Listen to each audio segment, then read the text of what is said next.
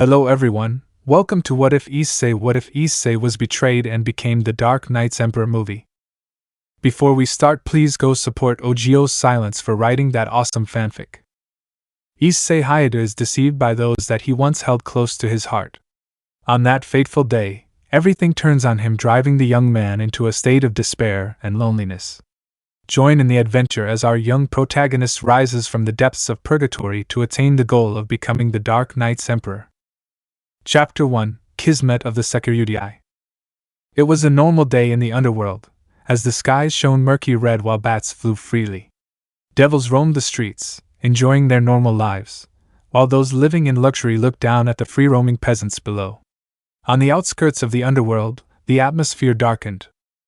Ash filled the air while dragons flew around, breathing fire and launching various attacks as they trained with each other. Around them, gigantic mountains towered over the clouds, surrounding a large black castle that sat at the top, overlooking other fascinating buildings around it. In one of the windows of the castle, a gold-covered bed lay across the room, looking towards the outside. On the walls, various paintings of dragons, kings, and queens stood guard, watching over those who rested inside. A young man woke from his long slumber to a reception of silence. He had short, spiky black hair, with 2 locks of hair behind his head, and soul-piercing black eyes. He sat up slowly, edging closer and closer to the end of the bed, following a light that protruded through the large window that overlooked the outside. As the young man arrives at the end of the bed, he holds his head as a sharp pain pierces and twists, bringing various images of a red-haired beauty and a silver-haired young man. "Ah," he wailed as a pulse of pain brought various visions, which slowly brought a mixture of emotions, from sadness to anger to joy and finally despair. This young man cried in his hands while his heart filled with rage as the visions inside his head taunted him for failing to save himself from the disastrous encounter that unfolded. This young man is the former Hyoudou and the recent pawn of Rias, Issei Hyoudou. "Where am I?" Issei thought, mentally conveying to the heavens, expecting answers that would soon be answered. "Hello, Issei Hyoudou!"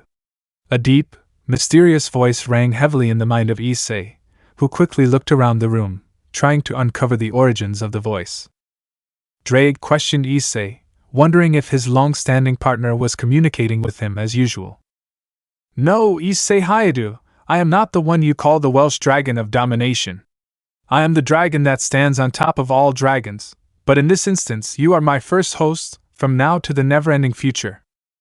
"Okay." Issei pondered with disarray and dismay in his heart, now realizing that his former companion was no longer with him in his time of need. "So what should I call you?" uttered Issei, still analyzing the room and hoping to gain insight into where his new partner was. "Look at your right hand," said the dragon. Issei lifted his right hand to see a black and gold gauntlet materialize, with a shiny red gem situated in the center of his hand. "What or who are you?" Issei persisted, attempting to discover why a dragon that he had never heard of was his new host, and what made it possible for him to be with a new host. "I am Bahamut, the apocalyptic dragon, the same Bahamut that sits on the throne of all other dragons in terms of power and respect," spoke the dragon with a prideful tone that would give many goosebumps if they heard it firsthand. "So why am I your new host?" Issei inquired, displaying exhaustion and confusion about the situation that he currently found himself in. "Bahamut, well, my host, I have seen you through these many years. I have seen you accomplish many things that have made even me proud to call you a fellow dragon. Yet, after what transpired just a few days ago, I was called by your very soul in search of power to avenge what they did to you, which is why Issei Hyoudou should not be taken lightly." Issei, hearing this, began to recall the events that took place not that long ago. Flashback to a few days prior. Bright skies and birds singing woke up the town of Ku as the new day sprouted from beyond. The streets were empty, and the trees were swaying, producing a soothing wind to cool the steaming heat that the sun produced. The church bells rang at 7 with a loud bang that repeated for all to hear far and wide. The day-to-day merchants hid away in the alleyway, pulling their goods from the trucks that were parked. They all shouted and screamed, ordering each different person to sharpen their steps as the time to open their shops was near. The ground still wet from the rain in the night didn't bother many, as they came prepared for the day. The large park, near the center of Ku, lay bare as the swings swung to the silent breeze that blew past. The roundabout swirled, going round and round, as faint cries from the ghostly children left joyful screams in the air.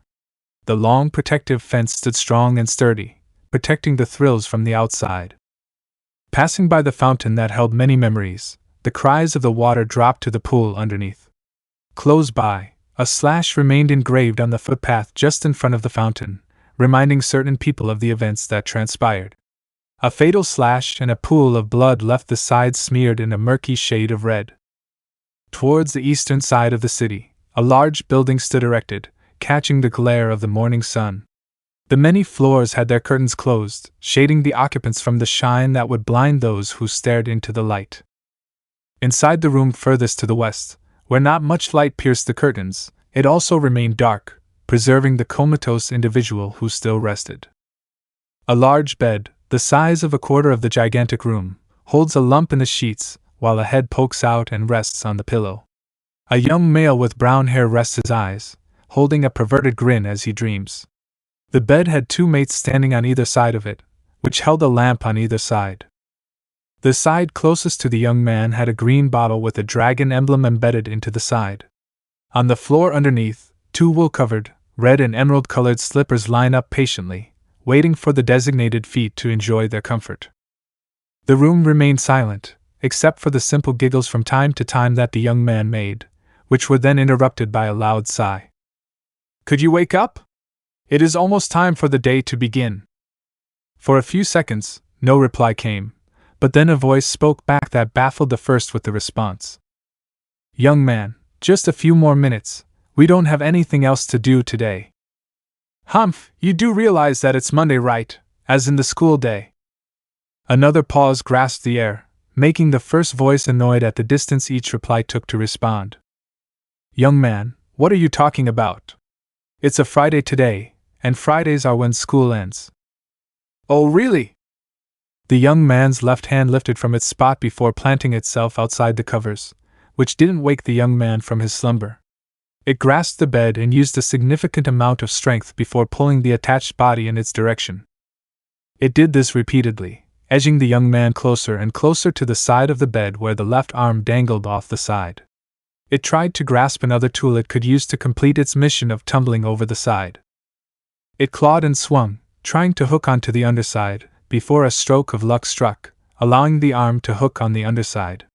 It flexed its muscles before the same voice spoke, trying to gain the attention of the young man.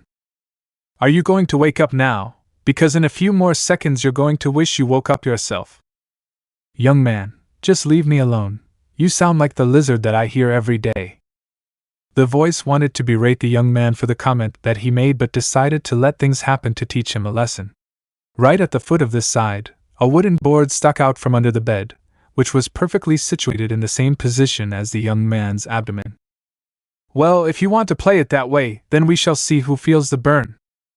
The arm pulled with all of its might, pulling the unconscious body over the edge.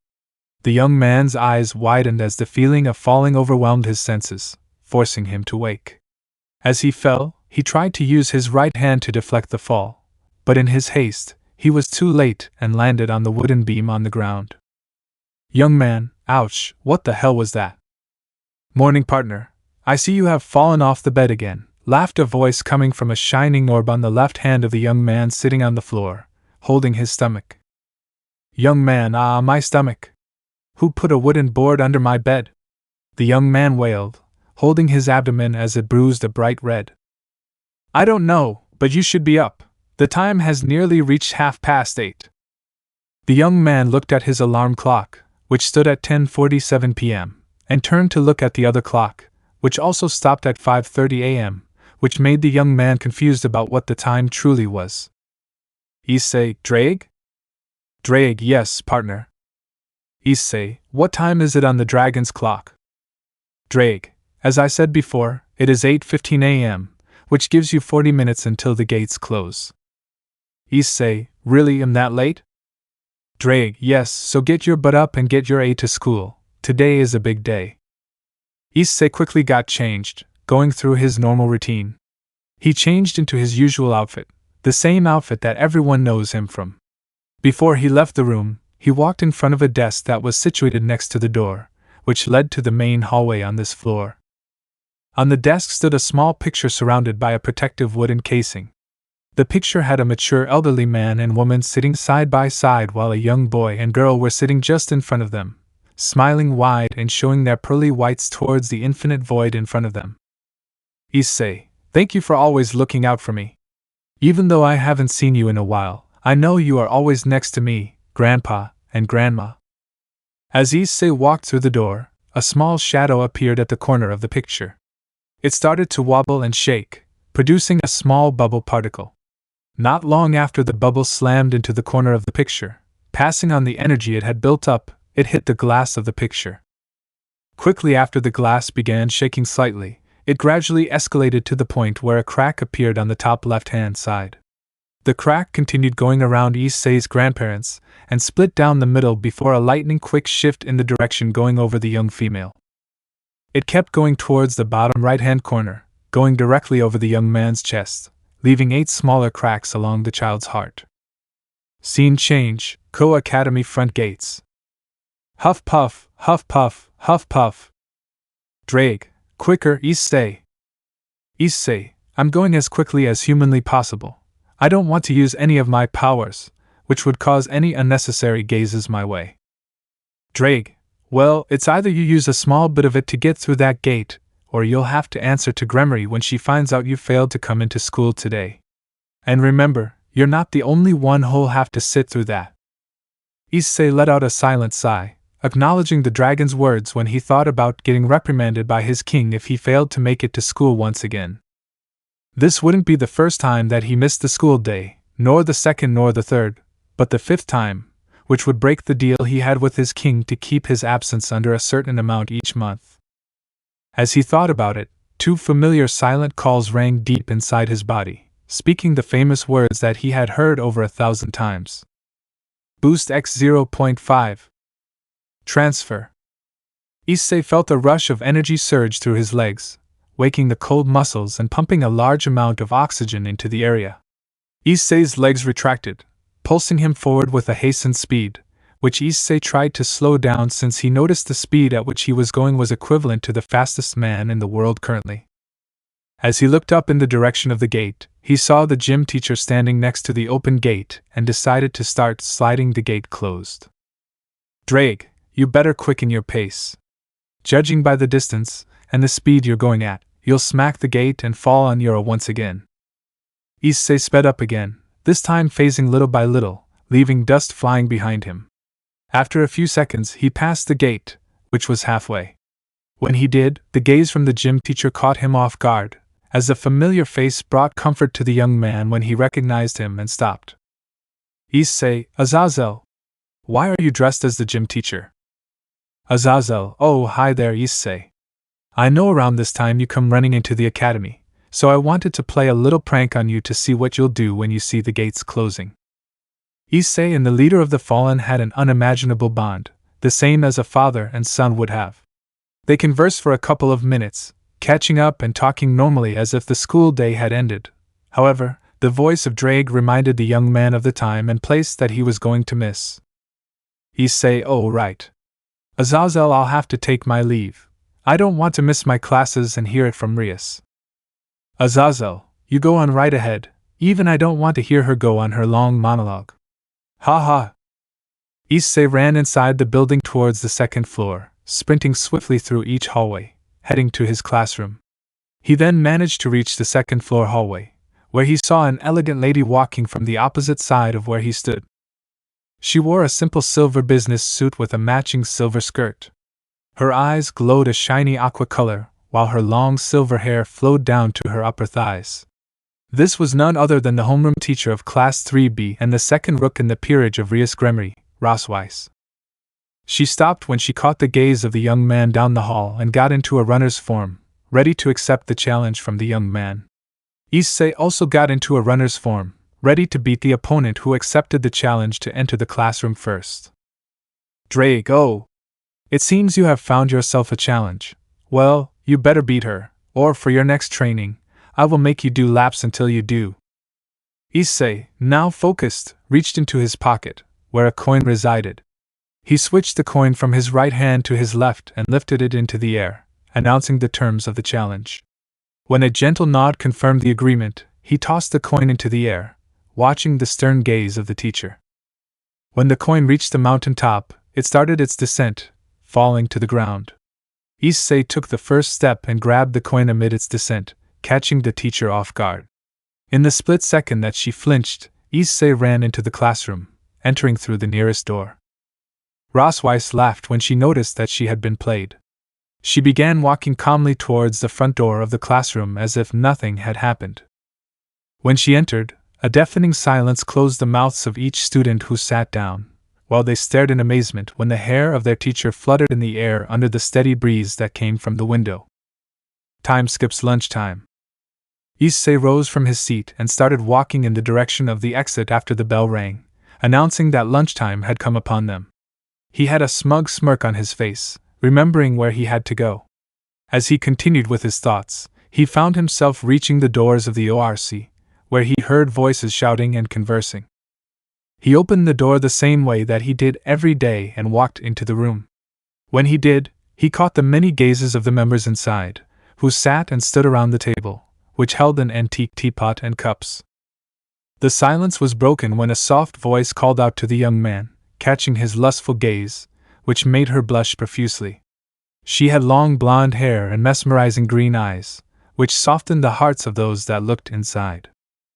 Issei walked towards the young girl and gave her a comforting hug, which filled his heart with warmth and love. After receiving the hug, Issei looked towards the others inside the room and announced his presence to them. They all, in turn, welcomed him and started to converse about various events and tasks that they had completed. After a few seconds of nonchalant chatter, the door opened, revealing two beauties in the academy outfit. The last to walk in is a young lady with long black hair and violet eyes that shimmered according to the angle of the sun, which currently pierced through the windows.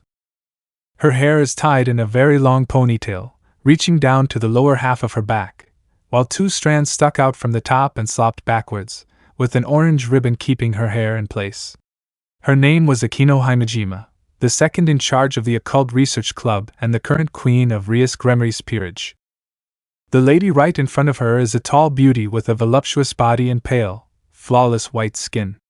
Blue and green eyes, which she inherited from her father, gazed at the room, catching the respectful gazes of those around. Long, crimson hair, which was also from her father, reached down to her thighs. A single strand of hair stuck out from the top of her head, while two loose bangs covered her forehead and sides of her face. She wore the Co-Academy Girls' School uniform, which consisted of a white long-sleeve, button-down shirt, and a black ribbon on her shirt collar worn under a black shoulder cape over a matching button-down corset. A magenta skirt with white accents and brown dress shoes over white crew-length socks adorned her lower half. This young lady was none other than the current head of the Occult Research Club, the current heiress of the Gremry clan, and the main love interest of Issei Hyoudou, Rias Gremry. President!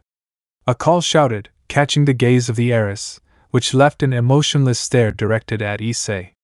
He noticed the slight shift but ignored it as he thought she was having a tough day. Rias, hello there, Issei, it's nice to see you. Issei smiled as his king acknowledged his presence. He quickly moved from the middle of the room to stand behind one of the two couches, which were stationed on either side of the small table. The heiress walked to the large wooden table at the back of the room, which held various books and papers.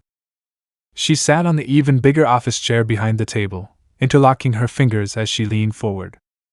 Rias, let us begin our meeting. Time skip, Friday. The week continued after the meeting, with Issei managing to attend all of his classes on time. Although nothing seemed off and everyone continued to be their normal selves, growing shadows spoke to him day by day, trying to consume him. Issei, using his strength, fought against the shadows, brushing them aside, but missed the part when 8 sections of his body slightly glowed every time the shadows got near his body and touched him. The dragon inside the boosted gear didn't realize this as well, but would soon realize that this was a mistake that should have been carefully monitored. Issei completed his devil duties throughout the week, working extremely hard to impress his dear king with the accomplishments that he gained while doing his jobs. At the same time, Rias sat inside the ORC, alone by her desk, while a large pile of papers was stacked up day by day. As each day went on, the heiress began getting annoyed as only one name appeared on each paper praising the individual for their hard work in helping others, which increased their popularity among the humans on the planet and the other races who resided on the planet. A slight tic grew on her forehead, and while her lip quivered, she leaned back on the chair and looked towards the floor. She started to converse with someone inside the room, towards the space between her and the table in front. However, when a voice spoke back, nothing could be seen except the empty void of darkness that looked at the heiress. As she continued to have her conversation, a slight glow shone from her neck, where a mark of a 5-headed creature appeared. Time skip, Friday afternoon. The evening sun welcomed the blanket sky as it began to cover the once bright sky. The city of Kur erupted with bright lights as downtown opened for evening fun. Cars and energetic people scrambled to the nearest restaurants and bars, waiting for their nights to begin as they celebrated the passing of the current day. The parks became silent as the children were put to rest. However, the main park was filled with young love as many came as they began or ended their dates.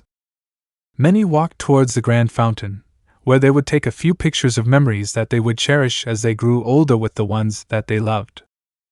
Some elderly men sat around the benches with frowns on their faces as they saw the young couples walking around with lust and love being released into the air, which made them feel unhappy as their relationships hadn't continued.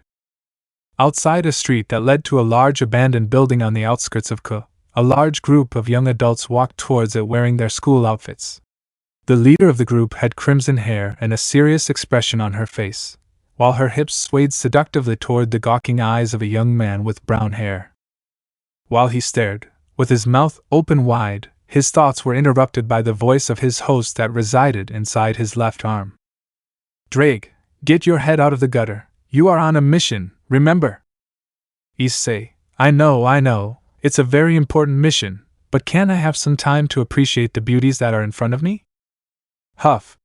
You never change."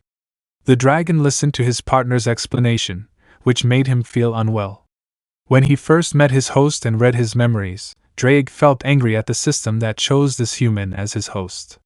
When his host began improving and getting stronger, Drake loosened and became closely attached to his host. Even though sometimes his host would act in ways that would make the great dragon feel embarrassed, he would push it to the side his pervertedness due to the extremely high potential that dwelled inside. However, when the Issei Dragon series began airing, Drake felt extremely embarrassed. He felt disappointed as his image was seen as a joke, and the other dragons would mock him about it, and that made him angry, yet he still looked at the potential of his host as being the greatest red dragon emperor ever. "Why are we doing this again?" Issei questioned as the Peerage reached the gates of the abandoned building. "Kiba, we are here to eliminate a rogue devil. Not only did they murder their king in cold blood, but the person who they killed is a close friend to Lord Lucifer." "Issei, so it's personal?" Rias interjected, startling the two young men who conversed at the rear of the group. Her internal demeanor towards her pawn was one of disgust and disappointment.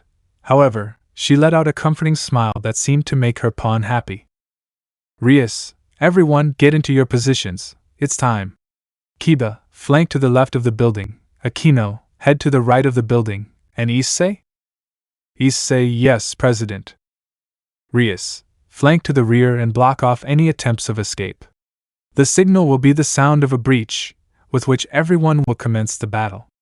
Also, the rogue devil is mine. If you find them, try to hold them off until I am there to look that bastard in the eyes and take revenge for the Gremory clan.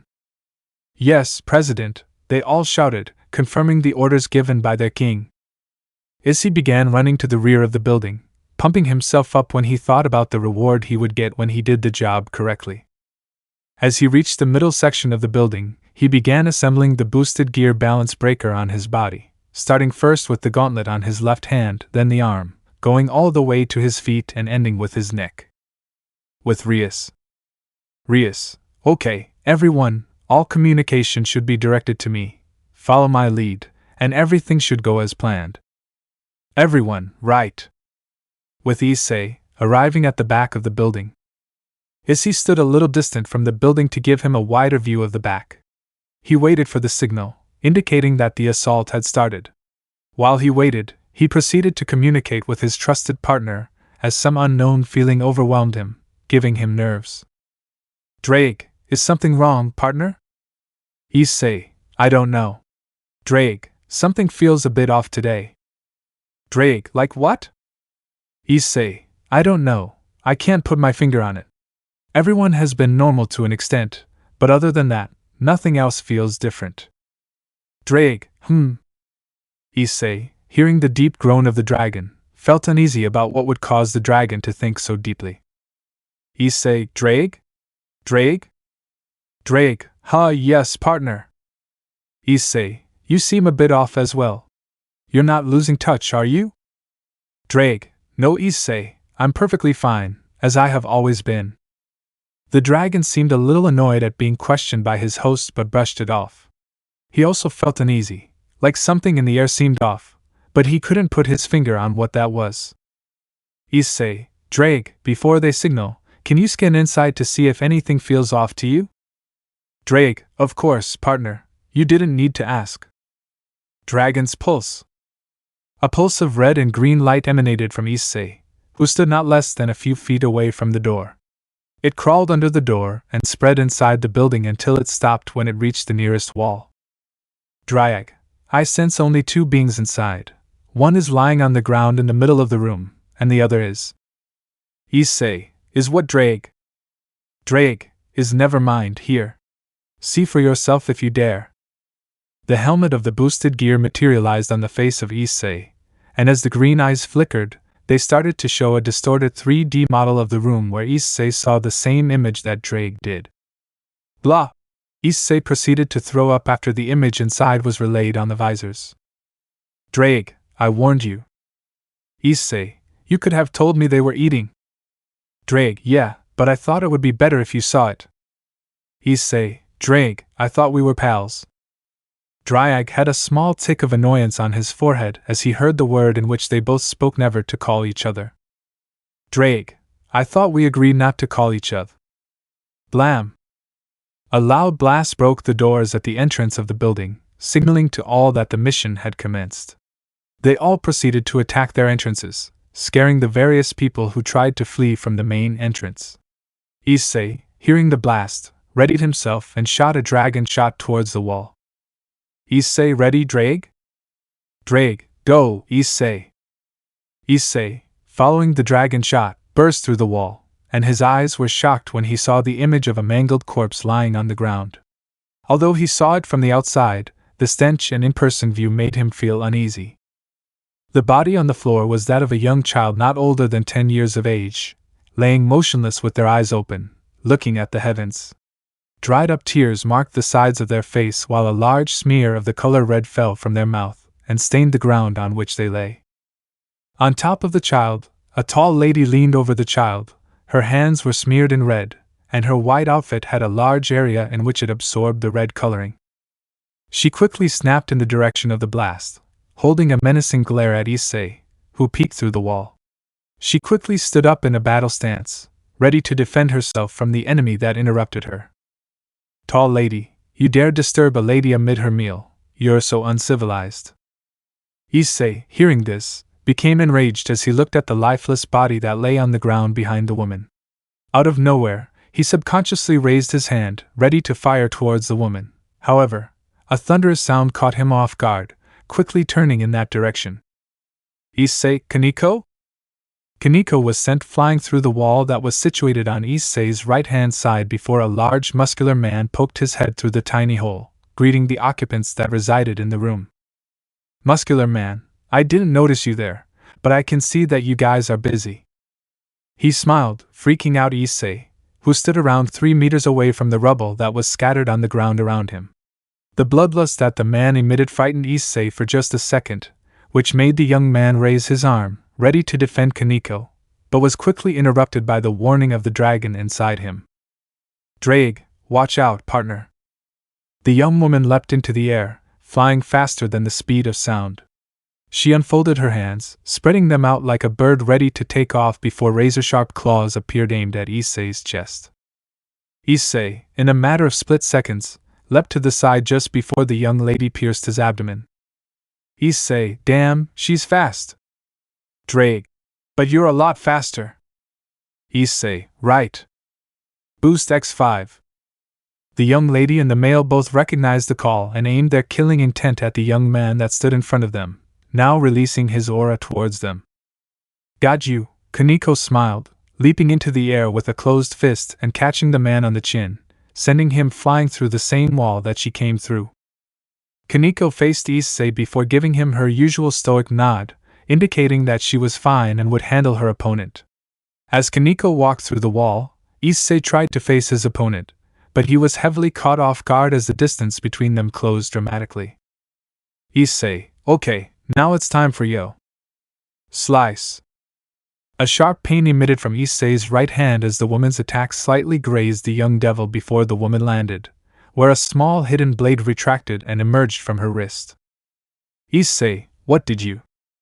The same thing that I did to my last master. This is not personal, Kichi whispered before wiping the blood that resonated on the blade. What Issei didn't know was that the blade was coated in a special chemical, and the effects activated fairly quickly. In the few seconds after the lady grazed Issei, his vision began to blur, and his sense of direction was greatly affected as he tried to sense where the enemy was. As he tried his hardest to find his enemy, he called out to his fellow peers but got no reply after a few attempts. Issei, Drake, can you activate the dragon sense for me? Drake, on it, partner. The visor lit up again, showing Issei a distilled version of the room, but still, the enemy managed to evade the sense for the time being. Issei, Drake, can you help me track where the enemy is? Boost X20. Drake responded by increasing the number of boosts. He sent a small portion of the boosts to his host's ears, which allowed him to hear the enemy, and he then used the distance it took for the sound to travel as the distance from the enemy. Issei, Drake, can you transfer 10% of the boost to my senses, minus the pain receptors and sense of smell? Boost X25. Drake complied, transferring the amount requested by his partner. He also paid close attention to Issei's surroundings and helped him with things that he was missing. Transfer. Issei's senses increased over capacity. His hearing and taste were elevated by 10%, while the rest diminished slightly. Drake, okay, Issei, the enemy is 2 meters to your right. How would you like to attack this?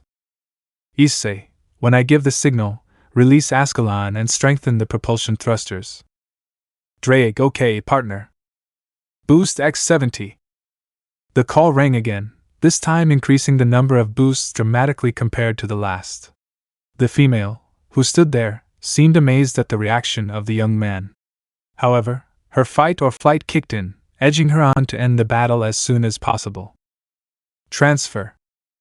Issei vaulted towards the lady, who saw the movement coming and decided to leap behind to dodge the attack. Unfortunately for her, she didn't realize the distance between her and the wall behind her and slammed into it, leaving a wave of noise that the young dragon picked up. Issei, got you, Drake, now. Drake, right, Issei. Ascalon. A large European-shaped sword appeared out of Issei's right hand. It had 4 dragon clays protruding out from the hilt, with 3 identical notches on both sides just slightly above the hilt. Spike. The sword impaled the lady on the left side of the chest before embedding itself into the wall. The woman screamed as the pain from being impaled reached her brain before her head collapsed. Drake, good job, partner, you did well there. Issei, no problem, Drake, if it weren't for you, we would both be in her place. Issei lifted his head to look at the young lady. He reached for the pouch to gather the weapon she used. However, when he tried to search for it, nothing could be felt except a hard object that pricked the dragon as he pulled his hand back. Issei, what the hell was that? Drake, we are in danger, partner. Issei, what do you mean? Drake, that was Samuel's blood. Issei remembered the time when he first encountered the blood. OST. He quickly darted in the direction of his master, seeking aid in the situation that he found himself in. Issei, Rias! Rias! I have been pricked by the woman. The red-haired beauty stood in the center of the abandoned building, sending orders to the other members and fighting through the small fry looking for her target. She caught her pawn running towards her before sending a powerful blast of destruction, which ended the remaining enemies that surrounded her. Rias, oh Issei, it's only a small cut. We will have it healed when we head back to the ORC. Drake, not that easy, Gremory. It's Samuel's blood. Rias, oh, that's not good. How long ago were you pricked? Issei, around 30 seconds ago, when I was fighting that woman. Akeno, woman. What woman? Issei, the woman that's impaled on that wall. Rias stared at the spot to which Issei pointed, where she saw a young lady slumped on the ground, lifeless.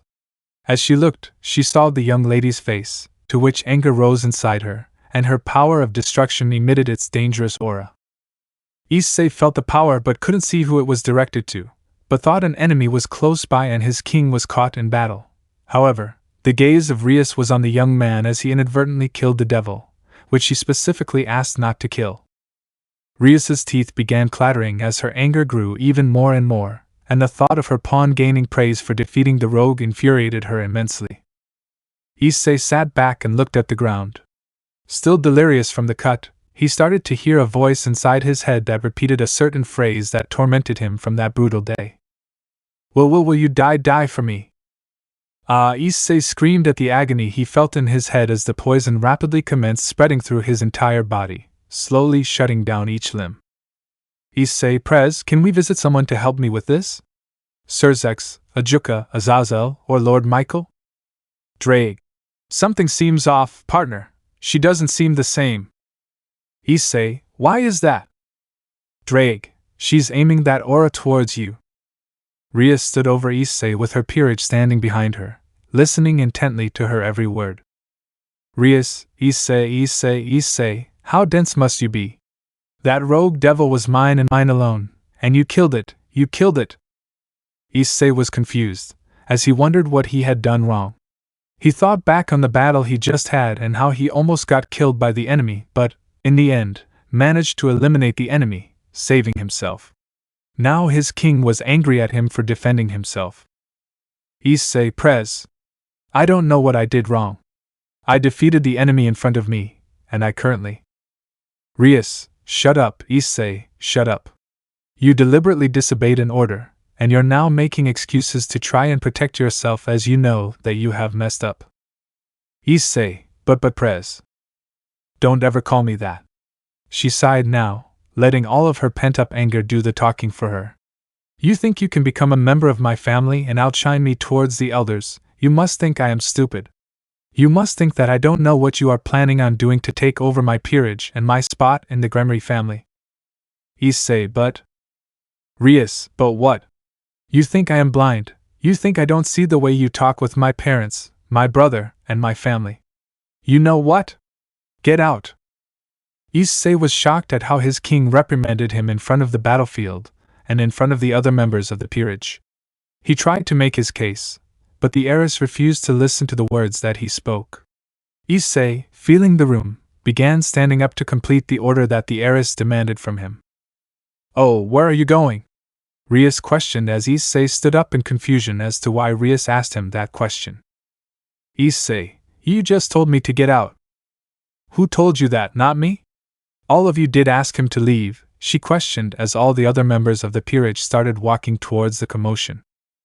No, I didn't hear anything. Akeno responded. Nope, I didn't hear you order him, spoke Zenobia, who looked at the young man who struggled to hold himself up. Rias, you see, everyone here didn't hear anything about me telling you to get out. Are you okay in the head? You are trying to put words in my mouth and invent a way to get out of this situation.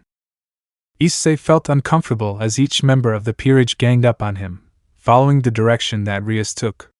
He then heard the same phrase once again, this time closer, like it was just behind him. Issei, Rias, I'm sorry that I killed the rogue devil, but I couldn't see when I was battling the enemy. Even now, I can barely see you when you're standing right in front of me. Then he felt it, a cold shiver running down his spine as the cold aura touched his back. Issei tried to look behind him, trying to find out who touched him, but saw no one there, no one present that touched his back, giving him that chill. I can't deal with this anymore, said Rias, gaining the attention of Issei. She slapped his face, which cleared his vision, and he could finally see the horrific image that stood in front of him. The various members of the Gremry Peerage all stood behind the heiress. They all had menacing faces as they gleamed daggers towards the young man. Rias, I'll let you in on a little secret. Issei, I never wanted you. I never wanted to be around you from the very beginning. Every day I had to wake up and ask myself why an heiress such as myself would want to be with a pervert such as yourself. But then I received some valuable information that I couldn't let slip. You were the host of the boosted gear. Look at that. You hit the jackpot, but you would have wished for death if you knew the truth. Ria sighed before snapping her fingers, signaling to the others to come out from where they hid. Divide. A powerful beam of light came crashing down, hitting Issei in the place where he stood. But that's Vala's technique, Issei thought while screaming in agony due to the pain. The dragon inside him was furious at the thought of the white dragon attacking his host. Albion, show yourself, spoke Drake before a large amount of aura flooded the room. A young man slowly strolled out from behind one of the pillars, with light silver hair and hazel eyes. He wore a dark green V-neck shirt and a high-collared black leather jacket over the shirt. Black burgundy jeans with silver chains hugged his legs, and a pair of black shoes paired on his feet. This was Vala Lucifer, son of Razavine Lucifer and grandson of the original Lucifer. Behind him, another person walked out of the shadow. From the darkness appeared a mature woman with silky, long black hair that reached down to her hips and violet eyes that seemed to glow in the darkness around her. Spreading on her back, for black feathered wings protruded from her skin, matching her hair. Her slender body revealed more than most wanted to see. However, honest jaws fell to the floor while her advertised body swayed. Black lace swimwear hugged around and under her breasts, with a two-piece thong held around her hips by 3 thin stripes. This was Yuma Amano, most noticeably known as Rainier, the fallen angel that killed Issei Hyoudou. Will you die for me? Rainier seductively laughed, glancing at Issei before walking towards Rias, shaking her hips in the process. Rainier, why the shocked face of Issei? Shocked, I'm still in the land of the living. I never died. Who you believed was me back then was nothing more than a double we created. You are so easy to rouse, and I can't believe it was that easy to deceive you. But it was all planned just for us to get that gear off such a pathetic human as yourself. Why? Shouted Issei, slightly panting while holding his stomach. Why are you all with him? Rias, it's simple. You are not near the person I need to achieve my goals anymore. You were supposed to be my pawn, a puppet to be used to advance my reputation among other devils. Rias started walking in the direction of Issei while giving a monologue of what Issei was supposed to be. She held a menacing face, which terrified Issei, as he looked like a wounded animal being circled by a herd of prey. Reaching the young dragon, she knelt, giving the dragon a view of her underwear, and proceeded to hold his chin in her hand. Rias, when I reincarnated you with your sacred gear, you were supposed to be another extra to my already strong peerage, but as time went on, you grew stronger and stronger, gathering attention for your many achievements, while others questioned whether I was fit to be a king. That bugged me. She conversed, flaring her power of destruction as her anger grew. Slap! She slapped Issei on the cheek, leaving 3 sharp scratches on his face and leaking blood. Issei, what's going on, Prez? Why is Rainier still alive and why are you with her? Questioned Issei, as the image of Rias and Rainier casually standing together sent a chilling feeling down his spine. Rias, oh Issei, how gullible you are. After all this time, you still haven't realized what's going on here. Let me explain it in a way you may understand. Rainier here has been a secret alliance member of mine for a long time. Even before you joined, we planned to get you, no matter the stakes. But we didn't know it would be that easy to get you on board. Just because you saw a girl show you a bit of attention, you were hooked. So I told her to follow the plan, knowing you'd play the little puppet that you were destined to be. Then, when the time came, you would fall into my lap like the humble servant you became. As Rias mocked Issei, a dark shadow eloped around Rainier before a young girl, in a school uniform, stood in her place before speaking. See, the thing is, I want you to be my boyfriend, before applause and laughter fell around the group. Ah, Issei, You do need to get better at picking your partners. Rainer laughed as Issei's face darkened as she continued to butcher his life. Those people that you call fans support you and call you the Issei dragon. What a joke, laughed Rias. Just because of my breasts, you became glorified and praised to the point where I was questioned. Frankly, I feel sorry for Drake. Every time they say the name Issei dragon, he must be dying inside, now turning her attention to the boosted gear. Rias, hey, you overgrown lizard, I feel sorry for you being partnered with this pervert, but knowing how used to it you have become, you've become more pathetic than this puppet that you call a host. What did she say? An outraged Drake screamed, with anger in his voice and a menacing face. If I wasn't sealed in this gear, Gremory, I would kill you for your insults, but what you have done now is unforgivable. Even you, as a dragon, Albion, cannot accept this. Albion. Drake, I'm sorry, my dear rival. I never wanted things to go in this direction. However, since the God of the Bible put us in these sacred gears, we are bound to the desires of our hosts. This host of mine has chosen the path of destruction and chaos, wanting power. Yet, to attain that power, he sorts out your boost to gain an edge over others. Vala, yeah, cut the chit-chat. We don't have much time. The Chaos Brigade is waiting for us. Don't feel sad, Issei. I'll do you justice and attain the power you dreamed of having. Remember, when I fist-bumped you in front of Great Red, I was scouting you out. Your power wasn't yet on my level, but you came close. But it looks like it has been wasted on a weakling such as yourself. You even managed to take a bit of my power, and where did that get you? Loud laughter spread around the group before Rias interfered, causing the laughter to dissipate. Vala, just end his miserable life and be one with us. I can't spare looking at him anymore. Issei commenced standing up, with his eyes filled with fury and rage. His emotions exploded, proceeding to go haywire. Drake noticed the instability of his host and thought about stopping him, but the more he thought, the words of the Gremory and Albion rang deep in his soul, taunting, edging him to let the fury of the dragon be unleashed. Noticing Issei's placement, Rias felt a slight tremor in her body before the thought of Samuel's blood being embedded into the dragon appeared in her mind. Issei couldn't believe what he was hearing. The woman he loved had only wanted him for his power. His rival wanted him dead just because he was an obstacle to his path, and the woman he gave his heart to, for the first time, is now aiding the new one in his demise. Issei, after all I have done for you, this is how you treat me all the times we have spent, all of the memories we have had, even all the times that I have risked my life for you. It was all a game. The many emotions inside his body overwhelmed his mind, opening the gates that were thought to be sealed, never to be opened again. Issei, no more! In a demonic tone. Crack! Broken mirror. Issei, no more of these childish games, no more of you playing with other people's feelings, torturing them, and manipulating them in a way that fits you. No more of you hurting my friend, my dragon, the Red Dragon Emperor anymore. A burst of energy surrounded Issei before a full set of red armor reappeared on his body with glowing emerald eyes. Notice boosted gear. Unstable, abnormality has been detected. Please seek assistance to remove this abnormality. A female voice expressed, coming out of the gear that sat on Issei's hand, changing the once green crystal orb to one of red flames and dark shadows. Drake/Issei. Who has been forced to awaken? A large abundance of aura discharges itself from Issei's body, releasing little green orbs, slowly muttering words in fear of the awakening. Spirit Boy's voice. It's starting. Spirit Girl's voice. The time has finally come.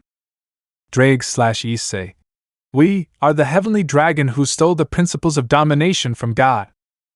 Issei's neck extends from its roots, followed by a dragon's head appearing.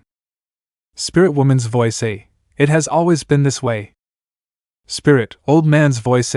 That is correct, always and forever. Spoken in a sad tone, as Issei discharged more harmful energy. Drake/Issei. We mock the infinite, and fret over the dream. A tail extends, whipping dust into the air. Spirit Man voice. What the world desires. Spirit Woman's voice. What the world rejects. Drake/Issei. We shall become the Red Dragon of domination. Claw-like wings protrude out of the huge dragon, glowing in emerald and blue diamond color. Spirit Woman's voice has always been power. Spirit Woman's voice has always been love. A smug smile of confidence emerged on Vala's face while the terrifying transformation proceeded. Spirit Man's voice no matter the occasion, you always choose the path of ruin. Standing tall, Issei, in his practically complete dragon form, began to convey the last remaining words from the chant. Drag/Issei. And drown you in the depths of crimson purga. Purge. Spoken in a demonic tone. Chapter 2, An Angel's Decent PT1. Lube-dub. Loud and echoes. A strong heartbeat erupts, making the ferocious dragon freeze. It dropped onto one knee, leaving a small crater under it. As its hand crushed the ground, it began to vomit large amounts of blood that covered the ground. A blurred what? Issei coughed as 8 spots began expanding from his body, each violently attacking the flesh that once protected them. They began to glow and pulse out from Issei's skin as he screamed in agony due to the pain that rang inside his head. The dragon then kneeled on both knees as even more blood drooled out from his chest as 8 pawn pieces stood in the small space between his skin and the armor. As they left the body they once resided in, an even stronger heartbeat was felt as Issei felt his life energy escape him. The 8 pieces then violently attacked the inside of the armor, furiously wanting to escape from the cage that they were trapped in. Crack! They then succeeded, exploding out of the chest of the dragon, spewing large chunks of armor and flesh into the air as a loud cry of agony belted from the dragon's mouth, which made some of the people close their ears as the noise was too much to bear. The pieces floated in the air, violently shaking and vibrating, letting out a screeching sound. They tried to fight the command that they were given, to return to where they had just come from, but something negated their attempts and held them in place. At the center of the pieces, a bright crimson pawn piece emitted a large amount of energy, which made the other 7 pieces spin around it like the sun surrounded by the planets. A creepy laugh then flooded the area as a certain red-haired beauty clapped her hands as the dragon began to slowly decrease in size, returning to the young man. "Oh, did I do that?" Rias chuckled with a menacing smile, looking at her ex-pawn, who lay in the pool of blood that he left on the ground. He put both of his hands on his chest, stopping the spots where the pieces came out from leaking any more blood. "Did I not mention that those are mine?" She spoke while retracting her index finger, commanding the pieces to return to her side. Slowly and violently, the pieces rebelled against the heiress as they wanted to return to their host. But the heiress's stern gaze told them to obey, and their final defiance came to a screeching halt. They then began floating towards the heiress, each time leaving specks of magic as they proceeded to cross the halfway distance between the heiress and the young man who lay on the ground. Crack! A thunderous sound opened the gates that the clouds held closed, and a large bolt of light came from the entrance that the clouds made and fell on the abandoned building where the devils were completing their mission. As it crashed through the ceiling, heavy amounts of debris and dust spread around the small room, catching everyone off guard before producing a barrier that protected them from the falling wreckage. Boom! The beam hit the ground, leaving a large crater in the space where it landed, which blinded those who survived the wreckage that fell from the ceiling. After a few seconds, the beam retracted and dispersed, allowing those who hid behind their barriers to finally see what the light left behind. As the dust dispersed, shocked faces appeared as a bright light enveloped the area, leaving some confused about who would interrupt their plan to shed their ties to the pawn who lay in agony. A sweet and calming voice spoke aloud. However, it left a little malice as it spoke the name of the perpetrator of the plan.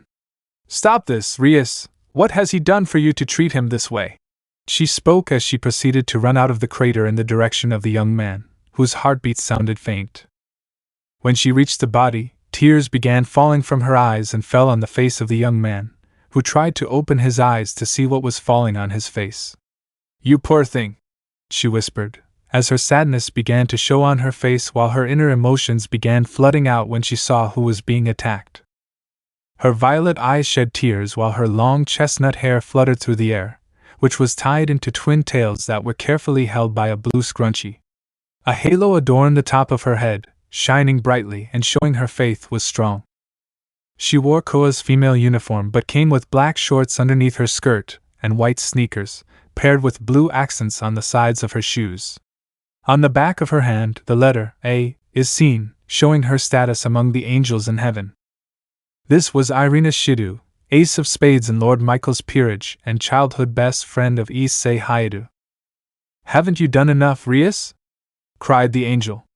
"You've messed with his mind and his heart, and now you're killing him for what?" "Oh ho ho ho, why isn't it Irena, our guardian angel," mocking the angel as the pieces floated ever so close to her. "You've come to save us." "Well, it seems we might not be the ones who need saving." "But why are you here?" Rias questioned. "Why are you looking at me that way? Why does it seem like you are here for somebody so pathetic that they betrayed their master by disobeying an order?" "Valid, he is a pathetic excuse for a dragon. How could a dragon with the power of the Red One fail to save a friend in need? If it were me, that enemy would be kneeling on the ground and licking my shoes while begging for me to end their pitiful life." Everyone nodded in agreement at the statement that Vala made while also shunning the red dragon for his weakness. Flashback. In an old-looking building, encircled by a tall, rusty-gated fence and murky fog that made visibility futile, wails and shrieks are heard while a young child is scratched and clawed as two females grab her hands and pull her away from a man and a woman who stood with emotionless faces. The young girl cried out towards the two, stretching out her hand, expecting them to respond by also reaching out and grabbing it. However, to the horrifying stare of the young child, they proceeded to turn their bodies, facing away from the young girl, and started walking in the other direction. Image. She proceeded to let the floodgates open and release the tears that swelled up inside. She started hitting the two individuals who grabbed her to the point where they asked for another to come with a jacket that would restrain the young girl. When she heard this, a certain person came to mind, her best friend with brown hair and brown eyes. She called out his name to save her from this torture. "Irina, Issei, save me, Issei. Take me away from this wicked world, Issei," echoes into the walls. Flashback ends. "It seems you have been misinformed, Gremory. Only those with wicked, cold demonic hearts would speak about my past with such vulgarity and disgust like that," Irina angrily expressed, sending an angelic stare at a blue-haired young girl who stood with a large sword that crushed the floor beneath it. "I was never forced away from my parents. Unlike some people, I willingly chose to go. It was my destiny to go. On that day, I made the decision that began my path to becoming an angel. I decided to follow my lineage, and that day became the greatest day of my life. Never mind about me, look at him. Look at the man who risked his life for you. Look at the man who went through hell to give you the beautiful life that you live now. He lies here on the ground, surrounded by the demons he called friends and the woman he gave his trust and his heart to, who gang up on him and continue to kick him while he is down." While she kept shouting at the group with a red, infuriated face, she fixed her gaze on the heiress, who stood with her arms under her breasts, holding a smirk on her face as the angel held her ex-pawn on her lap. Image. Wipe that smile off your face, you manipulative BH. I don't see what he saw in you to trust you wholeheartedly. He gave up so much, especially for you, Rias. Don't you remember? She snarled, trying to reason with the Crimson Princess, who sat on her throne, looking down on others. Irina, as I remember, he saved you from your arranged marriage with Riser. Without him, you would be in a loveless marriage with the Phoenix, bend over backwards while he keeps sneaking out on your sham marriage, seeking other women. He fought for you so many times, even giving up his arm for you. Did that mean anything to you? Did you ever thank him for it? No, all you cared about was that you got out of a problem you caused yourself. You could have ended that wedding if you had pleaded with your father, but no, you manipulated him to fight for you for your enjoyment. Rias, hearing this, stood still, listening to the words that the young angel spoke. The words spoken did sting a bit, but the anger that resided inside her slowly crawled up, steadily waiting patiently, like a snake in the grass waiting to strike its prey when it didn't expect it.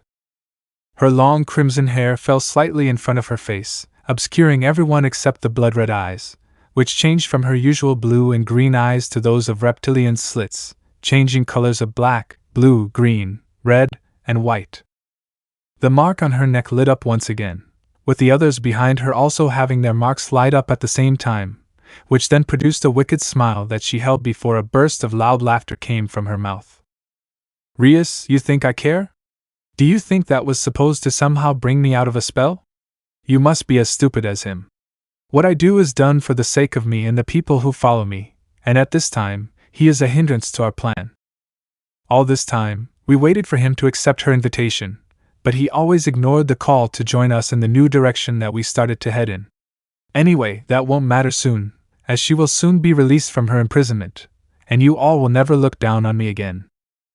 Irina, shocked at the reaction of the heiress, began thinking of the words of the heiress. Who was this person that she spoke of that had been sealed, and who was this person that she colluded with within this plan? The more she thought about it, the more questions appeared in her head. She was snapped out of her thoughts by a comment that a young girl with black hair made. She stood just behind the heiress with a sadistic smile on her face as the agony she and the peerage inflicted stimulated her in places that couldn't be described. Irina, Akeno, I don't see why you would stand with someone who betrays the person who has done the most. Issei confided in you. He stayed with you when you went through your troubles with your father. He listened to your feelings and took the first steps you needed to take for your relationship with your father to be mended. He also helped you when you had trouble accepting your fallen side. He went through many hoops for you to learn how to accept your fallen side and control the power that caused you trauma. And for what? For you to turn on him and attack him when he is going through his troubles. Akeno looked at the angel with a sadistic smile that sent a cold chill down the angel's spine. She wanted to end the life that the angel took for granted, but a voice spoke in her head, reminding her not to do anything in this scenario. Unknown being. Don't fret, my follower, things are going as planned. Even though this one has the potential to cry back to mom and dad in heaven, she won't get anywhere close to doing that. You are an unlucky soul caught in the web of mystery. When you think of heaven, you think of a righteous person, one with a pure heart and a soul that can't be corrupted by evil. Yet I have my followers scattered all around the world, not just common beings, but even those whom you look up to, who have been influenced by my power. Now, my followers, the time has begun. Let chaos rise and ensnare those hopeless lives, and you shall be rewarded with power that no one can obtain. The voice spoke to her followers. They all turned slowly in the direction of the angel and the dragon who lay on her lap. The angel felt the glare and the powerful aura that came from the eyes of the former friends she looked out for. However, this did not stop her. She continued to speak to each member of the peerage about the various issues that Issei had helped each member with. She explained in detail how sometimes she would get some information from each member, and then see Issei smiling and holding strong as he tried his hardest to fix their issues. Then she stopped on the last member of the peerage, a young lady with chin-length blue hair that had a dyed green slit that went down her right side. She also wore a co-academy uniform, but hers consisted of a red button top with a white tie and red shorts, and a black waist cape hugged her abdomen to complete the uniform. This was the second rook of Rias Gremry's peerage, and the current holder of Durandal is Zenobia Corda. Irina, and lastly you. I looked up to you as a sister, a best friend, and someone to whom I entrusted the protection of Issei while I was away. However, I see that I made a grave error in my judgment. It's not what it looks like, replied Zenobia, slightly annoyed at the comments made by the angel, whom she looked up to and saw as a beacon of hope whenever she felt down. Irina, cut the charade, Zenobia. I see through your illusions. You may say and think that you love and cherish Issei and wanted his kids when you were both ready, but your whole body tells a different story. Don't even try to deflect. Even now, look at yourself. You hold Durandal in your hand and have that face that seeks to dispose of the enemy that stands before you. I should have never trusted you to look out for him. I should have been there to protect him from the devils who called him a friend. Zenobia listened to the harsh critique Irina was giving. She started to also feel something inside her break, snap, crack, and collapse like a hammer being thrown at a large mirror. Zenobia's eyes retracted behind the hair that covered them, and she felt a murderous aura surge as a mysterious being unlocked the gates of the anger that she held deep inside and began to boil and take center stage inside her. The mark embedded on the underside of her bicep began flickering before glowing lightly. A voice inside her head whispered, edging the devil on, to unleash the fury that dwells inside her and let the angel hear the pent-up fury and embrace it. Zenobia, you weren't a great friend either, Irina. Irina, ha! Zenobia, from the moment we arrived in Ko, you had a certain anger deep inside you that you hid pretty well.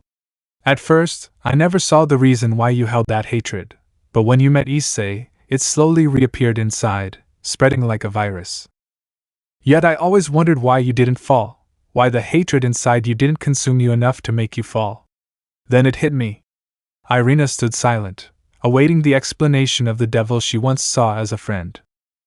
Zenobia, all these years, you were favored by the seraphs, Lord Michael, Gabriel, and Ariel. All of them blessed you with the spot of an ace of spades.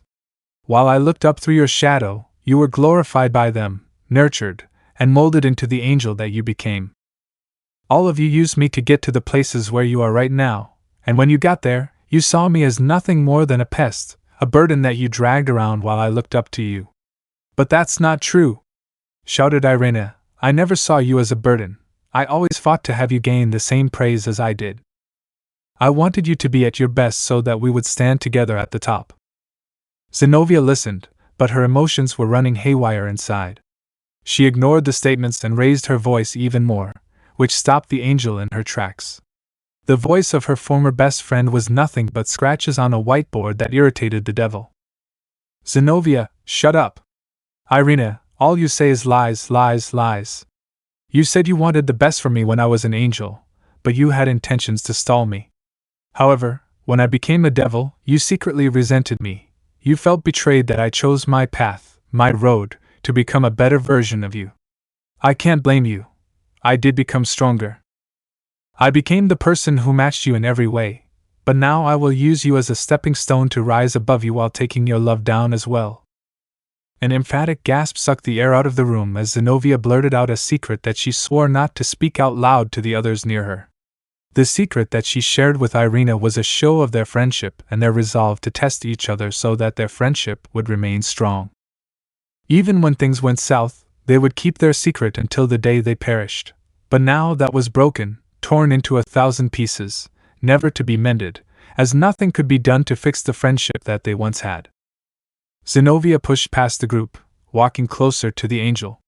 Her sharp blade scraped the ground behind her, leaving small sparks flying behind her, and a long line that divided the concrete as the anger flowed down the sword, increasing the power significantly. Irina stood there angry and fearful, as she didn't know what Zenobia would do when she reached her, but she began producing a small magical circle in her right hand behind her, ready to defend herself if anything happened. The distance between them shrank significantly, to the point where the smell of fear separated them. Irina remained ready and stopped herself from striking the devil. She understood that her attacking the devil would create trouble as the peace had already been established between the two factions, and if news came out that an angel attacked a devil, it would cause an unnecessary rift between them. So she waited for the devil to act first. This would give her the excuse of self-defense, and thus put the devils in the wrong for breaking the partnership between the three factions.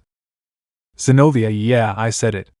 I know we promised not to speak about this matter as a show of our friendship, but now I don't even see you as a friend anymore.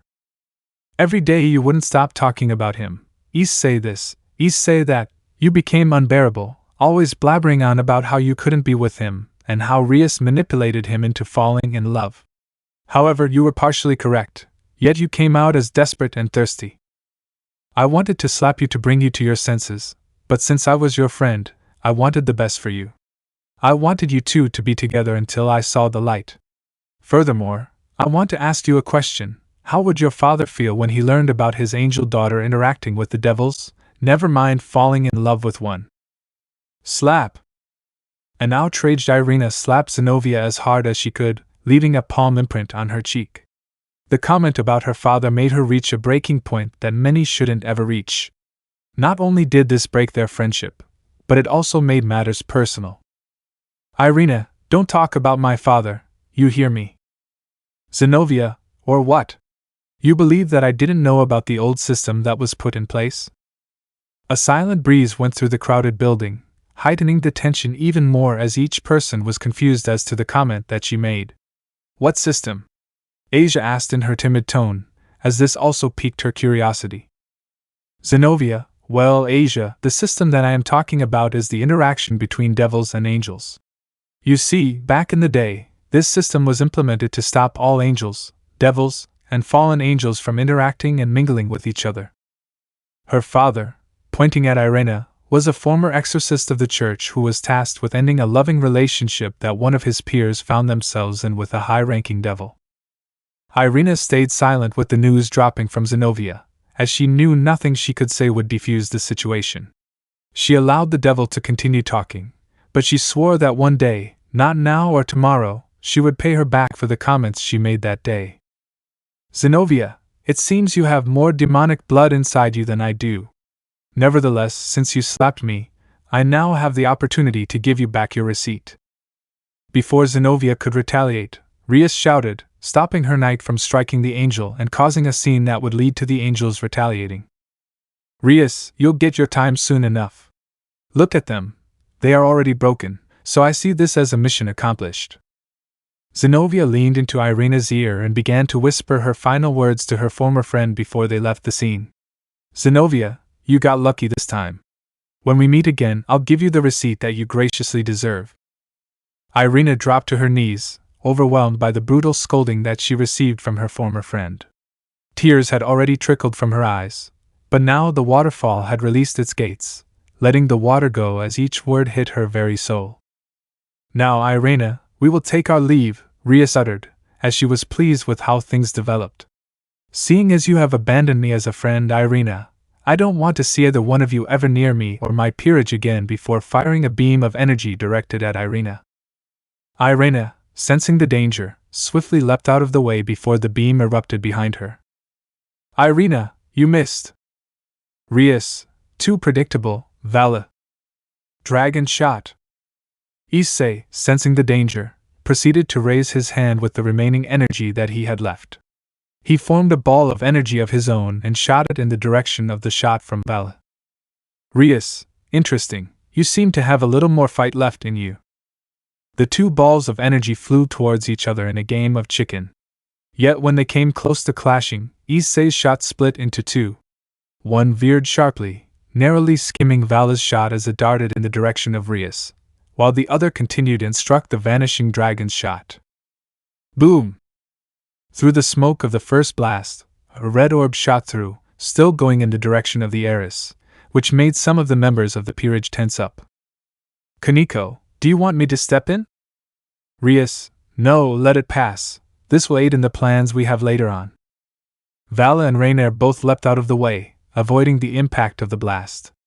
However, Rias commanded everyone to gather behind her, as she wanted to take the brunt of the blow. Boom! The shot exploded, raising the dust on the ground and pushing all that stood in the radius back a couple of meters. Some of the debris that had fallen earlier flew around the room, producing loud bangs and pops that scared some of the people inside. As Rias and her peerage flew back a couple of meters, she noticed that some of her clothes tore a bit, revealing a bit of skin, to the amazement of the heiress as she underestimated the attack. She looked up to the sky before closing her eyes and thanking her ex-pawn for attacking her. Thank you, Issei, you played directly into my hand. She skipped on the ground as she landed on her back, the dust and mold covering various parts of her clothes and body, to the glee of the heiress. When they stopped their short flight, they proceeded to stand up, dusting the dirt off their clothes. Rias, let's go, everyone. We are done here. A demonic circle appeared under the heiress and the other members of the peerage. However, before they took their leave, a faint voice screamed towards them, asking a question that would change the very alliance that was built between the factions. So you do all this to end an alliance that we all fought so hard for? Why would you do such a thing that endangers so many lives? Irena questioned, gaining the attention of the heiress, who at first didn't feel obligated to tell her the reason, but when she thought about it, anything the angel did would progress the plan without fault. Rias cancelled the circle and began speaking to the angel. Her eyes flickered before an intimidating stare shot fear towards Irena. She held her breath as she saw a glimpse of the being that now stood in front of her, and realized that Rias Gremory was no longer in charge. Image. Possess Rias. I have chosen to walk this path, as it is the one and only path I can walk on. I was born into the world as a being of destruction and anguish, and no one currently stands above me to stop me from taking what is mine, and that is freedom. Freedom from this cage that imprisons me, freedom to cause chaos and horror to those that oppose me, and reward my followers for following me and helping me attain my rightful title of the true evil dragon goddess. The alliance that you all fought to create is a hindrance, and I don't need to explain to you why I need you broken up.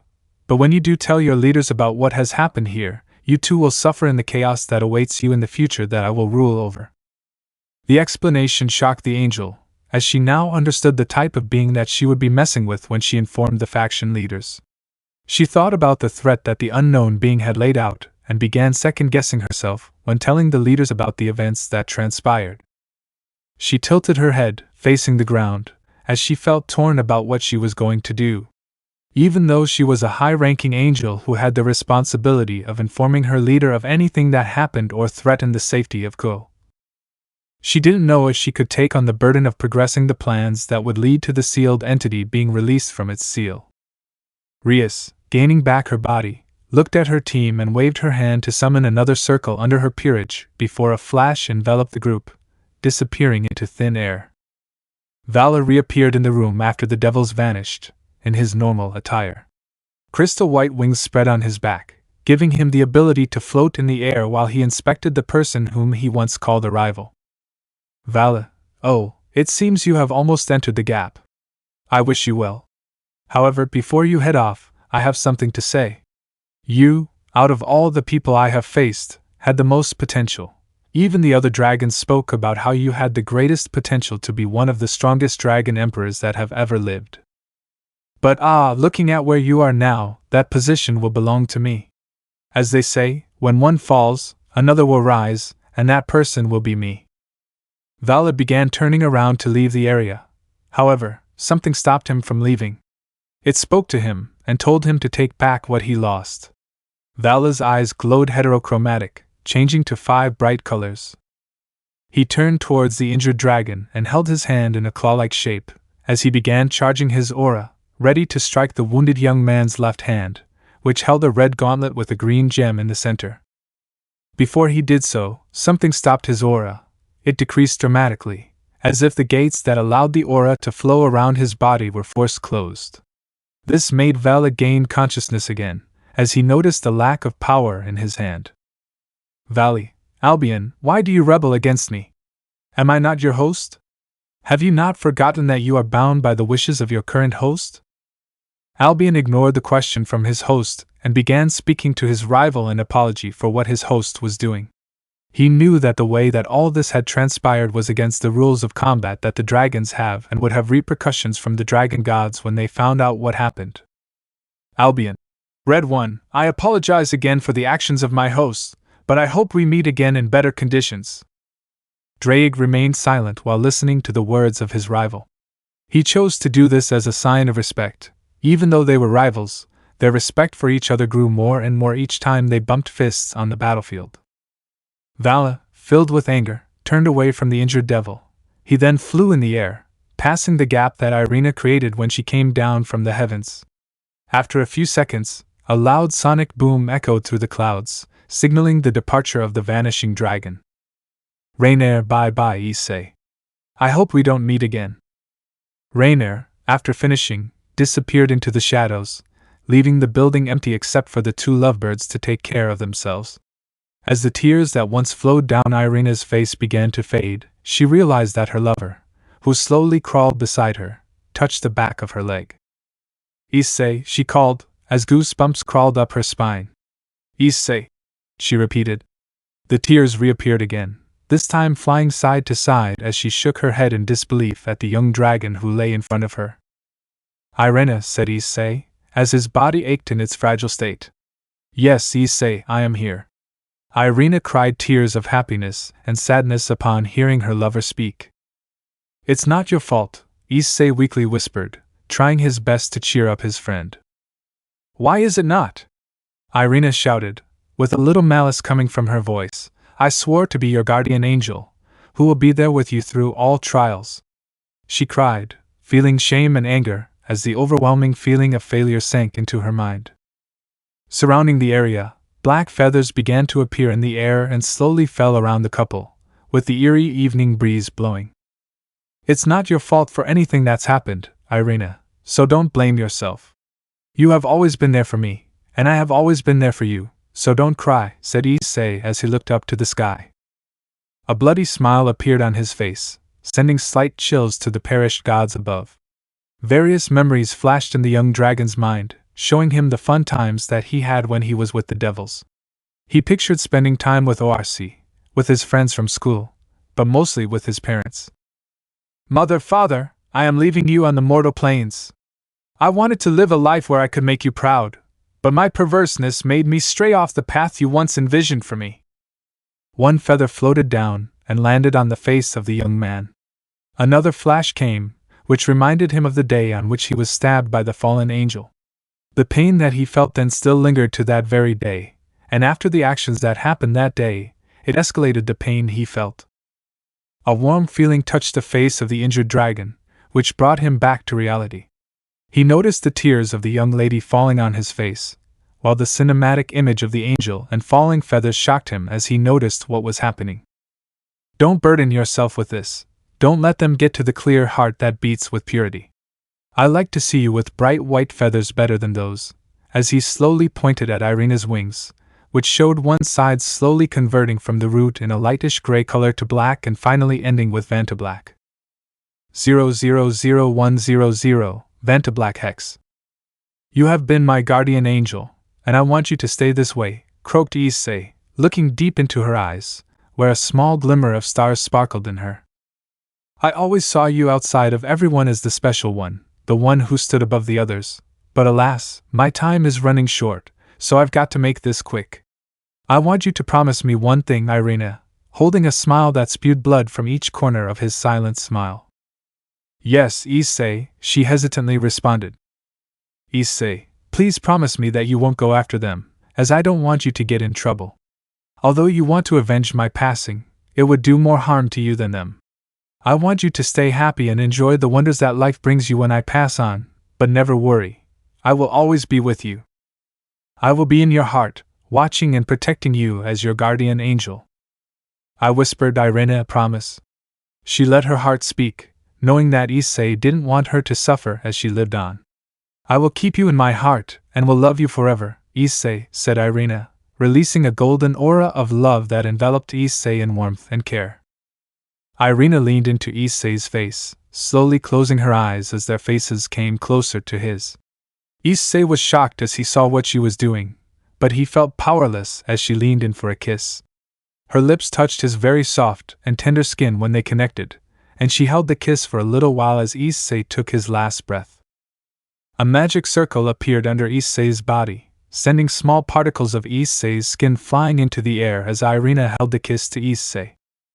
She felt no pulse or touch as her lover disappeared in front of her eyes, but she remembered her promise to her lover to not go after the ones who stabbed him in the back, knowing that in due time, the god's wrath would hunt those that hurt an angel's heart. Chapter 3, Deceptive News. Location, Hyoudou Residence. With Rias. Inside the Hyoudou residence, silence filled the hallways as most members of the ORC walked through the front door to the welcoming sight of a couple sitting in the living room.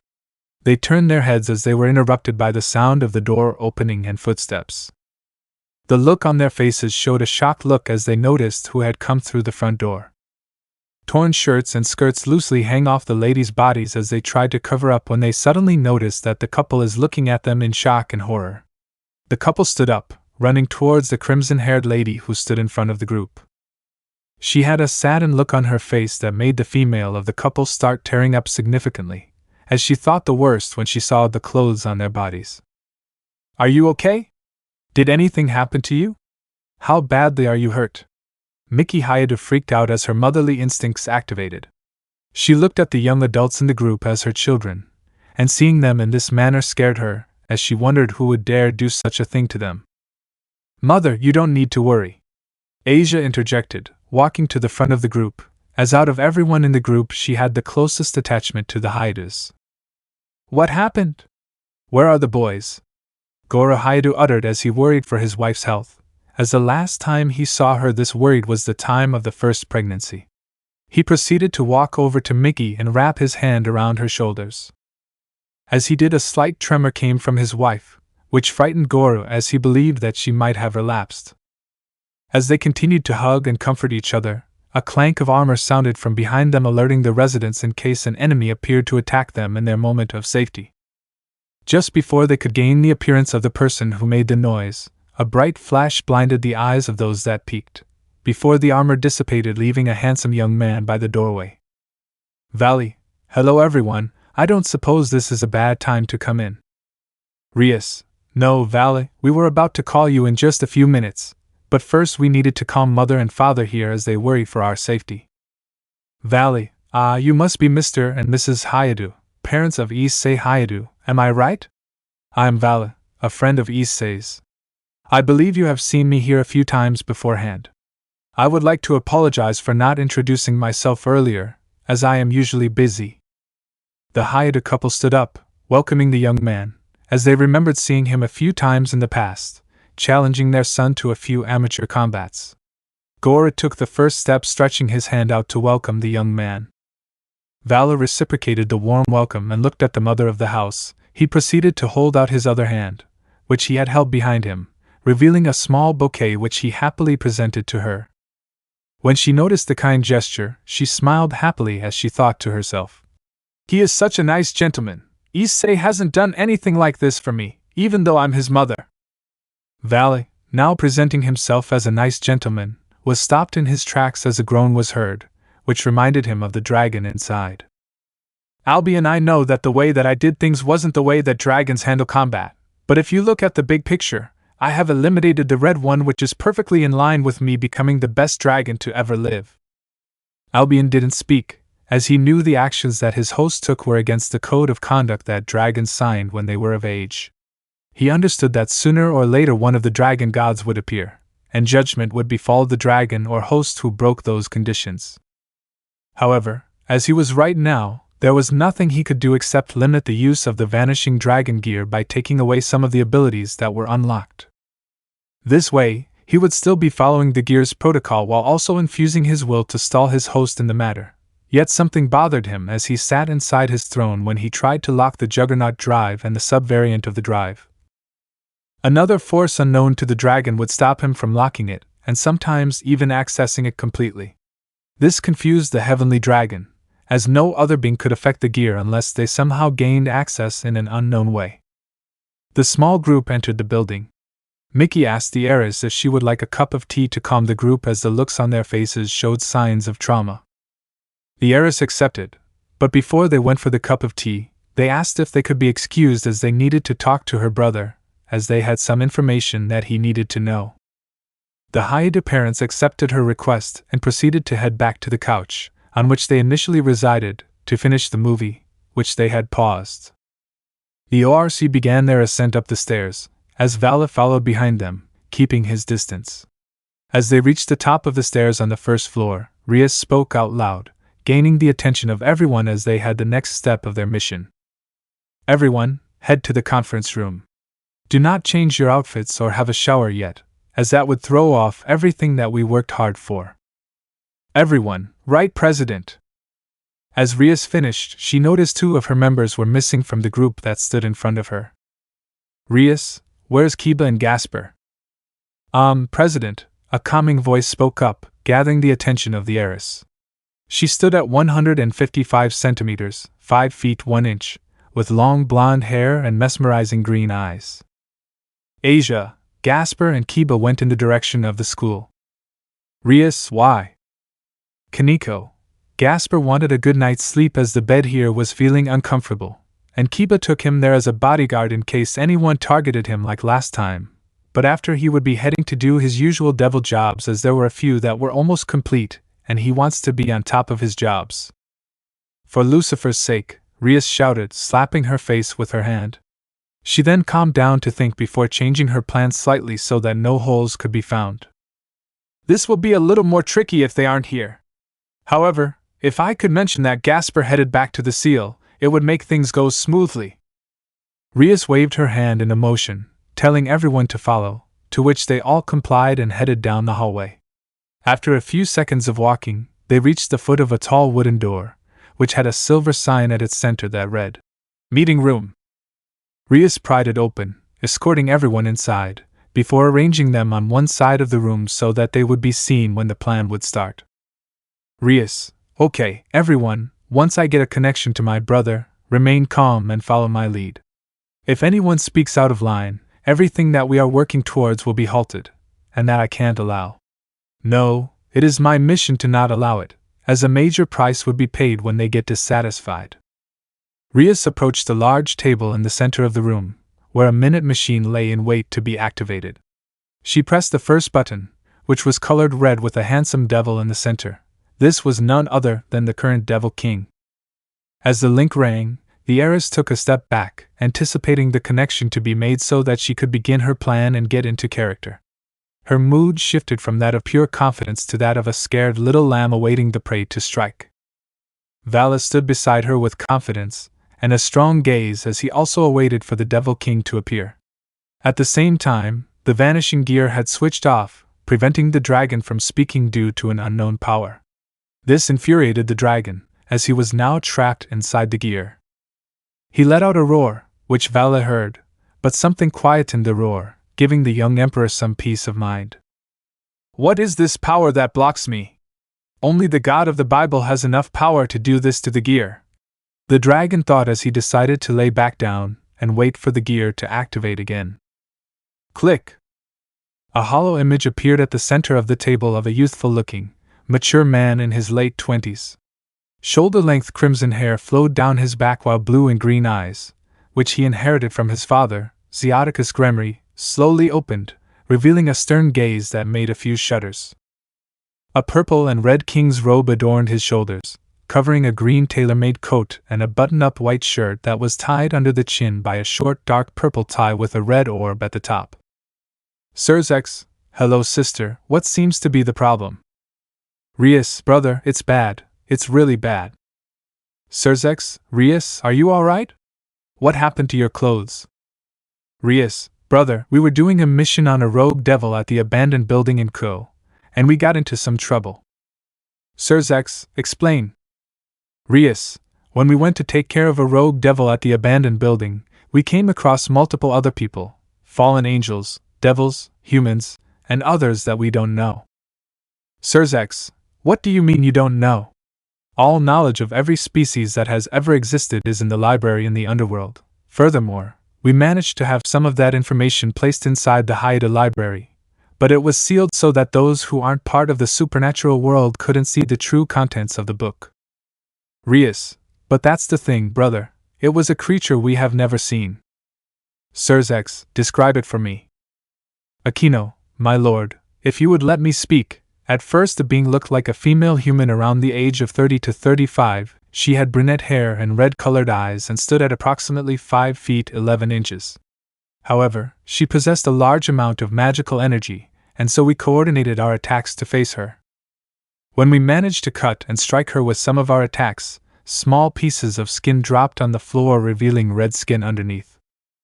"Sirzex, that is normal in human anatomy. Are you telling me that a human is the reason you ended up in this manner?" "Zenobia, not really, my lord, the red skin underneath wasn't human. It was scaled skin, like that of Drag and Great Red. Furthermore, some of the swords that were used in the battle were shattered and scratched when we tried to attack the head as the being used their sharp teeth to defend themselves." "Sirzex, red skin, sharp teeth?" "Rias, yes, when we hit the creature in the head, a gargoyle-looking creature appeared from its skin. It was thinner than most creatures that we have seen, and later on, razor-sharp claws appeared when it began to attack."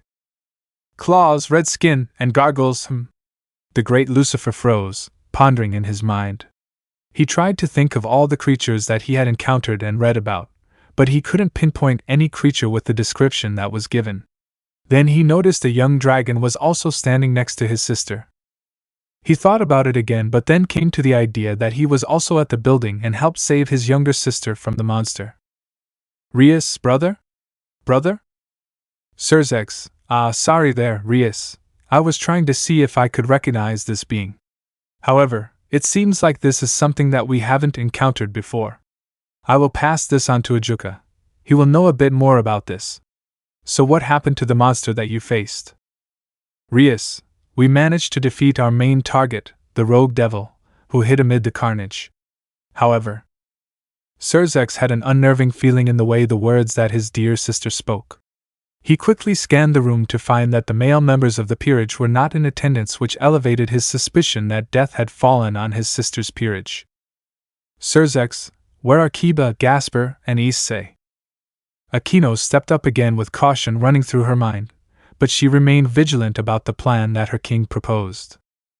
Akeno, Gasper decided to return to his room under the ORC, while Kiba took the initiative and walked him there for safety.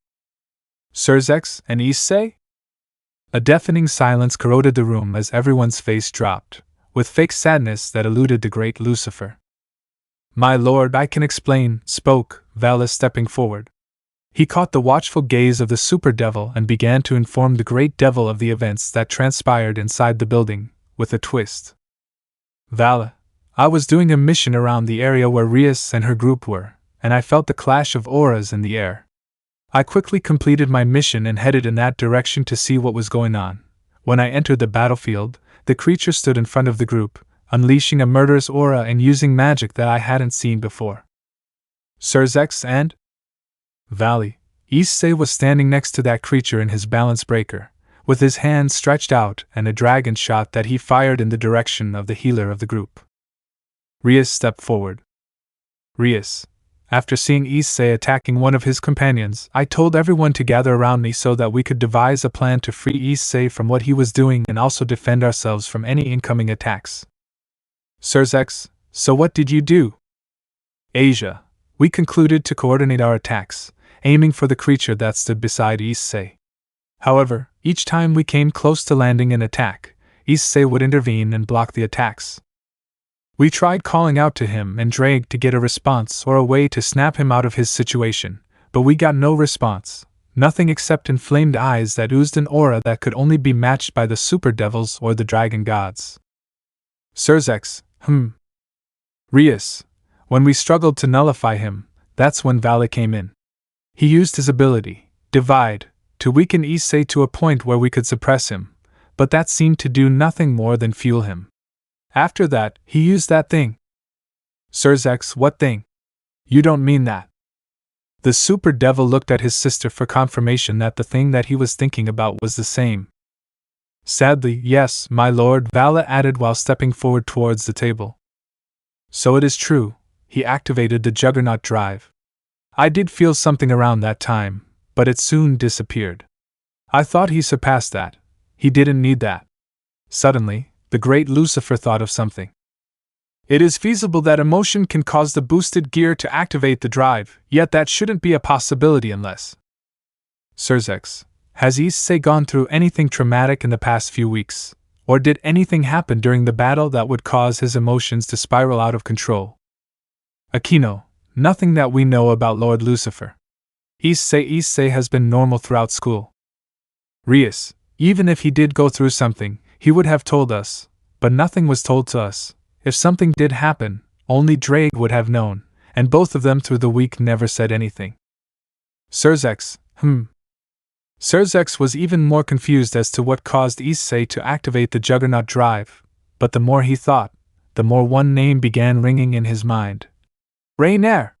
Surzex did hear that the fallen angel and some of the members of the ORC had history, yet he didn't understand why the name appeared in his mind and why Reiner would still be an issue now if the people who loved and cherished him helped him through the incident. Surzex, his trauma. His trauma. What trauma would cause him to activate that thing if the people who had a run-in with Reiner had people around them to help them through it? The members of the ORC looked at each other as they understood the deeper meaning of the words the great Mao spoke. They understood that, due to their carelessness and neglect of Issei, his trauma was the main catalyst for the trouble that they got themselves into. Surzex saw their reaction and had another thought appear inside his mind. He finally understood what trauma remained inside the young dragon. So I hit the right nerve. They did neglect his trauma. Did they not notice the trauma that the man they wanted to marry remained? Did Rias just reincarnate him and leave him to live his life while he suffered? Surzex let the silence fester. He wanted them to think about what their friend and lover had to go through as they continued to live their lives. He let this go for a couple more seconds before cutting the silence and continuing with his questions. Surzex, so what happened after he activated it? Zenobia, the being that we aimed for slipped through the exit to the rear, which Issei was sent to guard, leaving us with an enraged Issei to fend us off while the being escaped. Surzex, oh, what happened to Issei? Akeno, we tried everything to get him back to normal.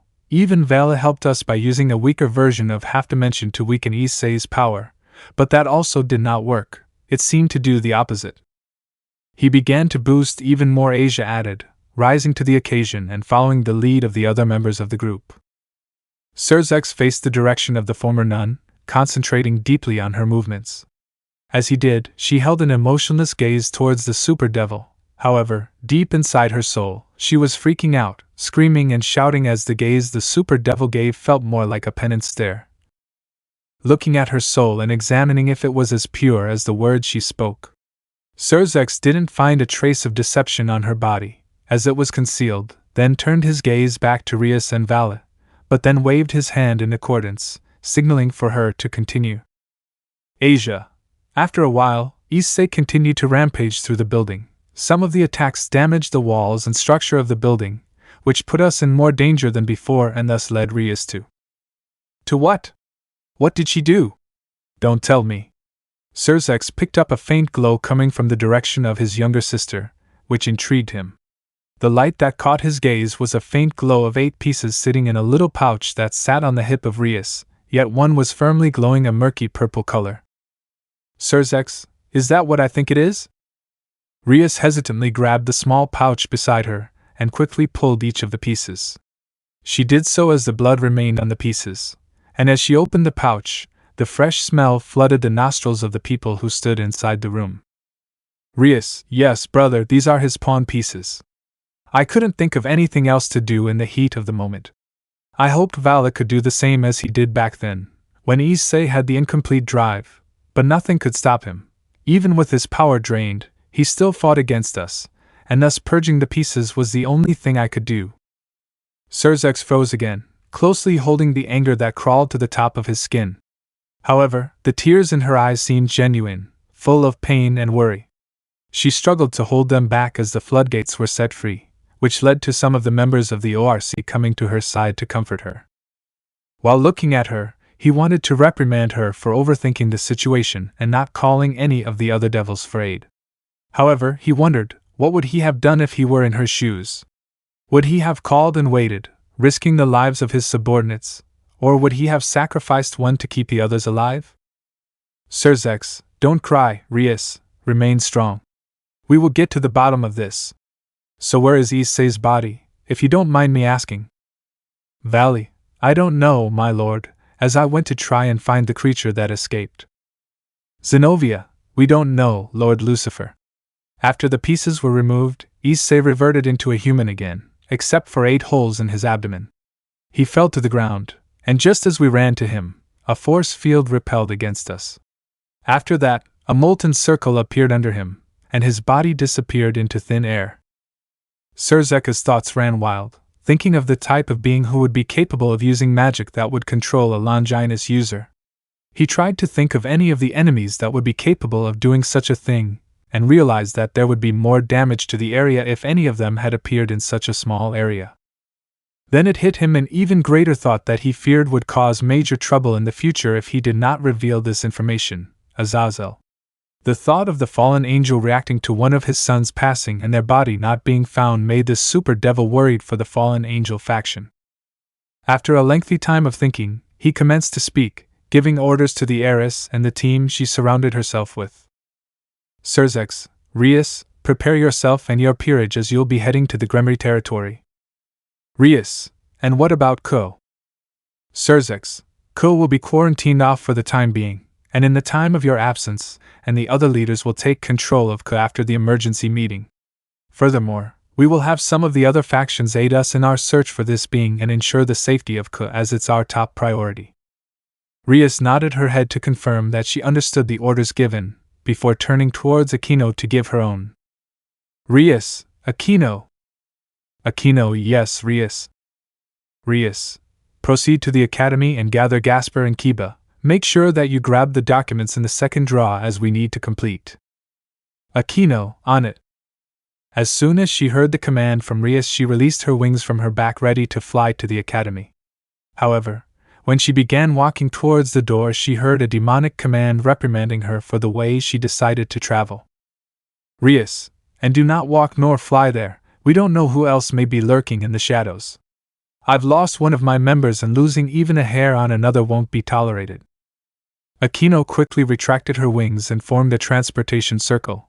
As she did, she steadily walked towards the table, standing at the watchful gaze of the great Lucifer. I shall take my leave, my lord, she spoke before taking a gentle bow to the great Mao in attendance. Surzex, fulfill your orders and head to the underworld. When you arrive, come to my office, and you'll be able to fill in some of the gaps. Vala, I believe your next destination will be at the Grigori to inform Azazel about your mission. Anyway, I will see you all in due time, Valley, Akeno, and Rias. The connection ended with a repetitive beep. A loud exhale roamed the room as everyone released the large breath that they held. A faint smile appeared on the faces of members of the ORC as they realized that their plan had worked. I can't believe that worked, chimed Zenobia with a Cheshire smile plastered on her face, while her eyes glowed through the darkness. Kaneko stood up with her motionless face still intact before asking Rias about the next course of action. What are the next steps, Rias? What do we do when we go to the underworld? Rias, I will go over it while we are in the arena. I have to thank my brother for sending us to the underworld. She will be closer to us and the path to make sure that things go smoothly until she is set free. But before that, Mickey and Goru, you can come out now. Rias smiled again while the bright light glowed on her shoulder, this time visible. Mickey and Issei Hyoudou appeared at the entrance of the meeting room while their eyes glowed violently as the various shades of colors flashed. Mickey, she is pleased with your work so far. Yet the next steps won't be told until the signal is given.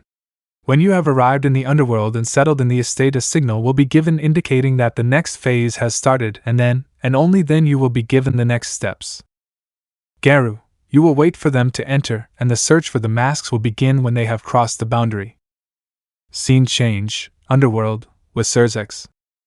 After ending the call with his sister and her peerage, the Devil King stood inside his royal chambers, and for a noble devil of his stature, his room matched. A large red and golden bed sat behind the super devil with 6 soft, custom-made pillows at the headrest. The symbol of the Gremory clan is situated in the center of the pillows, showing the nobility of the owners. 2 bedside cabinets sit on either end, and hemispherical-shaped laps sit on the cabinets with lucrative designs etched into the fabric at the top. On the floor was a red polyamide carpet filled with lavish textures that comforted the feet with each step. Opposite the bed, a large opening appeared with a large glass-stained door that led to the balcony, which had a grand view of the underworld he governed over. Surzex stood there motionless, with his eyelids shut but slowly flickering with each millisecond that passed. He went over the conversation he just had with his dear younger sister, and Vala. So Issei was controlled into attacking Rias and the others by a being that no one has ever heard of, not even myself. I'll have to inform Ajuka and have him join me to investigate this. I also need to contact the other leaders, as this is a serious event that can cause rifts between the factions. But who do I contact first? Azazel, Michael, or... Knock, knock, knock. A keen knock on the door awoke the resting super devil out of his wild thoughts, bringing a calm demeanor back to his face. As his calendar was clear for the day, he didn't expect anyone to come to his chambers, but since they had, it wouldn't hurt to see who it was. Surzex, who is it? Surzex, it's me, a familiar voice answered from behind the door, which calmed the Mao as he understood who was about to enter his royal chambers. Surzex saw Grafia. Come in. The door swung open, revealing a beautiful young woman appearing to be in her early 20s. She had back-length silver hair that featured a long braid on each side with small blue bows at the ends, while the rest was let down, which ended in twin braids and silver eyes. She wore a blue and white French-made outfit with long sleeves, while a matching white-made headband covered her head with red lipstick as a cosmetic accessory. Grafia, Lord Zex, I don't mean to trouble you, but the Devil Council has requested to see you in the chamber. Suddenly, Graphia stopped as her eyes searched the room due to her instincts activating. Although, at first, she didn't know what made her act this way, her gaze stopped when she saw the eyes of her husband. Graphia, what's wrong? Surzex widened his eyes, due to his amazement at how she knew something had happened, but he chose to tell her directly about the news he just heard. He began to speak, remained strong, and began to inform his other half. Surzex, hahaha, nothing passes you, serious face. It's about Rias and the Issei. Graphia, what happened? Are they announcing their love to the world? Is there an offspring on the way, or has something else happened? The Mao opened his mouth to answer her questions. Yet, in that small instance, Graphia replied, answering her questions. Graphia, I will postpone their request and inquire for Ajuka to join you in the office. Damn, this woman is good. It's kind of scary how good she has become at reading me these days. 30 minutes later in Surzeka's office. Slam, the doors to the Mao's office violently swung open, as a young man in his late 20s breathed heavily. He had light blue eyes and moss-green hair that slicked back. A mysterious aura floats around him, showing his devilish heritage and the power to back it up. Wheeze, wheeze, huff, puff, huff, puff. The former heir of the Astaroth clan leaned on the door handle, while trying to regain his breath, as he was asked to present himself to the Devil King as soon as possible. When he heard this, he understood that matters were more dire than they had been before, and that no time should be wasted. Ajuka, my lord, you called for me? Surzex, Ajuka. Please have a seat. I believe you will need it after this. Ajuka stands in the door's opening, relieving the pressure he once had on the door, before slowly swinging back in motion to close. Chapter 4, Calamitous Announcement. Following the meeting with Surzex, Ajuka descended back to his office to carry out the investigation that was imposed. He had a worried look on his face due to the severity of the news that he had gotten, and was waiting for one of his colleagues to come back with approval from the council to allow him to gain additional scientific support, while he assisted the Devil King in investigating the situation. Ajuka sat in front of a large hexagon-shaped desk, which had many papers and equipment that he used to complete his work. While he sat on a long-legged stool, he began to question himself as he remembered the information he had been given by Surzex. What the hell can this creature be? Out of all the information we have, there has never been a description of it. Beep. Beep. The center console let out a ring, informing Ajuka that someone was wanting his attention. Ajuka began rummaging through the large stack of papers, trying to unveil the small device before the corner of the button appeared. He took off the last papers that lay on top, found the device, and pressed a button to confirm the request. A small, intricate magical symbol appeared glowing with tiny engravings of initials under the button. Azazel, Ajuka, it's a surprise to see you finally picked up my calls. Ajuka, oh, it's always a pleasure to hear from you, Azazel. What brings you to contact me out of the blue? Azazel, I was just calling in as Vala has just recently arrived. The mood shifted from pleasantries to a more serious tone as Ajuka now understood that the Fallen were informed of the recent events. Ajuka, as you might have been told, there was an incident in Kus City that resulted in the death of the Red Dragon Emperor. I too have just received this information, and our first set of business is to find the body of Issei and capture the unknown being that has surfaced, attacked, and killed the symbol of peace between our factions. Ajuka chose to speak this way due to his understanding of the fallen angel governor's relationship with Issei. He thought mentioning Issei first would calm the fallen just a bit. Azazel, oh okay, but since you have answered me through your contact from work, you're not at the abandoned building? Ajuka stayed silent, as he worried about saying the wrong thing, yet he chose to inform the fallen that Surzex was in charge of the operation, and Ajuka and Surzex would be heading to the area as soon as the other factions had been informed. Azazel listened to his fellow counterpart's words and chose to end the call. The person he needed to speak to was now clear. Beep beep beep beep. Surzex's office. Surzex is seen seated at his desk, continuing with the preparations to attend the mortal planes. Right after conversing with Ajuka, The Super Devil spent some of it conversing with the prominent members of the Devil Council, as he wished to gain a large portion of the Devil's army, which he would be able to send to Ko City. Beep beep beep. Click. Sirzex, it's me. I believe we have some business to discuss. A venomous voice came from the device situated on a man's desk, sounding furious. Sirzex, meet me in the meeting room, as I have important information I need to share with the other Pantheons. I do understand that you are angry right now, yet shouting and fighting won't solve any of the issues that we are currently going through. Scene change, neutral meeting room, Ko Academy. Some time passed, and Sirzex was walking down a narrow corridor. Large walls tower over visitors who stroll down the emphatic hallway, while a red carpet flows down on the ground, making those who walk down feel like royalty. As he reached the end, he held his hand out to grasp the door handle to enter the room for the meeting. However, he activated his aura due to the large amount of aura that was stationed inside. Creak, creak, click. The door closed, leaving the long hallway behind. Inside the room sat a gigantic round table with around 40 seats. Most of them were already taken by powerful-looking individuals who sat in various postures, waiting for the last remaining chair to be taken. Near the walls of the room, other members stood with shaded eyes. However, their posture was very tense due to the number of Pantheons that sat inside the room. As Sirzex entered the room, silence engulfed the room, with serious eyes facing in the direction of the Super Devil.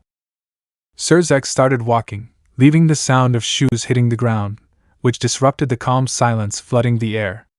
Sirzex reached the top of the table, releasing a small amount of his aura that coated his body. 2 of his trusted Peerage members took their stands behind him, acknowledging the others who did the same. Coughed Sirzex, gathering all eyes onto him as the meeting was about to commence. Sirzex, ladies and gentlemen, we have a crisis on our hands. Not long ago, members of my family were partaking in a mission to dispose of a rogue devil that threatened the peace of Ko. During the mission, they met a being who was unfamiliar with the knowledge that we had collected through the years. This being attacked them with help from other beings who were situated inside the building. I come to you today to request your knowledge and strength, as we have chosen to seal off Ko City as we search for the being. Furthermore, an even greater crisis occurred during the battle. The pillar of the Alliance fell. A loud gasp filled the room as the bombshell of the century was dropped. No one inside the room could imagine that the young dragon, who stood at the forefront of the Alliance, could be lost at such a young age. That is preposterous. Do you think we would believe that? Sirzex, this news must be false. There is no way that a being such as Issei could perish at the beginning of his rise. Loud chatter continued as the news brought shock to all the different gods who knew of the young dragon who rose to fame in a short amount of time. Azazel, would you all shut up? We aren't children here, and some of us are waiting for this report. All of us here are mature enough to know that something else happened to get us into this situation. What is bickering and shouting going to do when you don't know anything? Sirzex noticed the anger that spilt out of Azazel when he spoke up. He knew that the news of one of his sons passing had hit a place where no one else inside the room could feel. Sirzex, thank you, Azazel. I shall carry on with the report. Scene change, just on the outskirts of Ko Town, during the meeting. The scene that is about to be implemented will be going on while Sirzex is informing the other gods and goddesses about what the ORC encountered. As the sun continued its descent from the peak it once had, it welcomed the moon in the middle of an empty field. A voice shouted from an unknown direction, calling for someone to enter. Enter, my followers, and begin your mission to free me from this prison I reside in. Female voice. After the voice finished, a large rift began to appear with black and purple smoke. Rias and her Peerage were on a mission to capture and eliminate a rogue devil that we got information about a little while ago. A scaly hand appeared from the portal, reaching out and grabbing the side of the portal, pulling an unknown being through the portal to see if the coast was clear. After a few seconds of finding the area safe to enter, they proceeded to walk back into the portal. When they arrived at the building, they encountered that rogue devil.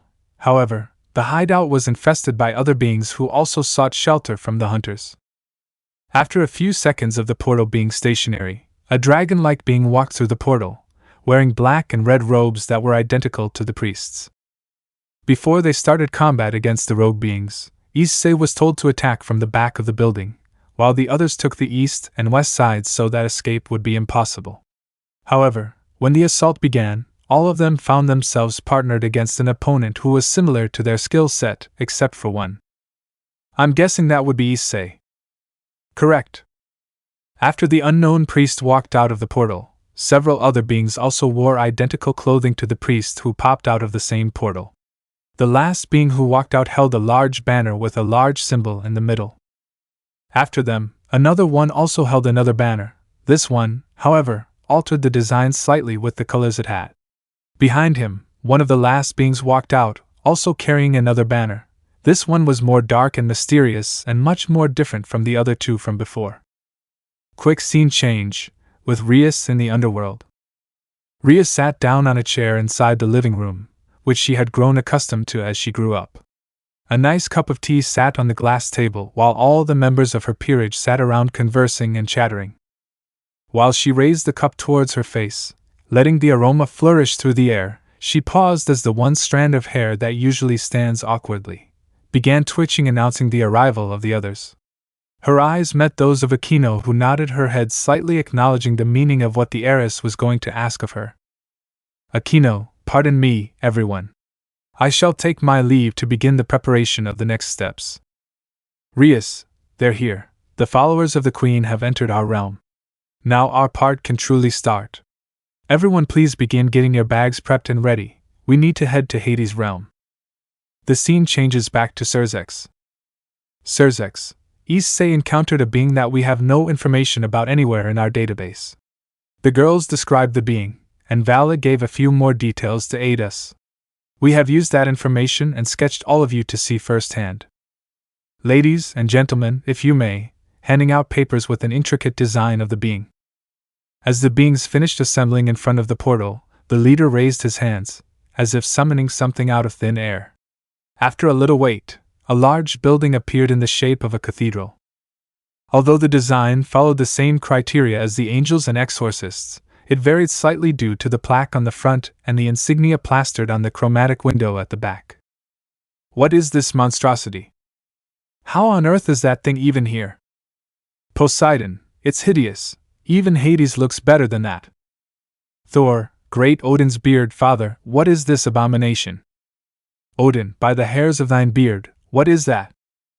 A loud chatter erupted around the room as the various pantheons bickered with each other over the drawing in their hands. Failing to keep their composure, most of the pantheons began ridiculing the being for how deformed it looked and how it reminded them of the ruler of hell, Hades. Many cursed the being, and some looked at Surzex with hideous looks, as they couldn't believe that he would reveal such a hideous being to their eyes, prompting the great devil to sigh and palm his forehead. The scene changes with the priest. The leading priest finally spoke, ordering the many underlings to begin their mission to open the gates that sealed that being, the being who, with its presence, would cause chaos and many deaths. A being so devastating that no matter where it went, bloodshed and misery would be left in its quake, but was sealed in hell to forever be the guardian for the souls who wanted to pass. Unknown priest, Kurthakaruel Zof Sangwil, a Klarnan and Karkov Throl Krennic. Helpful way of speech, Kurthakro Zof Sangoleke Larnan and Karkav Throl Krennic. Scene change, back at the meeting. Slam! A furious fist crashed onto the table, leaving a small dent where once smooth oak wood once was. A drop of liquid fell on the ground as the various pantheons came to a screeching halt. The loud noise disturbed them and caught their attention. Azazel, for the final time, would you shut the FK up? This is a matter of strong proportion. No one here has recognized the being or said anything that has further increased our chances of finding this person, so I believe you should all shut up and be quiet. If you have nothing to contribute, close your mouths, as some people here want to find this being and eliminate a threat to our peace. Azazel spoke up again, this time releasing his aura to a point where some of the guards for the pantheons choked as the anger that came from it grabbed their lungs and squeezed. The other pantheons remained quiet and seated, afraid to speak against the fallen angel. The aura that he was releasing reminded many of the pantheons of the reason that made him the governor of the fallen angels and the same man who held most of the factions in a vice grip during the war. One of the seraphs from the angel faction spoke up, bringing an interesting question to the fold. Seeing that the table was almost complete, one chair remained to be taken. Azrael, where is Lord Shiva? Out of everyone here, he should have more insight into this matter than all of us. I am here, young one. I have been here all this time, a voice uttered with confidence and assertion as it replied to the question. Many of the people inside the room started to look around, searching for the direction in which the voice came from. Surzex quickly faced the window, where a silhouette of a young, handsome boy, in the age range of a middle school student, leaned on the window facing the outside. He had normal human features with a well-structured face that held shiny blue and black hair. As he turned to face the audience in the room, his sharp eyes frightened almost everyone who sat around the table. Surzex, Lord Shiva, we are grateful for your presence in this meeting. Shiva, I am happy I could make it, Surzex. As you know, the Hindu faction is extremely busy around this time of year. Surzex, I apologize for the inconvenience. However, I do believe you know what I am going to ask of you. Shiva, I do, and I already heard about everything that has transpired throughout the meeting, so I don't need to be reminded. However, I will only be able to aid you this once, as the use of this power is no fun, you know. This somewhat worried some of the great pantheons inside the room, as Shiva is seen as an important ally to have in many situations, and losing his knowledge and mastery would be a great disadvantage. Shiva closed his eyes, which resulted in many of the pantheons taking a deep breath to see what the great Hindu god would find on his journey. A mysterious aura enveloped his body, hugging each part as if a symbiote were merging with a new host. When it fully covered Shiva, he began to scan the minds of the beings that were situated around Coast City. As the various minds and souls began to appear, a certain glow from each person started to shine with various colors of the rainbow. Most of the colors emitted from the souls inside the city were mostly positive, full of life and purity, nothing crude or evil, which stuck out to Shiva. However, one soul shone brighter than all, which came from a young child around the age of 7. Something blocked Shiva from accessing the mind of the youngling. Even though pure energy came from them, it started to bother the great Hindu god that someone had found a way to hide their true motives from the Hindu god. With the pantheons looking at Shiva. After a few seconds, which seemed like an hour for most, Shiva reopened his eyes, bringing the warm, gentle smile back to his face and his menacing stare back inside the room. Even though he felt a little anger inside, he remained with a smile on his face to prevent others from seeing his fury. Shiva, there seems to be an individual in Ko who has found a way to prevent me from seeing their true intentions. A fierce eruption came from the crowd at the thought of this one individual being able to evade the power of Shiva. That's impossible. No mortal has enough power to evade Shiva. Heracles/Hercules, Shiva, this must be a joke, right? A mere mortal has evaded your gaze. Shiva turned to the god who dared question his wisdom, and when he did, he caught the challenging stare of the god of strength and heroes. Shiva, Hercules/Heracles, who are you to challenge my wisdom? Heracles didn't back down from the Hindu god, as his ego wouldn't allow him. Though he knew that some of the other pantheons feared Shiva, he proceeded to stand up and walk in the direction of the Hindu god and stop face to face. Heracles, Shiva, I am not underestimating your powers or abilities. I am questioning the fact that a mere mortal has found a way to deflect your power. Shiva and Heracles froze, both eyeing each other. Before a loud laugh broke the tension between the two, causing the tension to descend once again. Apollon, ha ha ha, look at this boy standing up to the almighty Shiva like it's nothing. But Heracles, you need to back down. If Shiva wanted to, he would have you gone in the blink of an eye. Heracles listened to the current leader of the Greek pantheons, and took a step back from the encounter, even though his soul cheered him on to stand up. The words from the current head were absolute, and thus had no other option but to refuse. He took a step back to the glee of the people inside the room, as starting a conflict now would be devastating to each faction. After the tensions calmed down, and everyone released the deep breath that they didn't realize they held, Surzex proceeded to continue the meeting by allowing Shiva to further elaborate on his point. Sirs, Shiva, could you please continue elaborating on what you saw? Shiva, what I saw was a child, around the age of 7 years old. He was roaming through the streets of Ko with the purest of hearts and no wickedness. I tried to inspect their minds, as he was the only one around the city who released a different type of aura from most of the inhabitants in the city, but when I did, something prevented it. Something inside the young child prevented me from understanding what made this child so special, which infuriated me. No other being inside the city holds any ill will against the devils except the rogue members who hide in the tunnels and desert their masters. The whole room remained stunned as the demonstration of Shiva's powers scared some of the gods inside the room. Still, the description of the child remained a mystery, which led one of the gods to question the Hindu god's description of the young one. Michael, what does the child look like? Shiva, the young lad has short blonde hair that spikes slightly at the front. His face is perfectly carved with small freckles and a tiny spot on his cheek. His eyes glow a chromatic silver, with a tinge of blue in one.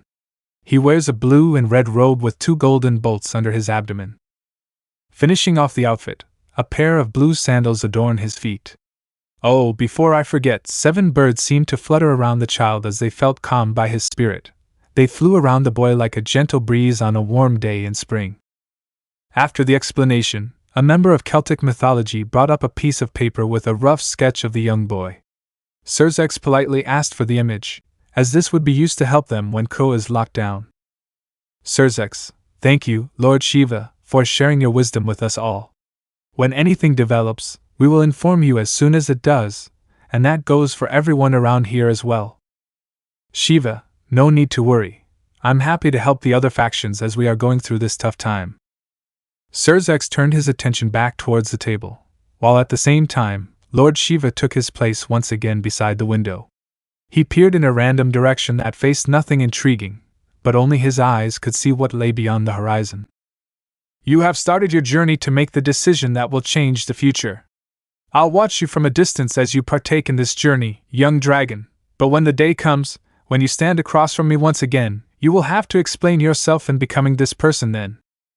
After the meeting continued, a furious fallen governor leaned closer to the table while resting his elbows on the table, interlocking his fingers, and resting his chin on his hands.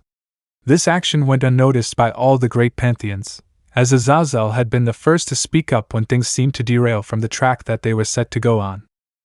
Azazel, since the actions of the being have already happened, we all acknowledge that the pillar of the alliance has fallen. I have 2 questions for the devil faction on this matter. First, what will the devils do to preserve peace among the 3 factions? And second, has the body of the Issei Hyoudou been located so that he can be given a proper burial worthy of a hero? Sirs understood the meaning behind the questions that the fallen asked. He thought carefully since he knew how much Azazel loved his adoptive son and how much the loss of a child could hurt a parent. He proceeded to explain the plans for the young devil. Sirs, Azazel, we all understand the pain that you are going through. Even I am heartbroken as the loss of a brother has hurt me and our family dearly.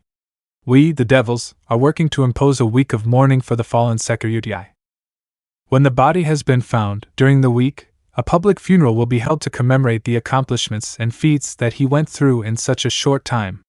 To answer your first question. The tension rose again as gods waited in anticipation of the answer to such a compelling question, which, when given, would decide the future between the factions and how they handle business between them. Sirs, I can't comment on that. Slam! A fist crashed into the table, sparking many people to shout at the super devil as he chose to hold the plans between the factions, and what would now happen to the peace that they built together. Yasaka, so what you're saying is that you don't have a plan for how we will preserve the peace. Sirs, at this time, you may not understand why I have chosen to do so, but our top priority is to make sure that the city that we govern is protected and the body of the young man who spearheaded this alliance is found and returned to the underworld. As we are conversing in this meeting right now, I've had to get approval for the city of Ko to be cut off from the world.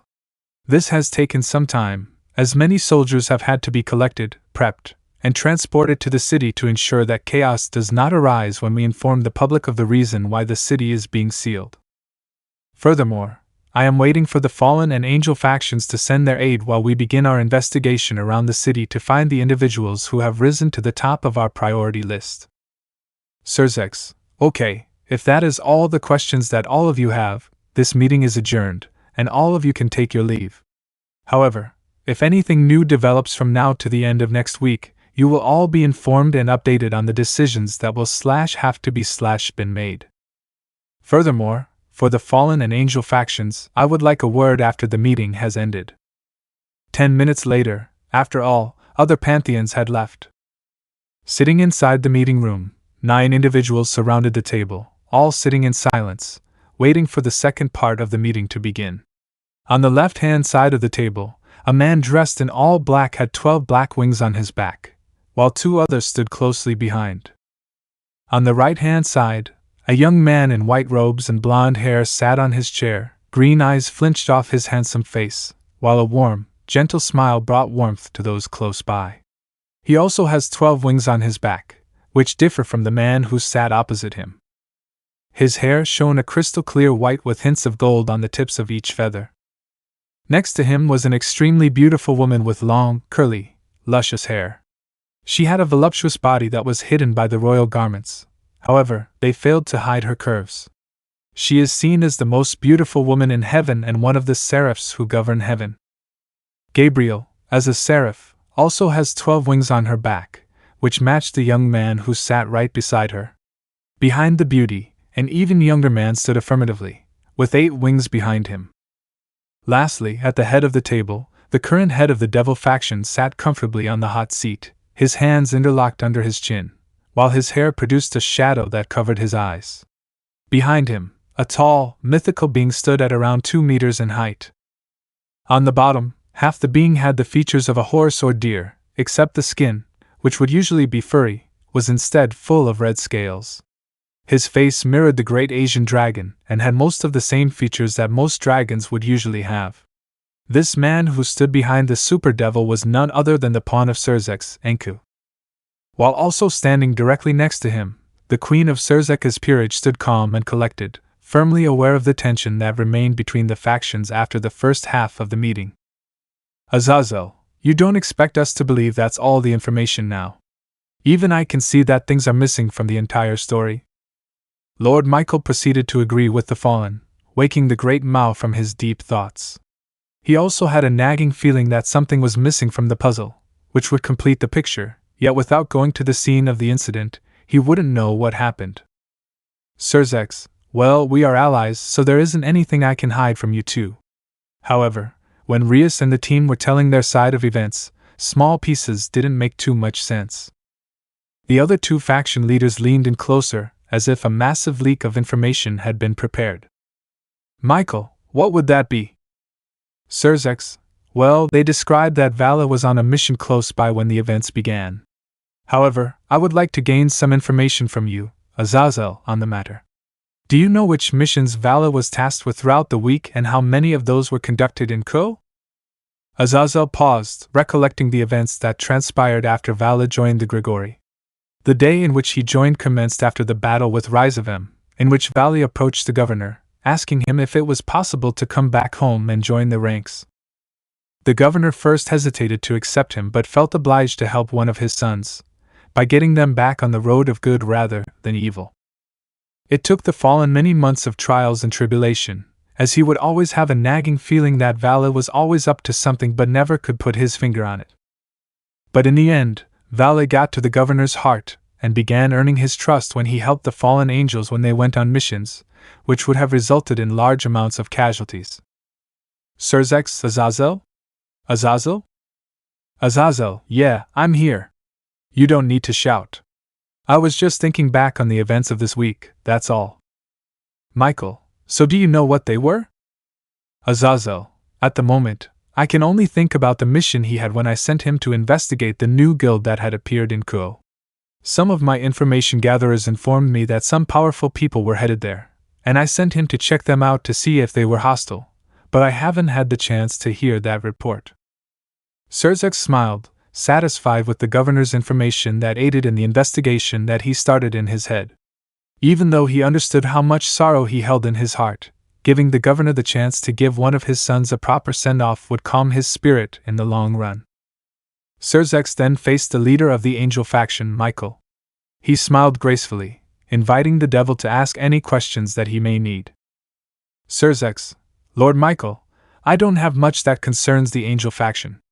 However, I do have to ask if you have any information from any of the angels, which could help with knowing what is happening in Ko. Lord Michael, Surzex, I do appreciate you asking. However, we haven't had any encounters with any unknown beings that match the description of the picture that you have shown. However, an increase in exorcists has begun to emerge in miniature patches surrounding the area of Ko. Surzex, has anything been done to investigate the goings-on in these areas? Michael, Irina has been tasked with scouting and learning about these new exorcists. All the information that she gathers is sent directly to my sister Gabriel. I believe she has more knowledge of the goings-on in most of those areas. Gabriel noticed the gazes of the faction leaders fixated on her, and acknowledged that it was her time to speak up on the matter, just in case something could help with the investigation. Gabriel, well, during the week, Irina has been communicating with me about the goings-on with the North, West, and East churches that host these exorcists. She found out that some of them were genuine and were mostly called by humans when a spirit was trapped in the mortal planes. Yet the one on the West gave her the most trouble, as it seemed they were mostly secretive with their activities and hardly anyone that entered the church came out from the entrance. The one in the South hasn't fully been investigated, but word has it that some mythological beings have been seen throughout the area blending in as normal humans.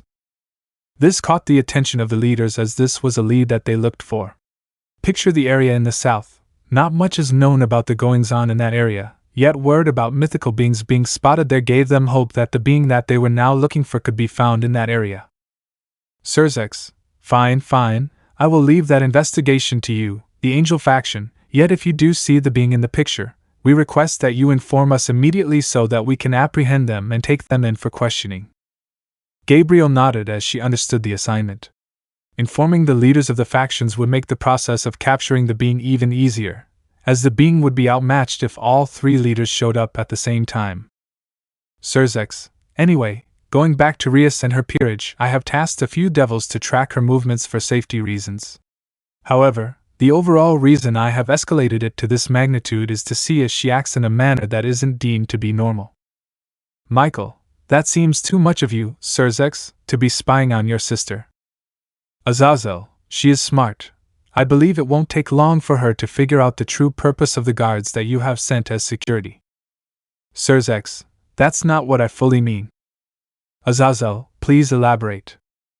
Surzex, as we know, there is a being hiding in Ko who has enough power to control not only a Longinus user but also one of the heavenly dragons. So what I have issued is for one of the guards to follow and inspect her in case she is also affected by the spell that is being used. Azazel, that's a reasonable suspicion to have, Surzex. I will follow suit with Vala as well. He was at the battle and maybe they targeted him after they noticed that he was a heavenly dragon. Michael, I believe that is a smart move, Azazel. Ensuring the safety of the only heavenly dragon allows us to keep the balance of power slightly. However, the loss of one heavenly dragon will soon be felt across every faction. Surzex, yes. Losing one has caused major tension to arise between some of the factions, and losing a second will have devastating effects, as the balance of power will quickly shift and maybe create utter chaos. Now, I do thank you for attending this meeting, but I do believe my time has expired and duties do need to be done. Azazel, that is fine. We all need to head back to our duties. They all blankly stared into the abyss, picturing the mountain of paperwork that remained on their desks. Michael, I agree with Azazel. Large piles of work await our presence, and our efforts to rebuild what we lost in the war will continue as we go through this crisis. Azazel, however, Surzex. When the investigation begins, we both would like to be kept in the loop on what you find and, more importantly, what actions you plan to impose on the being if found. Surzex, that seems reasonable. I will have Ajuka and one of our messengers fill you both in on the goings-on with Ko. Also, your underlings will give you information about what is happening in Ko. Chapter 5, Quarantine and Infestation, granted. The morning of that Monday seemed unfazed and unchanged as the city woke to commence its normal duties. The sun rose from behind the hills, with house windows opening as the birds conversed among themselves. Many people began emerging on the main streets, with various models of cars passing by here and there. The day seemed as normal as ever, with everyone continuing their daily duties. Young children walked towards their schools, while many adults welcomed the challenge of the up-and-coming day with determination visible in their eyes. On the long, lustrous, Hollywood-esque road that divided the two sides of Kuh, fancy suits and ties roamed rampant as many businessmen and women commenced to head towards the large corporate buildings that tower over the street. Fancy cars and various individuals who walked down the road caught various glimpses from different crowds as the bosses and owners of the businesses emerged from the shadows. Looking down an empty alleyway, a magical circle appeared, away from the watchful eyes of the public. Out stepped a shadowy figure that had a large outline of muscles, and right after them, another one popped out, walking forward towards the light that the sun gave, lighting up the street on this wonderful day. After a few seconds, many more appeared, with another magical circle appearing right behind it, revealing more individuals that walked towards the other side. As they emerged from the darkness, the silhouette showed a large group of men and women, all clad in black armor. The armor consisted of a black and red helmet with a see-through visor on the front, like the ones riot police would wear. Heavily stacked armor padding covered most of their bodies, while high-grade military-grade non-metallic boots with anti-perforation protection under the boot finished the armor. On their right arm, a lightweight see-through shield sits heavily strapped to their arm, while a long, cylindrical rubber club thwarts any enemy in sight. Finally, on the arms of each individual who stepped into the sunlight, an intricate symbol identified each member and the platoon to which they corresponded. On a few, a bright red and black symbol appeared with a pentagram in the center and many intricate circles surrounding it, with human writing carefully inscribed inside the circles. The other symbol was simpler than the other, as it featured a few bright yellowish-green circles with two identical designs at the top and bottom of the circles. These two symbols rightfully come from the Devil's Army clan and the Fallen Angel faction. While the men walked out, some of the people who came near the alleyway began to shiver as the immense pressure of being in the presence of such beings started to terrify them. Not long after they appeared, the street became empty except for the individuals who guarded the area. They stopped in unison as if waiting for something to happen, and not long after they did so, a soothing voice filled the sky of the city. "Dear all who reside in Kuv, do not be alarmed. The men that you see in the streets are here to aid in the protection of the city. We will inform you of the events as they occur.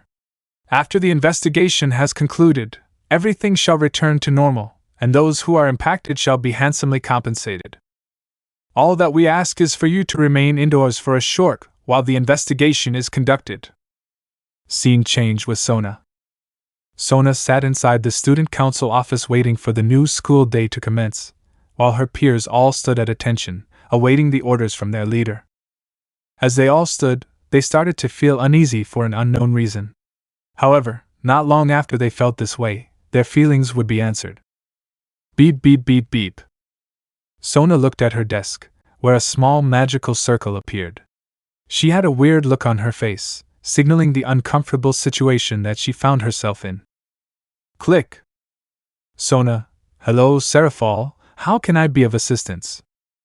Seraphal, Sona, we need to talk. This caught Sona off guard, as usually when her sister calls, she is more cheerful and hyper. However, the shift in tone worried her to the point where even her peers shivered at how stone-cold Sona looked. Sona, what is it, sister? Seraphal, I have some urgent news, coming from Father and Serzex Lucifer. Tomo. Father, this isn't good. Momo. Sona's father. Saji. That is the first I've heard of him getting involved in matters. Rhea. Damn, this must be serious. Sona, hearing the bickering from her peerage, gave a stern look, which indicated to all to shut the hell up. After silence returned, Sona resumed her conversation with her sister inside the circle. Sona, what is the message? Please don't go around the bush, just go straight to the point. Seraphal, well, Sona, you and all of your peerage are requested to go to the underworld immediately. Transport for you to the Citri clan has been established, and is waiting for you right now.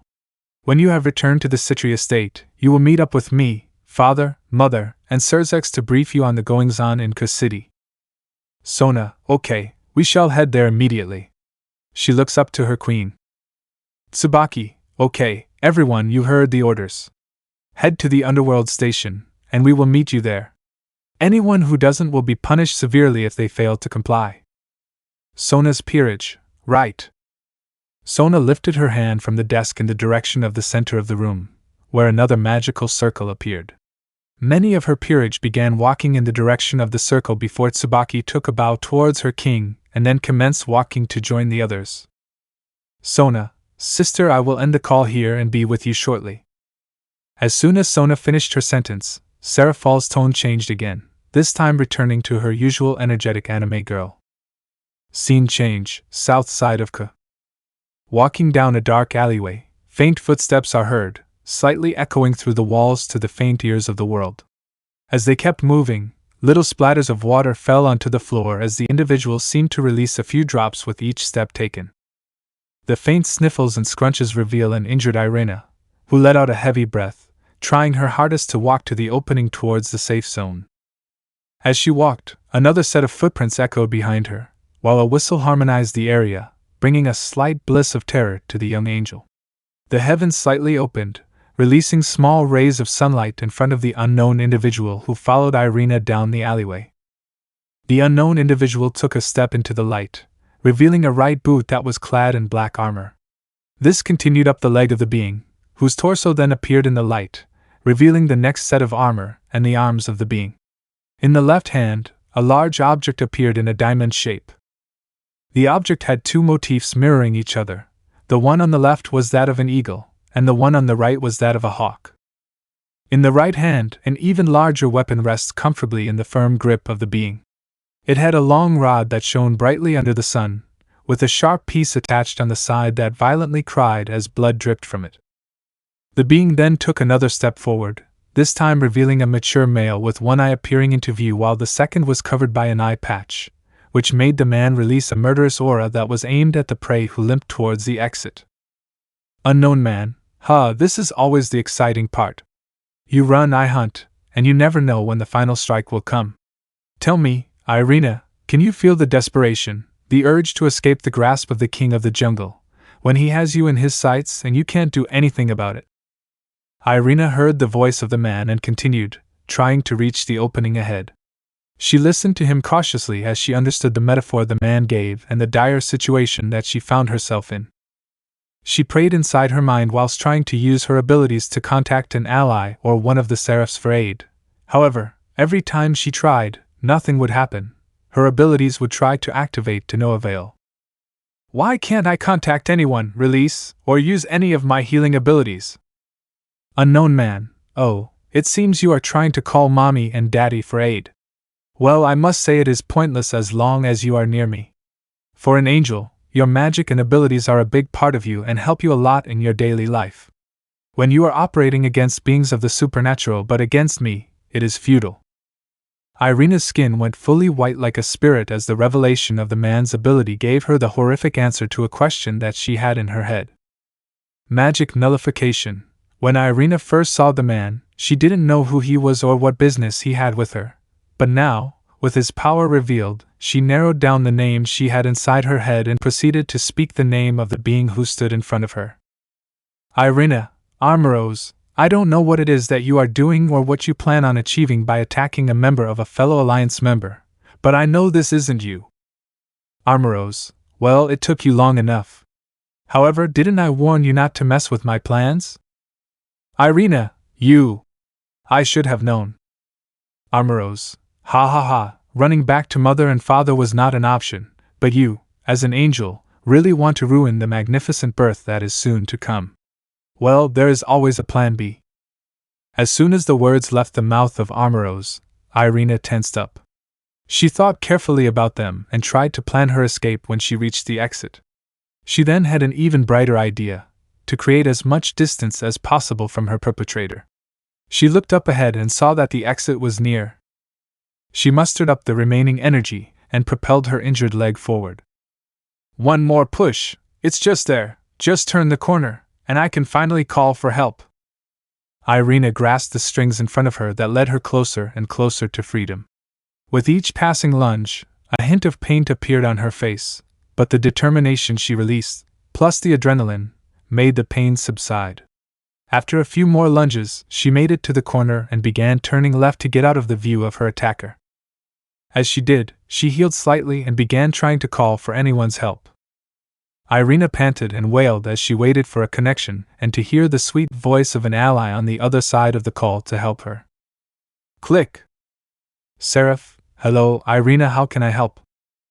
Irina, Uriel, can you please come to my location as soon as possible? Uriel, what seems to be the problem? I am being attacked by a member of the fallen angels, and my abilities are being nullified, so I can't fight back as normally as I should. So please, can you come and help me? Uriel, you don't need to worry, Irina. I'll be there in a flash, so get to a safe space and hold on tight. Irina, thank you. After ending the call, Irina stood back up straight, leaving the wall with a long streak of blood that leaked from the angel. She also used her power to release her trusty sword to try and defend herself just a bit until Uriel appeared. However, she then noticed something was off about the area she was in. In the short amount of time that she stood there, not a single person had been seen. Even though people would be walking through this area to grab some groceries or visiting the corner restaurants to go for a meal with friends and family. Yet not a single one was there. What's going on? Thought Irina. Where is everyone? The thought continued to fester inside her mind. However, a sinister aura brought her out of her thoughts as she remembered who she was with and how severe the situation was. Armoros, well, it seems that you made it. Congratulations, but you seem to be forgetting someone is still here. Irina took a few steps back, as her leg was healed to the point where she could move it without much pain or blood coming from it. She gripped her sword and got into her normal stance, ready to counter any strike that the fallen angel threw at her. She gritted her teeth and scanned the area again to find a space that she could go to where she had a high chance of hiding from her attacker. A large shop, the same size as a 3-story house, appeared to the side of her sight, which had a lot of weapons and protective gear inside it. Another alleyway sat next to the shop, giving her another way of escaping, but she chose to go through the store to give her a greater chance of picking up another weapon to protect herself even more. Armoros, ready for round 2?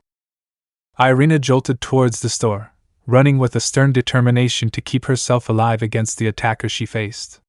After a second of running, she reached the front door, which was left open, and picked up a large white and gold shield, which sat next to a mannequin. She held the shield in front of her and readied her weapon, ready for the first strike from Armoros. As she did, the fallen walked past the front door, breaking the structure and security it once held. He readied his axe to swing towards the young girl before striking the shield that she held. Crash! Irina flew a few meters back, as the force of the blow was more severe than she thought. When she came to a full stop, she picked up the shield in her hand, ready for another strike. The fallen angel then noticed the fierce stance that his prey took and decided to attack the angel so that he could remove the shield she held up. He stretched his leg back and stood in a stance that allowed him to propel himself forward towards the young girl. Smash! The shield was hit once again, this time unable to contain the power that the axe had, and proceeded to shatter after the blow was met. Irina then leapt back again, nearing the exit behind her that led to the alleyway. She taunted the fallen to come and get her if he wanted her badly. However, when she reached the door and kicked it open after kicking it outward, a cheerful face met her on the other side with a blazing flame in his right hand. Uriel, duck! Irina quickly moved out of the way, giving the seraph a better view of the enemy who chased the young girl in front of him. Boom! After Uriel sent the shot flying, it struck the fallen angel's shield, leaving a massive dust cloud in the air. Irina then ran towards the seraph, releasing tears and sweat. She stood just in front of the seraph to aid them if she was needed and to inform them of any information that they needed. Uriel, Armoros, this is unbecoming of you. Why are you attacking a fellow Alliance member in this time of peace? Armoros, oh, if it isn't Uriel, it's nice to see you again. Well, if you do want to know, it's greed. The moment the fallen finished the sentence, a sinister smile appeared on his face, and he began lifting his hand towards his face. This action caused Irina to flinch, as she had never seen the fallen's eye, as it was always hidden. Armoros then began lifting the eye patch, where a dark slash appeared where the eye would usually be. However, the darkness seemed different from what would normally be seen when looking at it, as it started to move and shift its shape. Irina, Uriel, I have something to tell you that might aid you in this battle. Uriel, what might that be? Irina, that's not Armoros that stands there. Uriel, what? What do you mean? Isn't that the same Armoros who resides on Betrayal's team?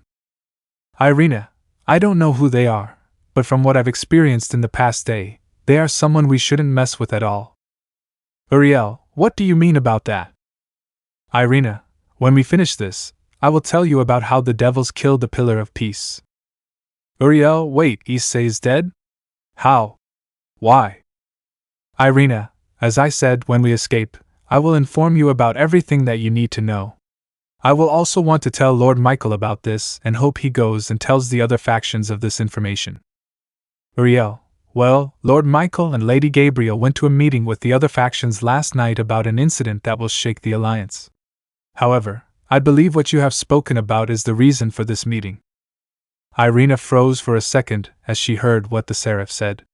She wondered how the news had already gotten to the other factions when the being spoke about not having much information leaked. Armoros, it finally hit you, didn't it? Yes, indeed, we don't want much going out, but it's always nice to have someone who can twist the narrative slightly in our favor.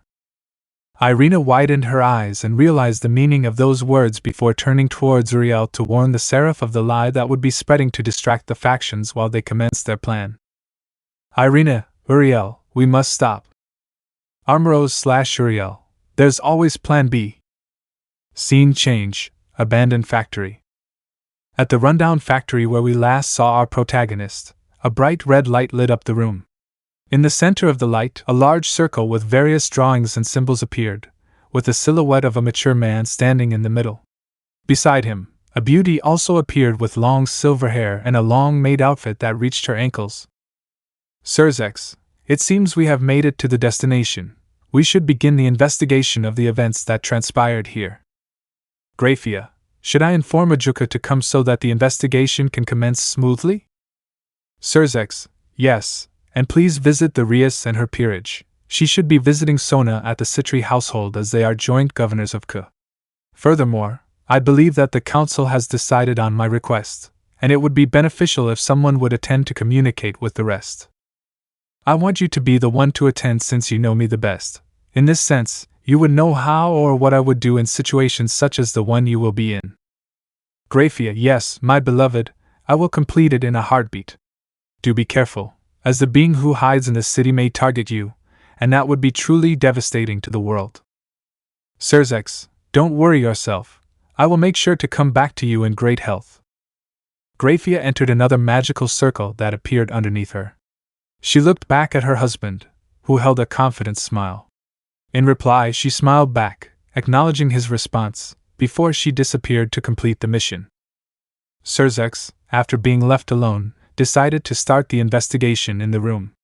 Many of the bodies that lay on the floor from the battle beforehand remained. The various damages on the wall and the ground told the story of the events that happened and intrigued the Mao as each gave more information. Surzex, hello Ajuka. Ajuka, hello Surzex, I came as soon as I heard. Surzex, well, I have just started to analyze the scene, but it's great that you're here to see things that I may miss. The two started scanning the area, looking at the different rooms inside the abandoned building. The blood on the ground was collected and swabbed, while the dents embedded in the wall were firmly scanned, giving the two information on how much force was used in the attacks. After a small amount of time walking in and out of rooms, they returned to the center of the building to the area in which Rias and her peerage stood before Issei fired a dragon shot. The ground had a long strip of crater that came from the wall that led from Issei's room, where he saw the lady. Ajuka, this seems to be Issei's doing. Surzex, yes, I recognize the magic that is left behind, and the aura is draconic. Surzex paused. Ajuka, What seems to be the problem, my lord? Surzex detected the difference in magic that was used in the attack. Two sets of opposing magic flew past each other, but only one landed in the direction coming away from the aggressor, which seemed a bit off. If Rias were being attacked, why wouldn't she defend herself using her powers? Or better yet, why is it only dragon magic that is sensed here? He was here, which explains the two conflicting energies, but it still doesn't explain how Rias never reacted. Maybe the guilt of attacking one of her peers was too much of a toll on her, but that doesn't explain the others. Why isn't there magical energy being sensed here? Surzeka's inner monologue continued, answering every question that he had and bringing up new questions that he also proceeded to answer. Ajuka noticed the great devil frozen, closely observing the area, and decided to walk towards the room in which the attack came from. As he did, he peered into the room to see lots of slashes and small craters on the ground where various individuals jumped and landed. After observing for a minute or so, Ajuka had more confusion in his mind than when he started, as the craters didn't make sense. All of these are of one person, which should be highly impossible as, from the description from Surzex, there was someone else in this room with Issei. Yet the facts show that he was the only one in the room for a little bit of time before that wall, the direction of where Kaneko got thrown through the wall, had been busted down. Surzex, what seems to be the issue? Ajuka, oh sorry my lord, I was just thinking about the events that transpired in this room. However, the craters tell a different story. Surzex, how so? Ajuka, well, from what I have gathered, only one person was inside this room for a short amount of time before that wall was broken in. Surzex, so what you're saying is that only Issei was inside this room for a short time before someone came through that wall, distracting Issei or even attacking Issei, which led to the slashes inside the room. Ajuka, yes, but the question remains, how come their damage isn't anywhere inside the room? Also, with all of the slashes everywhere, why isn't any blood remaining if Issei managed to slash them? As you can see here, pointing to a spot where a drop of blood sat, there is some blood, and I have swabbed it for research. I followed it, and noticed that it leads towards the central room. The two continued to investigate the building, gaining more of an understanding of the events that transpired. The more they looked, the more they discovered, which led them to the final ending of the battle. When they returned to the center, they used the knowledge that they had gathered through the time that they spent investigating. The two demons stood there conversing about their findings. However, one question remained in their minds. Where was Issei's body? The many prints left inside the room fully indicated that Rias and her peers were all in the center of the room, including Issei. However, with the description given by Rias, Issei was battling a mysterious being, and then later was controlled to attack Rias and her peerage, but nothing we found was conclusive to that outcome. Even more, when Rias took the evil pieces out of Issei, his body was nowhere to be seen, but the great Mao remembered that after Issei was incapacitated, his body was transported elsewhere. Ajuka, so that's how things played out. Surzex, yes, indeed.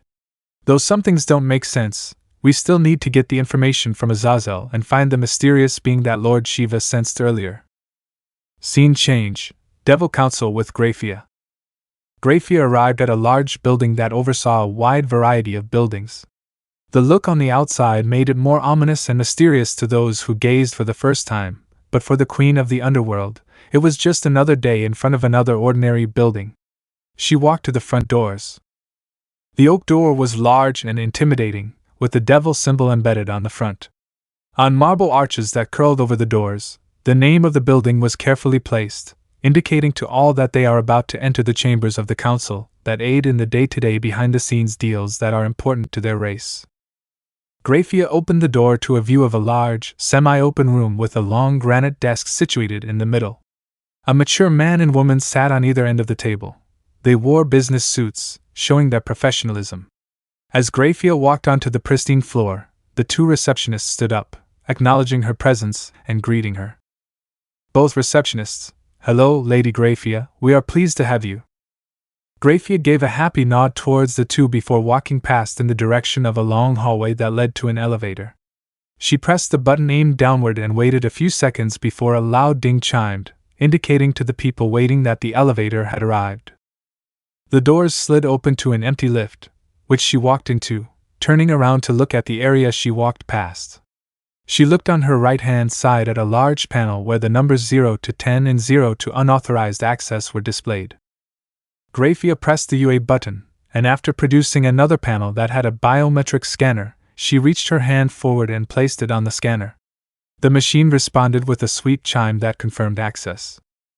The lift then started crawling down, playing the usual jingle, but the queen remained neutral with her stern face. Inside her mind, she thought dearly of her husband, even though many would look at her and see a strong woman who had no worries, but deep inside, with how things were developing, she was torn in her feelings. Her little brother had passed away not long ago due to mind control, and the person who managed to control them was hiding in the town where her younger sister was co-governing. The door dinged again, alerting the slightly dazed woman to her thoughts. Soon after, the doors opened to another hallway, this time made out of marble flooring and with evenly spaced pillars on each side going down the hall. As Grafia walks down, various statues are placed between the pillars of the past leaders of the Devil faction and also the heroes that aided them in the wars. Walking down, Grafia released a little of her aura as she reached the foot of the one-way glass double doors. She proceeded to open them, entering a massive room that was split in the middle. On both sides, there were evenly divided rows of seats that escalated towards the roof with two different colors on the chairs, in the middle of a large golden table with various golden designs such as a law and order scale and a large orb, which is used to communicate with the other departments of the building. At the head of the table is a golden chair with an elderly man sitting on it with a cane leaning on his leg. The rows of seats also held many more mature devils, all wearing suits, skirts, and dresses, all conversing about the various issues that plague the underworld. Even though Surzex makes the primary decisions, the council talks about the issues and what can be done to aid them, and also takes some of the load off him. When they all realized that Grafia had entered the room, everyone quieted, waiting for the head leader to welcome her into the chamber. Council Chairman, Lady Grafia, it is a pleasure to have your presence here. Grafia nods, acknowledging the leader of the council. Council Chairman, I do have a question to ask. How come you're attending this meeting? As I recall from earlier, we requested that the Devil King make his presence known, as we have information that concerns him. Grafia elevated her power, dropping the temperature of the room. Her face darkened with a wince of ferocity at the comment that the elderly man made. Grafia, and what is that comment supposed to mean? I am his partner and beloved wife, who works day in and day out with His Highness. Council Chairman, I didn't mean it in that way. Grafia, and what way did you mean it? That I am incapable of fitting while the current Devil King is away completing an important mission, or yet you would have never thought that he would send his beloved wife to come and conduct the meeting with you all, huh? The room remained silent at the words that she spoke, not wanting to infuriate the already angry queen. Vice Chairman, sorry, Your Highness. We didn't mean any disrespect to you or His Highness. We have been caught off guard, as we weren't informed that you were attending the meeting. Grafia toned down her aura as she acknowledged the mistake that the council made when they noticed her in the room. Grafia, so what do you have to say? Chapter 6, Territory and Mystery. Location, Underworld Mansion.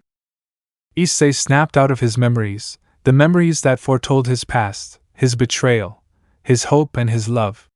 The memories he had foregone hit him deep inside his soul, to the point where his eyes began watering up, leaving a steady stream of tears falling down his cheeks. Issei, why me? Why did they have to do those horrible things to me? Bahamut said nothing, he didn't react, inhale, or exhale. The pain and anger that resided in his new host's heart burned brightly as those memories imprinted into his mind. He let his host let everything out, the exhaustion, the feeling of grief and the guilt he felt leaving his best friend with those monsters. Bahamut could still feel the emotions of his new host, the feeling of vengeance, anger and love which made the great dragon extremely uneasy with the decision he made to allow himself to be partnered with his new host. But he paused for a second and imagined the potential that was there, the potential for such a being to use his anger, to harness it, and become a contender of being one of the strongest beings he had ever seen.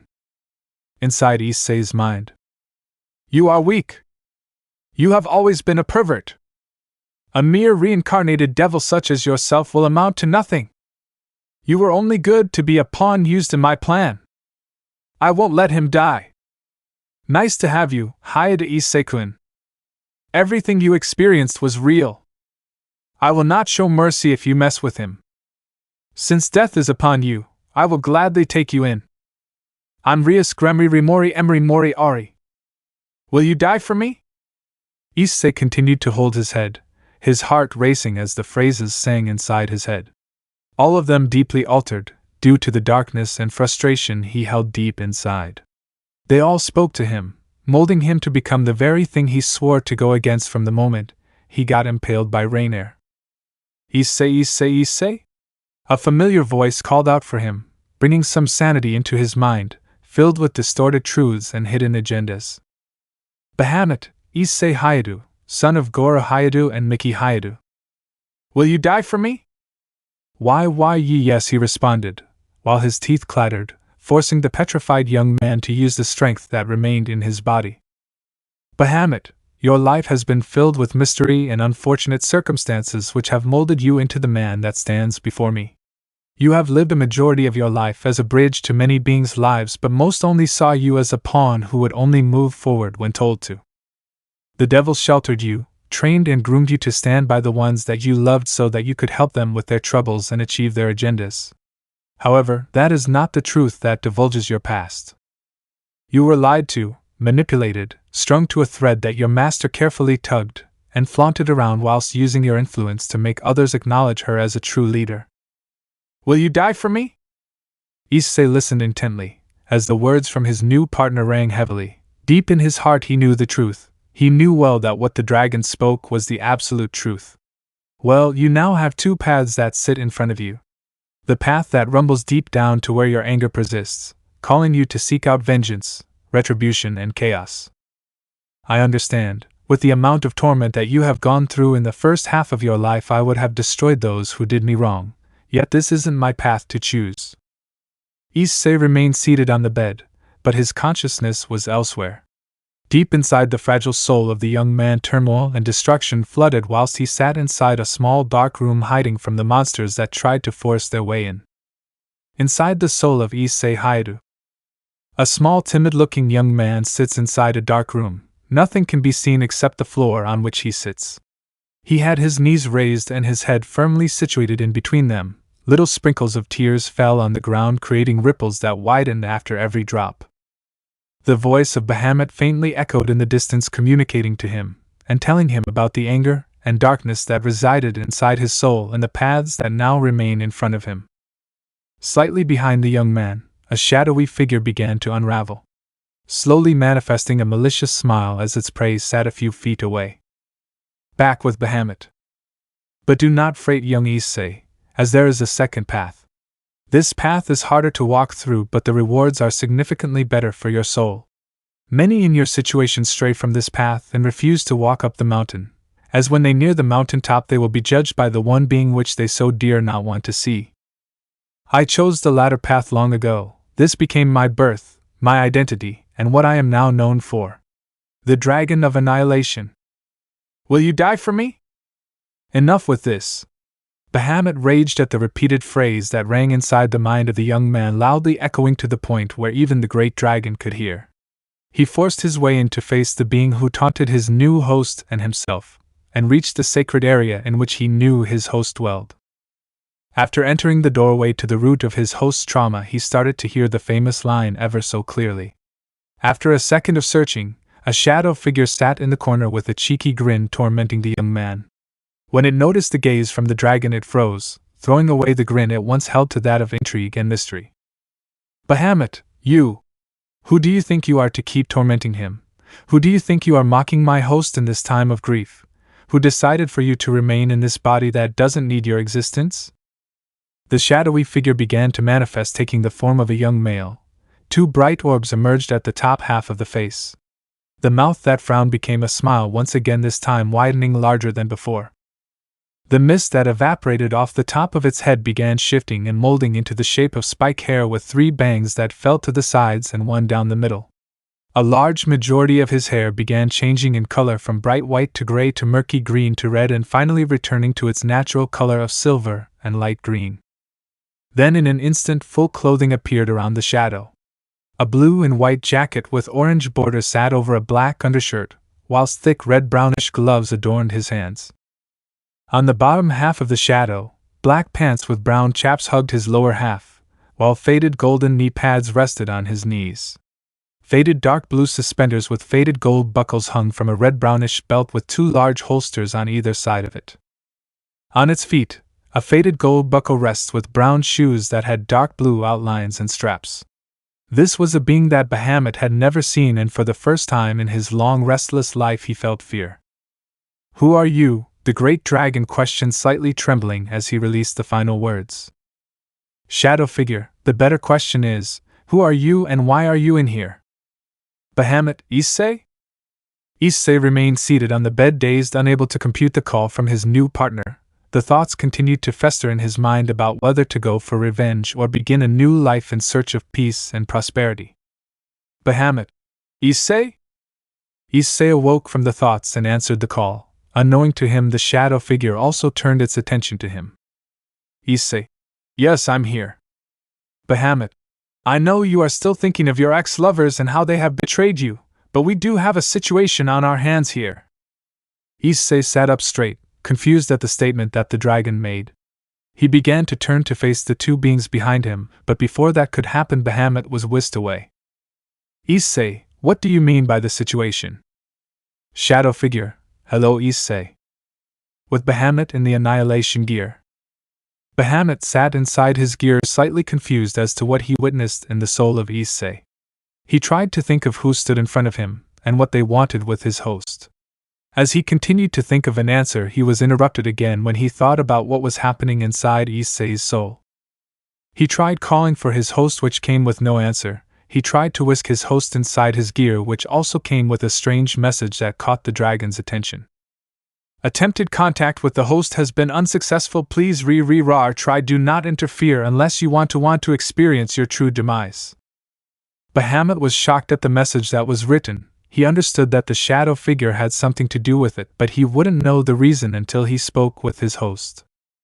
Scene change. Issei sat on the bed. Issei regained consciousness from his long trance. Trying to gauge the bearings, he called out to his partner, who rested inside the gear on his arm. For a second no reply came from the gear, which made the young man uneasy, as he didn't understand why his partner was taking so long to respond. After a few more seconds had passed, the gauntlet appeared, with a slightly cautious Bahamut speaking. "Bahamut. Yes, partner, you called for me." Issei was ever more confused about this situation. When he began conversing with the dragon at the start, he remembered the confident aura that the dragon spoke with, but after his time in his soul, the dragon had changed his tone, and it seemed something had happened which he was unaware of, but he let it go as he had something he needed to know. "Issei, I don't know what has gotten into you so suddenly, but I do want to ask you a question, partner."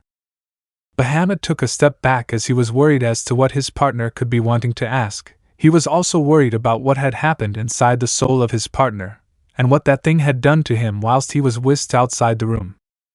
However, he decided to remain calm and play things cautiously, as he didn't know what that thing was capable of, yet the aura that it released was one of true command and power. He also decided not to haste his questions in asking the young man who the being was, as this might release the being and have him be the first to experience the true power of that being. "Bahamut, what would you like to know?" "Issei, how did I become your partner? From my memories before, the last thing that I saw was Irina and the glimmering stars that shone behind her." Bahamut let out a sigh of relief as he gained a little assurance that the young man he was partnered with remained. He decided to wait for a time when he would be able to ask Issei about the other being inside his soul and what they conversed when he was released from there, but in this time he would need to explain the events that transpired which resulted in them being partners. "Bahamut, you must not remember our agreement. Arise from the bed that you sit on and walk towards the window. There is something that you need to witness before you choose your conviction." Issei tried to stand up, with the last remaining power that he possessed, whilst his knees wobbled, shaking violently like a tree in between a storm. He proceeded to take his first step, which felt as if 1,000 needles pierced his feet. but the determination in his eyes began to show a glimpse of the former fighter that rose through the devil ranking. He continued to pursue, edging closer to the stained glass window even though the pain and numbness in his legs continued to hurt. Ah! Issei cried in agony as his hands touched the window. His head hung low at the first sight of the light after a long period. Bahamut noticed this and chose to allow his new host a moment for him to regain himself before he continued. Bahamut, feast your eyes, Issei. Issei gradually picked up his head, facing the view that awaited him, which would change the boy's future in a way that no one would imagine. Issei, so tell me again, how did I become your host? Bahamut, that is merely simple, and doesn't need a flashback to remind you of what happened after your timely demise in the human world. But since you can't remember, I will show you. Flashback. Issei found himself in an empty void. Although it seemed unfamiliar, a certain familiarity crept around his body. Issei, Drag? Issei, I can't get a hold of Drag at all, and it seems the boosted gear isn't responding to my call either. A quick shuffle alerted the young man out of his thoughts. Issei, who's there? Answer me, who is playing these tricks in my mind? The dark void began to rumble as if the answer to his question had woken up. Suddenly 2 slits of eyes glared at Issei, who floated in this void before a deep atomic voice flooded his ears, making him cower in defense of his eardrums. Issei Hyoudou, we finally met at last. You are the second living being that has met me in my domain. Issei, who are you? I am a dragon. Issei, a dragon? What type of dragon are you? Yes, the apocalyptic dragon. Issei, I've never heard anything about you, sorry. No need to apologize, my existence far exceeds your time, even the time of the young Drag that you called for not so long ago. Issei, wait, you know Drag? That is correct, I have seen the young dragon from his earlier years in which his power has grown expeditiously. From the day he chose his future to his first rivalry with Albion, I have experienced it all. However, your case caught my attention. Issei, how so? Thousands of dragons have perished throughout the many years I have spent on this planet. I have seen them all before. During and after my reign they all perished with no regrets, nothing holding their souls to the land of the living, until you. Issei stood there confused, beginning to reminisce about his life and the accomplishments that he achieved, but his heart ached. A sharp pain grasped his heart as he never managed to finish the story which he always dreamed of having. He never found the family that he always wanted. Everywhere he went, a constant feeling tugged his spirit as if a reminder for him to walk in a different direction than he presently roamed. However, he never got to experience that. On that fateful day he was heading to the ORC. To confide in his master, to set a promise for him to escape not forever, but for him to experience the world with his recently found sight. But it was taken away. Those devils dragged his dreams away from him and toyed with his emotions. Then when he met his purpose they chose to eliminate him, as he was seen as the answer to their problem. You see it now, Issei? You see the things that were done to you. That is why I was summoned from the last hope in your heart to give you the strength to attain those dreams that were snatched from you. Therefore I would like to make a deal. Issei, what deal? I want to aid you in this quest of yours that you'll choose. However, my strength does come with a few conditions. Issei felt skeptical at the deal which the dragon offered. He hovered for a second, mentally preparing himself to answer the question. However, the conditions made a sweat drop come down his forehead, and his throat dry up from the saliva that escaped. Issei, before I accept, what are the conditions that I must comply with? You're a clever one. Spending time with the Welsh dragon has taught you a few things. Ha! Issei let out a slightly annoyed face, as he stared at the gigantic eyes that sized him up. Well, the conditions aren't too big, they are nothing that you'll struggle with too much. Nevertheless, the first one must be attained immediately. Issei still stood there carefully listening and silently nodding whilst the dragon continued to speak. Number 1. As you may not know, currently I am not at maximum capacity, as a large majority of my power has been sealed for a very long time. However, for you to attain my full power, you must release me from the seal that currently contains my power. Second, there is an event approaching, and from what I have gathered from one of my smaller sources, it seems a world-class raiding game has been proposed for everyone to participate. You must participate in it, and unveil your power, and remind those lowly gods why we dragons are to be feared and why you shouldn't play with the dragon's emotions. The first two conditions shocked Issei, as he never heard about the world-class raiding game, but to get the full power of the dragon would need to unseal him. However, in that instance, Issei wondered why this dragon was sealed and what is the name of this dragon. Thirdly, Issei, hold on for a second. Oh, is something wrong with the conditions? Issei, a little, not that I don't agree. I want to ask a few questions of my own that would assist me in making my decision. And what would those be? Issei, firstly, I don't know much about you and how you ended up in this situation, but one thing that is still stuck in my mind is, what is your name? I must have skipped that, my apologies. My name is Bahamut the Apocalyptic Dragon. Issei, so you're Bahamut, now we are acquainted. My second question is, why were you sealed? Bahamut, around 2,000 years ago, I waged war on the three factions and the other pantheons in my conquest to attain a goal that I longed for. However, the Greek pantheon Zeus and the original Satan sacrificed themselves to seal me away, but in doing so they created the two holy and demonic keys that are guarded by their respectable factions. Issei, I heard about those keys when I was reading the book Dummy's Guide to the Supernatural, and they spoke lightly about them. However, when I tried to find out more about the events that happened, the pages were not there. Bahamut, yes, I believe they must have tried to remove me from history, which does explain why some people may not know about me nowadays. So since I have answered your questions, can I continue? Issei, yes, you can. Bahamut, lastly, there is a dragon out there that goes by the name Alex Strasser. You'll need to visit them, as a ritual will need to be performed for your body to accept your new power. Issei pondered, waiting a few seconds as he relayed the three conditions the dragon set for him, yet that didn't sway his decision. I accept, relayed Issei, holding a firm smile on his face. Flashback ends. Issei, so that's what happened. Bahamut, yes, after you accepted the deal we bonded as one. However, before I could tell you the steps that would happen, you passed out. I completed the sacred gear merging and then used some of my power to transport you into this castle that I own. Issei, steps, what are the steps that would happen? Lube-dub. Issei felt a sharp pain wrapping around his heart, as if a chain wrapped itself around with a dagger ready to strike. Bahamut, that is the first step. Even though we have bonded together, the blood of Samuel is still bound to your soul. Do you remember the third term of our pact? Yes, I must find the dragon for you, Issei spoke while holding his chest in agony. The pain continued to escalate, building a burning feeling. Bahamut, half correct, that one was for you three. Issei froze as he waited for an explanation from the dragon. Bahamut, the dragon you are going to see is the dragon that can help you with your issue right now. Issei, who are the other two? Bahamut, one we need to hurry and save, and the other shall be seen when you arrive at the destination. Issei, what is the destination?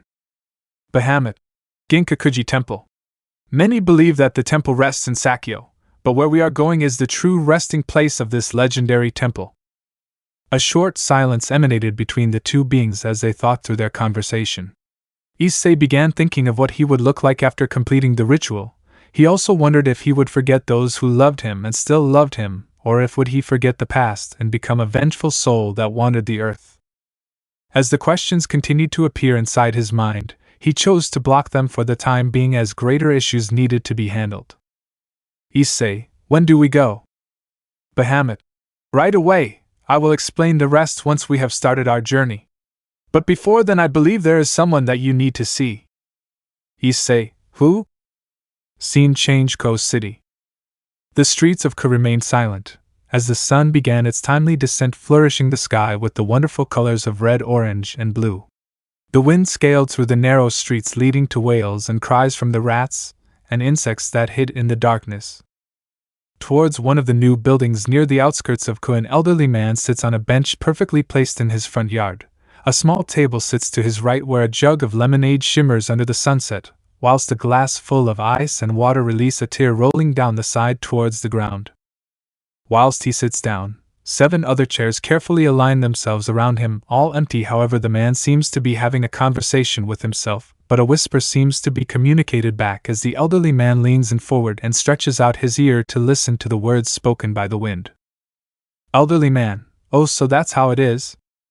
He sat back, as the wind seemed to stop its speech, turned to the other chair and continued the conversation.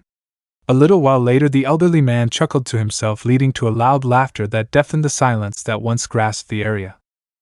Elderly man, so he has started the journey to pick his choice, young hatchling. We will finally meet one of these days, and you will be judged by the universe and the ones who came before you to see if you are deemed worthy to be the emperor.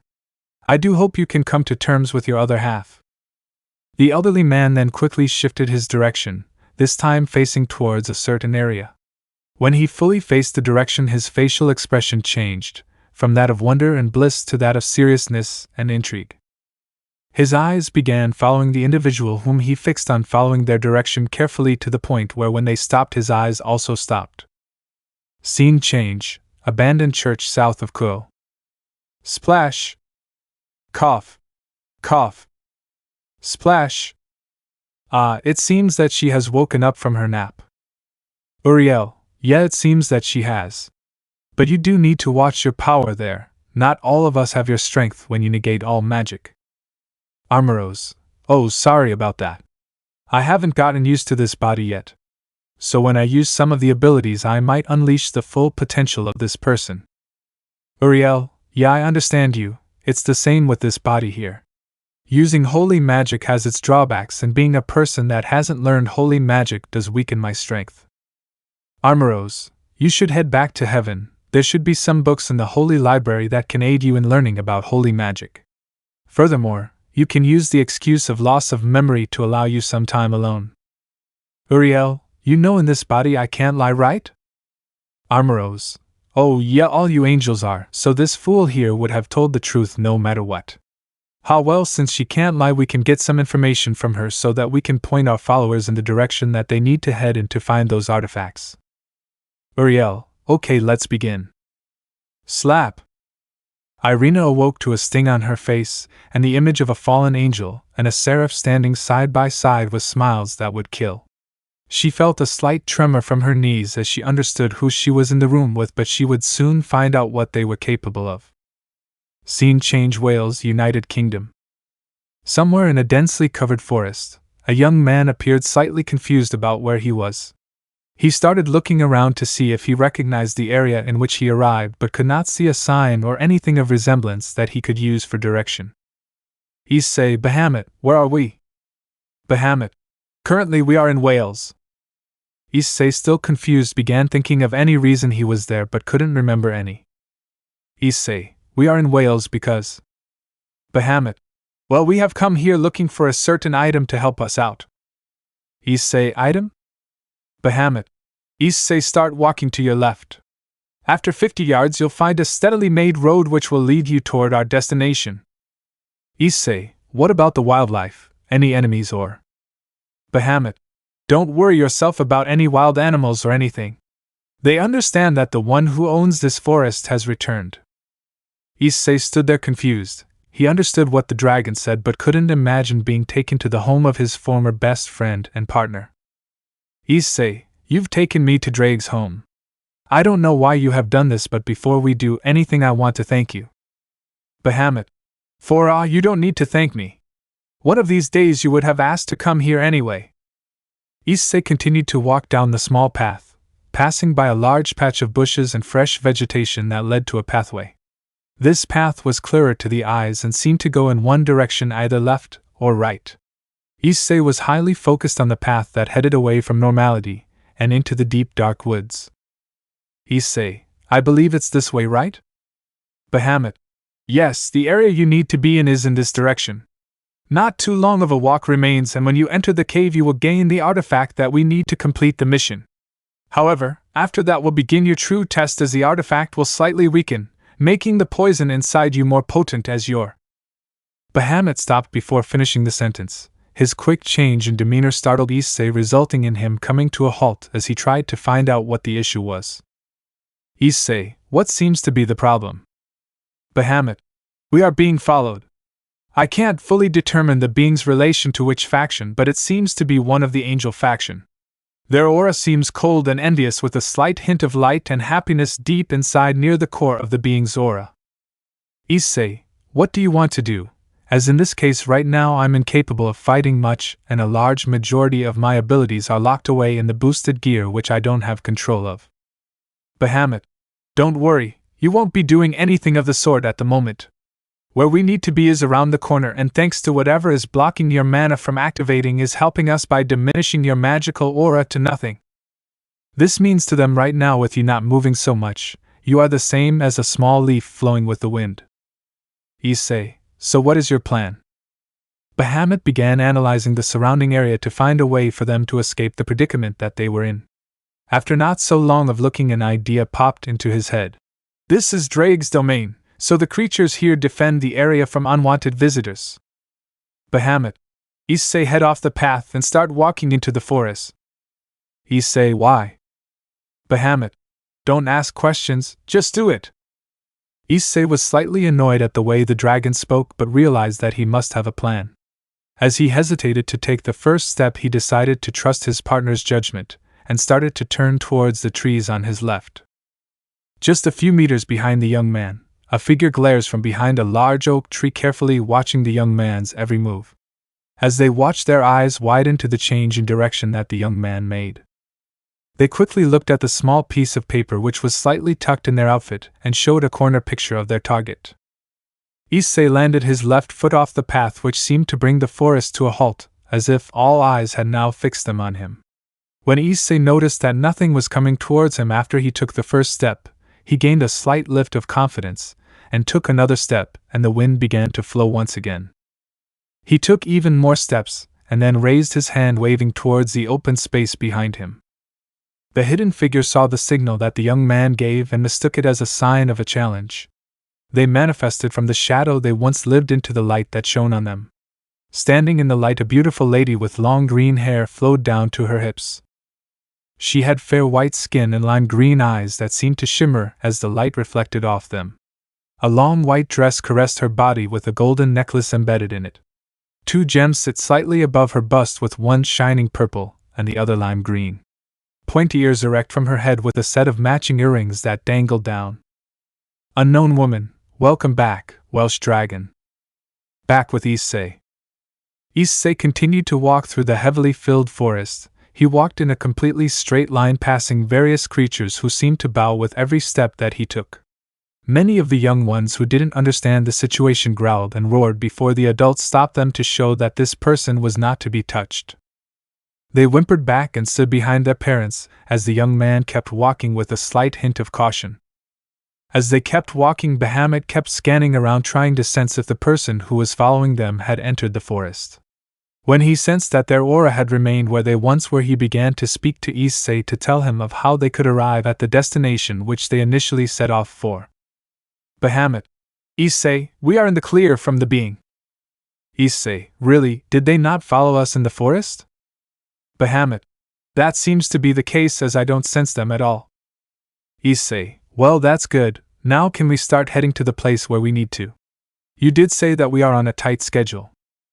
Bahamut, yes, we will get there as soon as possible.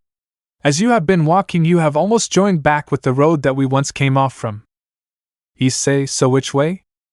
Bahamut, 50 meters to your right, and you shall be on the track once again. Time skip, arriving back on the road.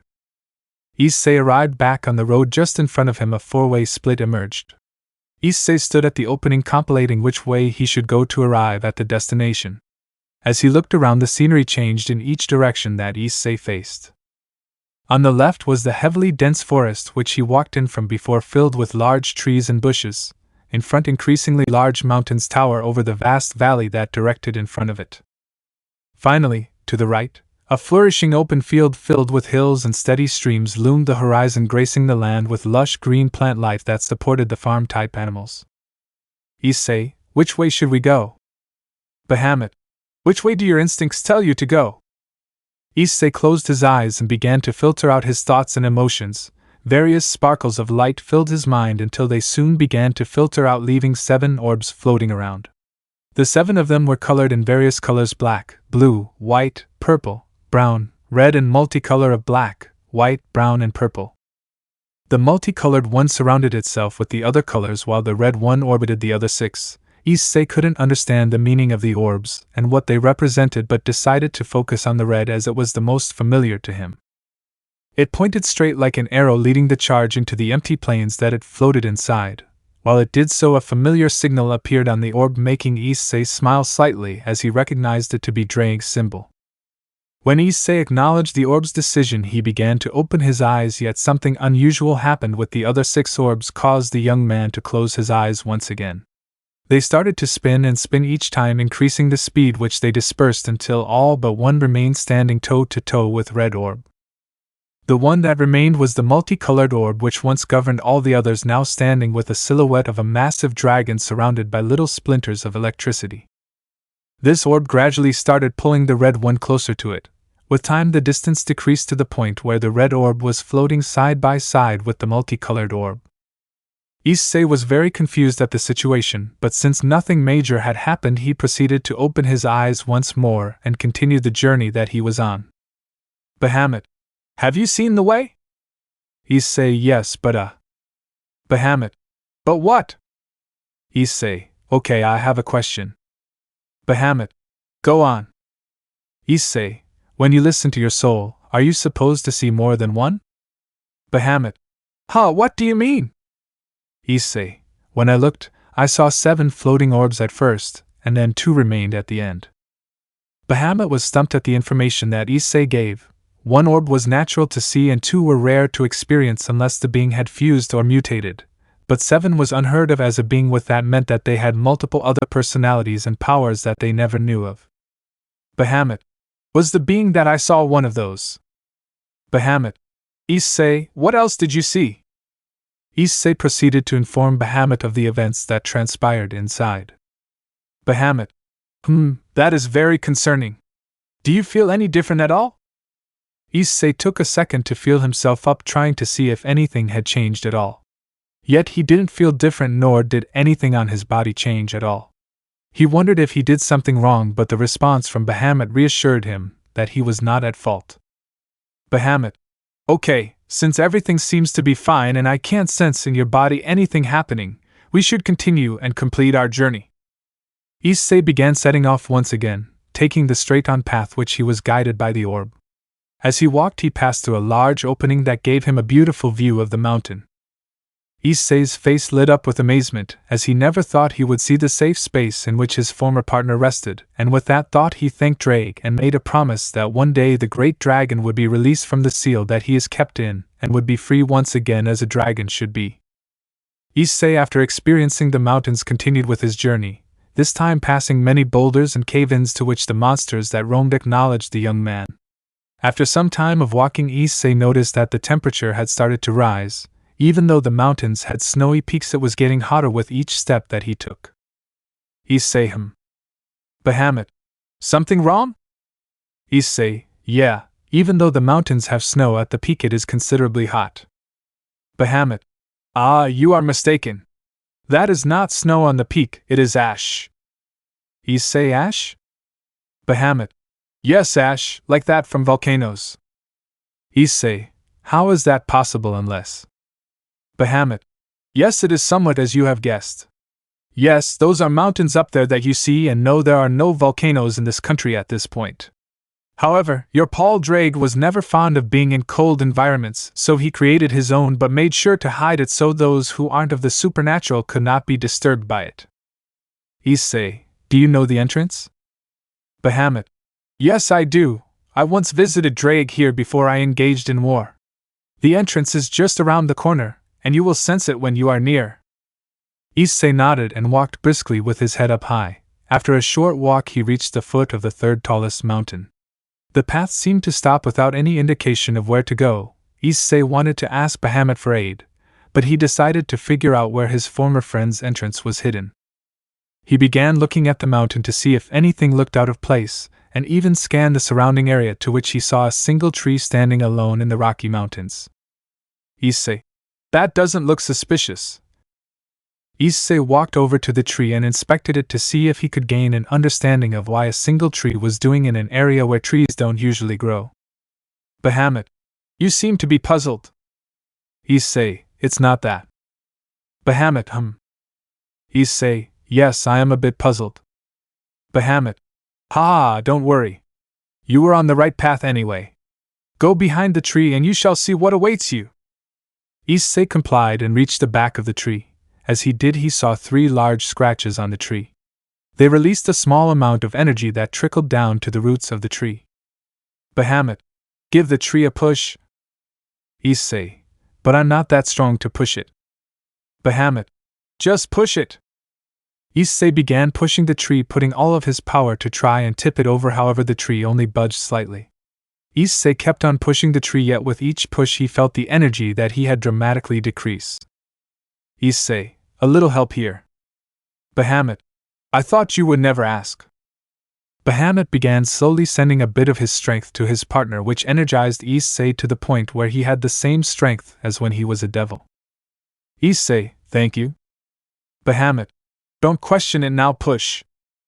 Issei, feeling more energized, began pushing the tree again, this time with more success. The tree cried in pain as it leaned more and more forward until a click sounded, confirming the approval of the opening. Issei took a few steps back as he anticipated something happening where the tree once rested. This was a smart move, as after he took a step back the sound of clogging gears began twisting and turning as if a giant machine had reawakened from a long slumber. After a few seconds of the sound of gears, it came to an abrupt stop, which caused Issei to wait as the tension rose in anticipation of what was going to happen next. Click! The ground began shaking violently, to which Issei held onto the tree for stability. Right in front of the tree, near the leaves at the top, a single leaf fell onto the ground, to which a large straight slash appeared, opening the ground. Many of the mountains and rocks that surrounded the area began moving to the right and left as the large gap in the middle began increasing even more. Whilst this happened, the tree began retracting to its natural position, creating the opening for a giant landing pad to rise from the depth that it came from. Click! Bahamut, welcome to the first entrance of the Welsh Dragon. Step into the middle and you shall descend to the true opening where your mana will open the doors. Chapter 7: Sorcerers and Magicians. Location: Heaven, first level. Lord Michael and Lady Gabriel stood at the entrance of heaven after returning from their meeting. They sighed as they started walking, releasing a radiating glow that would usually blind those who weren't aware of the supernatural. As they continued walking past the first of many golden gates, they proceeded to pass the guard room. The great seraphs were in the midst of a conversation when a worried voice called out to them, causing them to change their focus. Angel Guard, my lord and lady, welcome back from your meeting. I am sorry to break your conversation, however, Lord Raphael has informed us that you are needed in the 6th layer of heaven immediately. Lord Michael, thank you for informing us. We shall head there as soon as possible. Gabriel, noticing the slight shift in her brother, acknowledged that something had happened when they were in the meeting.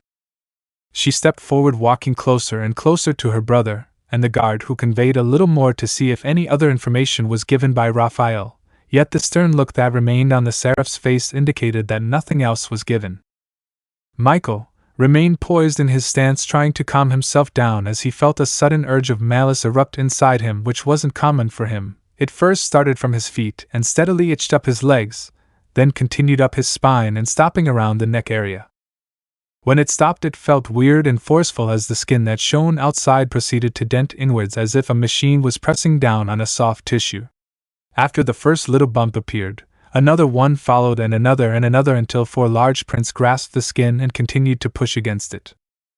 The seraph began suffocating and holding his neck, as he couldn't fathom a situation such as this where an enemy would be able to enter heaven and be able to attack one of God's children.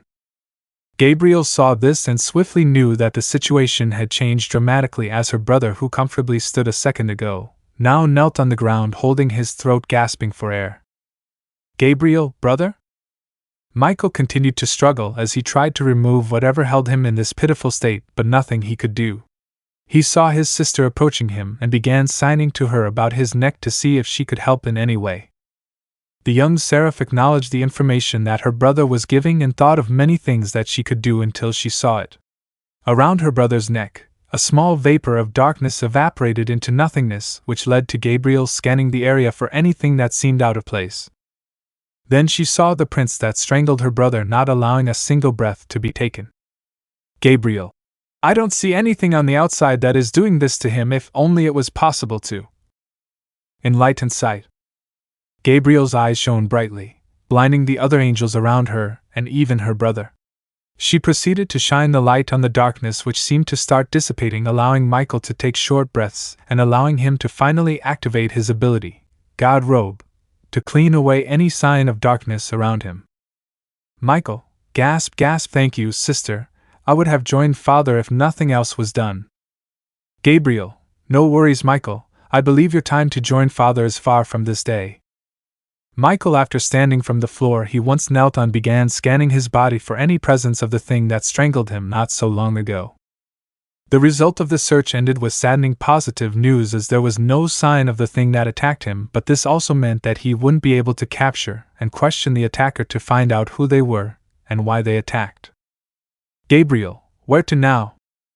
Michael, sixth heaven. Gabriel and Michael began walking away, in the sight of a watchful eye that hid in the shadow of the guard. The guard looked at them with a wide smile on his face as a large eye appeared on the left side of his neck. It glared vigorously, watching them with intent before it spoke. Unknown being. You are all as small ants in the world of unimaginable wonders, and what you hold inside this place doesn't belong to you. You, however, are holding something that far exceeds your pitiful minds, but it being here saves me some time, as soon enough you will hand it over. Scene change, City. Unknown being, why won't you accept her calling? Bluff. Unknown being, the moment you accept her into your life, all the sorrow and anguish that has filled your very soul shall be enlightened with her power, and all the wonders you have ever wanted will be. Slam. A door swung open violently, letting the bright light that was once engulfed by the darkness shine in, producing a tall, muscular female in a long white royal robe with mixed parts that were covered in gold and rubies.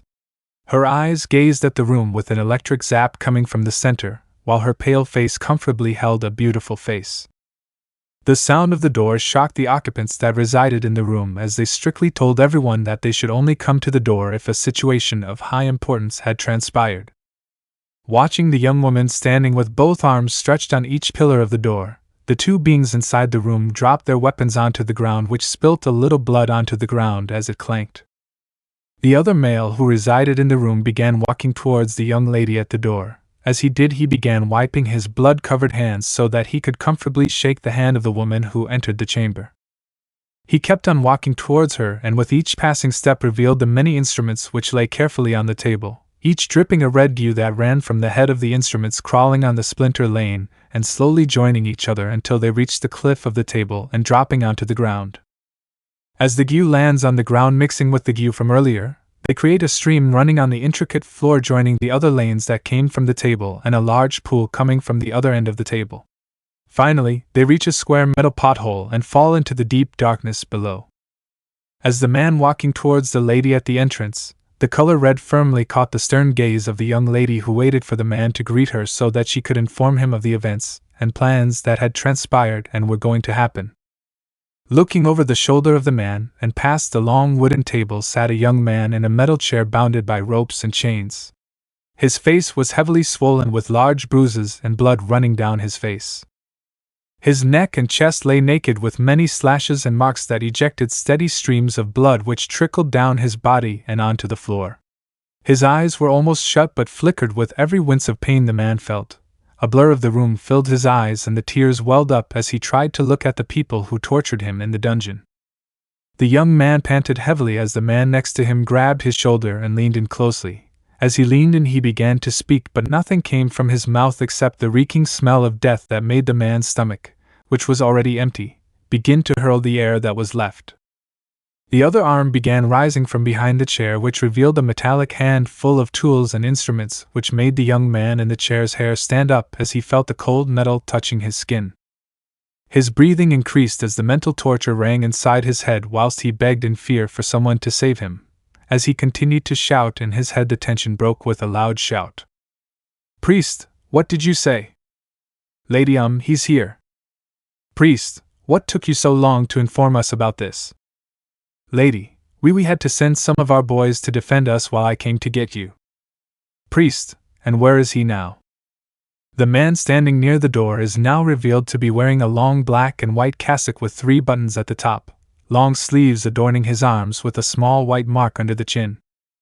A long white scarf sat on the shoulders of the priest, which reached both knees of the priest. However, due to the events that transpired in the room, most of the priest's outfit had changed to maroon red. His ears flickered when he noticed the pure silence that covered the entire area. What the lady said before was that many guards and bodies had been sent to defend the building, but now silence. His senses heightened as he tried to sense what was happening around him, but nothing could be heard except the heavy breathing of the man inside the room. Chunk! A large object flew past the watchful eyes of the priest, heading towards his left-hand side where the young lady stood before. A loud thud came from the far wall, which alerted the priest to look in the direction where he saw a large dark spear with 2 synth-type hilts, and a large shield with the middle missing, embedded into the wall with the young lady's head on the wall. He started to look at the direction in which the spear came from to see the short hallway which he once looked at now shift and warp to that of a long, dark, narrow hallway with nothing but footsteps approaching. The spear began violently rumbling behind the priest as if something was pulling it, until it managed to free itself and fly into the darkness. The priest, now nervous about the situation that he found himself in, began shouting towards the unknown individual to find out the reason why they had attacked a church. Priest, you there? What brings you to attacking this sacred temple of the Lord? What allows you to attack a child of God and end their life with no warning or even knowledge of the crime that they committed? Steady breathing and calm footsteps were all that the priest heard coming from the direction the spear went. The priest's forehead, now filled with sweat and fear, began thinking to himself of things that he could do to get out of the situation that he found himself in. He began thinking of using his abilities of holy magic to try and injure the attacker that hid in the shadows, but he didn't know if the individual had come for him, or even if it was just a test from her to see if he would be loyal enough to lay his own life for her. However, he didn't have to wait long for his question to be answered, as the footsteps he once heard coming from a distance away from him now vibrated as if they were just in front of him. Out from the shadow, a leg appeared covered in white shoes with a blue line running from the tongue to the toe cap and a small blue ball at the vamp. Skin-tight pants hugged the leg of the man, while the blue line continued to run up the leg until just under the knee. It met an aqua orb no bigger than a marble before splitting off into 2 more lines, each ending slightly higher than the knee. Just before the other leg appeared, the weapon from before came into view, this time comfortably held in the arm of the man who wore white gloves to match his outfit. Then after his second leg appeared, a white cape came into light, which mostly came from the middle section. After that, a purple cape came into view of the priest, who at the moment began shaking and sweating as he imagined the leader of the angels had descended on his property. The man continued with his stride, now entering his upper torso and head area. Black body armor guarded the man's chest and abdomen area, warning those that attacked not to engage, whilst a large intricate designed emblem sat on the man's chest area with 4 big orbs in the outer ring. Then another 4 in the inner ring surrounding a large orb situated in the center of the whole emblem. Finally, the man's head began to appear from the darkness. A white helmet sat on top of the man's head with blue and gold designs, whilst 2 draped fabrics lay on either side of the man's face. A white headguard hid the lower features of the man's face, only leaving menacing blue eyes which pierced the priest's very soul.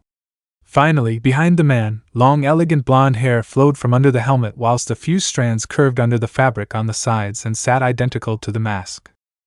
The priest stood confused as to the identity of the man that stood before him. He tried to move forward into the hallway to approach the man, but the nerves inside his body refused to obey.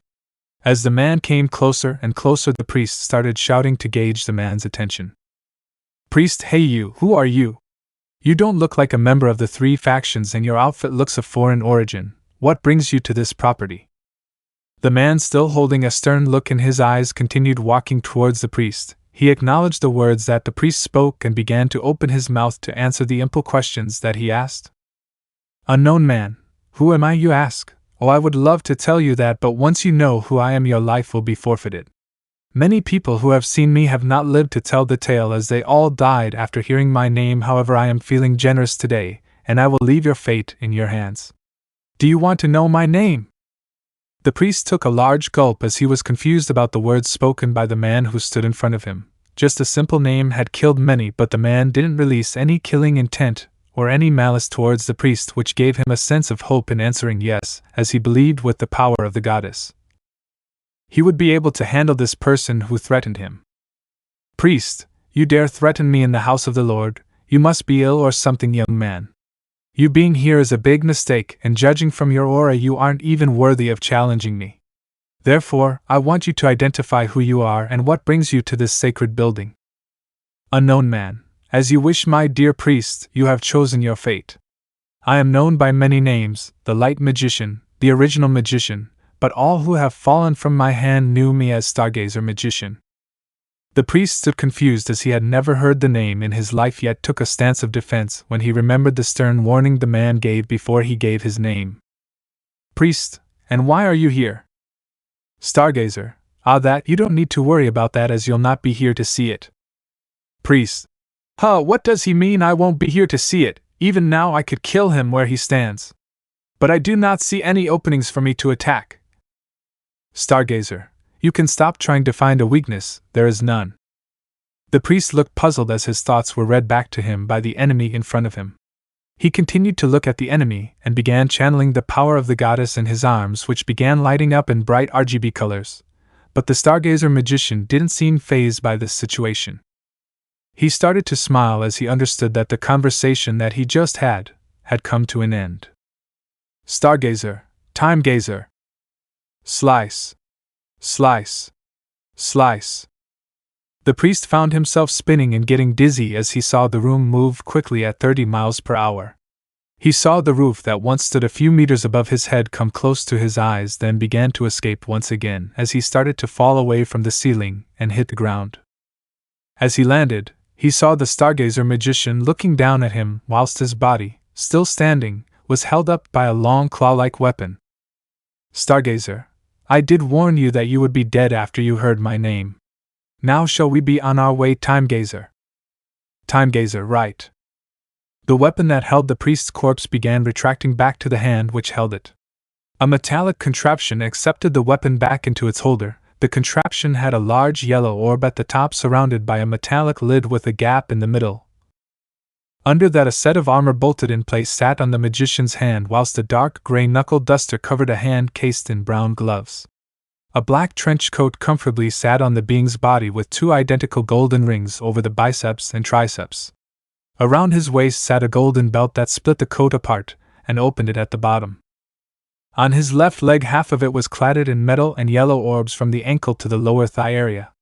Dark blue pants perfectly sit on the legs of the gentleman, whilst brown comfortable shoes hugged the feet of the young man. Around Timegazer's neck a red scalp hides his mouth while a black hood towers over his head with a golden crown sitting at the front. Brown hair spikes outward from under the hood finishing off the outfit. This is none other than Timegazer Magician, the other half of Stargazer Magician. Both magicians appeared at the entrance where the priest once stood and peeked inside towards the two individuals that were left. The priest's protege stood next to the man sitting on the chair holding the various weapons that were attached to his hand. He put a confident face on the two people to show that he didn't fear them, yet inside he was cowering and swearing to any god for putting him in this situation where he didn't have any control of his own life. He puffed out his chest and began barking orders towards the two who stood in front of him. However, they just stood on the doorstep with hidden smiles and releasing auras of confidence. They looked unbothered and even started conversing with themselves as the protege continued to bark orders. Stargazer, so what information have you found out while being here? The protege looked in confusion as he wondered who the question was for. He looked at the other magician to see if he would answer, yet they remained silent with their eyes closed, practically daydreaming. Unknown man, well, they don't have much knowledge on his whereabouts, and it seems that they are a small part of a large organization.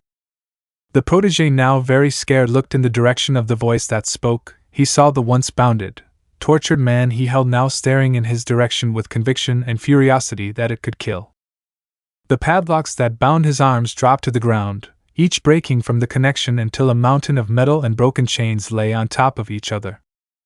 The wounds that once gushed out blood now sealed themselves shut, and the bruises that once distorted the face of the young man now reverted to their original shape of a smooth-skinned young man with baby blue eyes and a reptilian pupil at the center.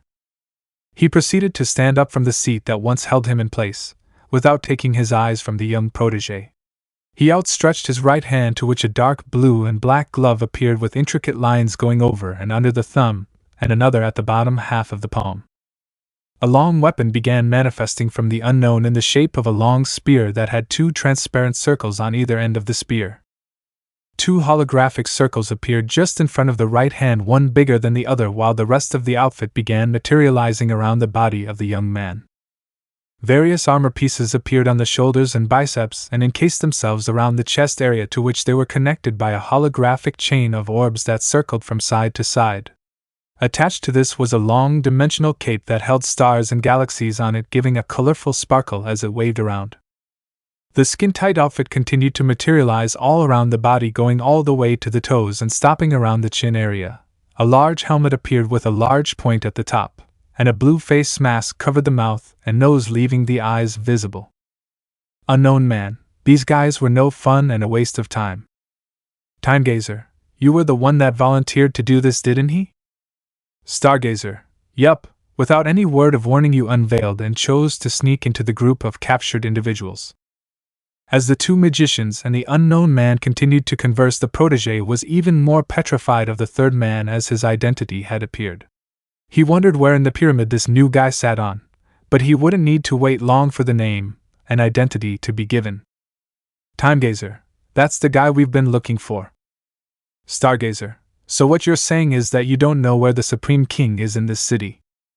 Unknown man, don't question me like I'm just a common puppet. Stargazer, as I remember, I outrank you according to the Supreme King's orders.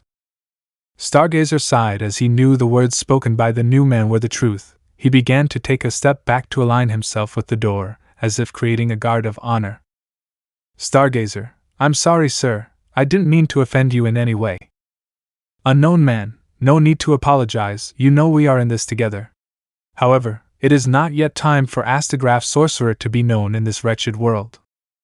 The new man, now identified as Astagraph Sorcerer, began walking towards the entrance as the protégé continued to stare at the 3 individuals. His heart pounding out of his chest almost made him collapse as the beat intensified to the point where even taking a simple breath felt as if the weight of the universe was being pressed on his chest. The protégé continued inspecting every movement to see if they would spare his life or end it, but till now anything was still in the air. Timegazer, so where do we go now? Astagraph, well, his last known location was at the house, and thus I believe we should head there to investigate. However, before we go, why are you in this form? Both Timegazer and Stargazer looked at each other and chuckled as they understood the form he was talking about. They spoke in unison, answering the question to make sure that they informed the sorcerer of their plan. Time and Star, I believed me being in this form would allow us to complete things quickly and more effectively. Even though being in my true form allows me my full power, it gives my presence away far too easily in this small town. Astrograph, I do understand what you mean. Even I at first thought nothing of the town, but each time we walked I felt glaring eyes on me, as if someone could see through the disguises that we put on us. Time and Star, well, let's get going to our next destination. We need to find the Supreme King and warn him of the upcoming threat. Astagraph, yes, let's get going. Stargazer, before then, what do you have planned for your capturer over there? Time Star, yeah, you were here for some time and they didn't give you much. What do you have planned for him? Astagraph Sorcerer turned and looked at the man who cowered as he stood next to the seat he once rested on.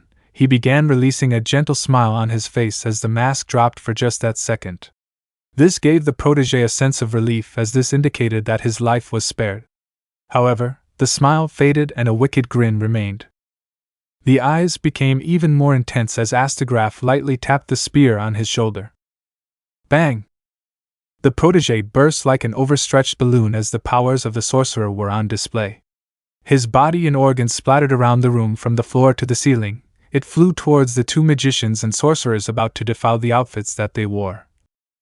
Yet when it was about to make contact, it hit an invisible wall and was firmly stuck in midair. Stargazer, shall we? Astagraph, not just yet. Timegazer, what seems to be the problem?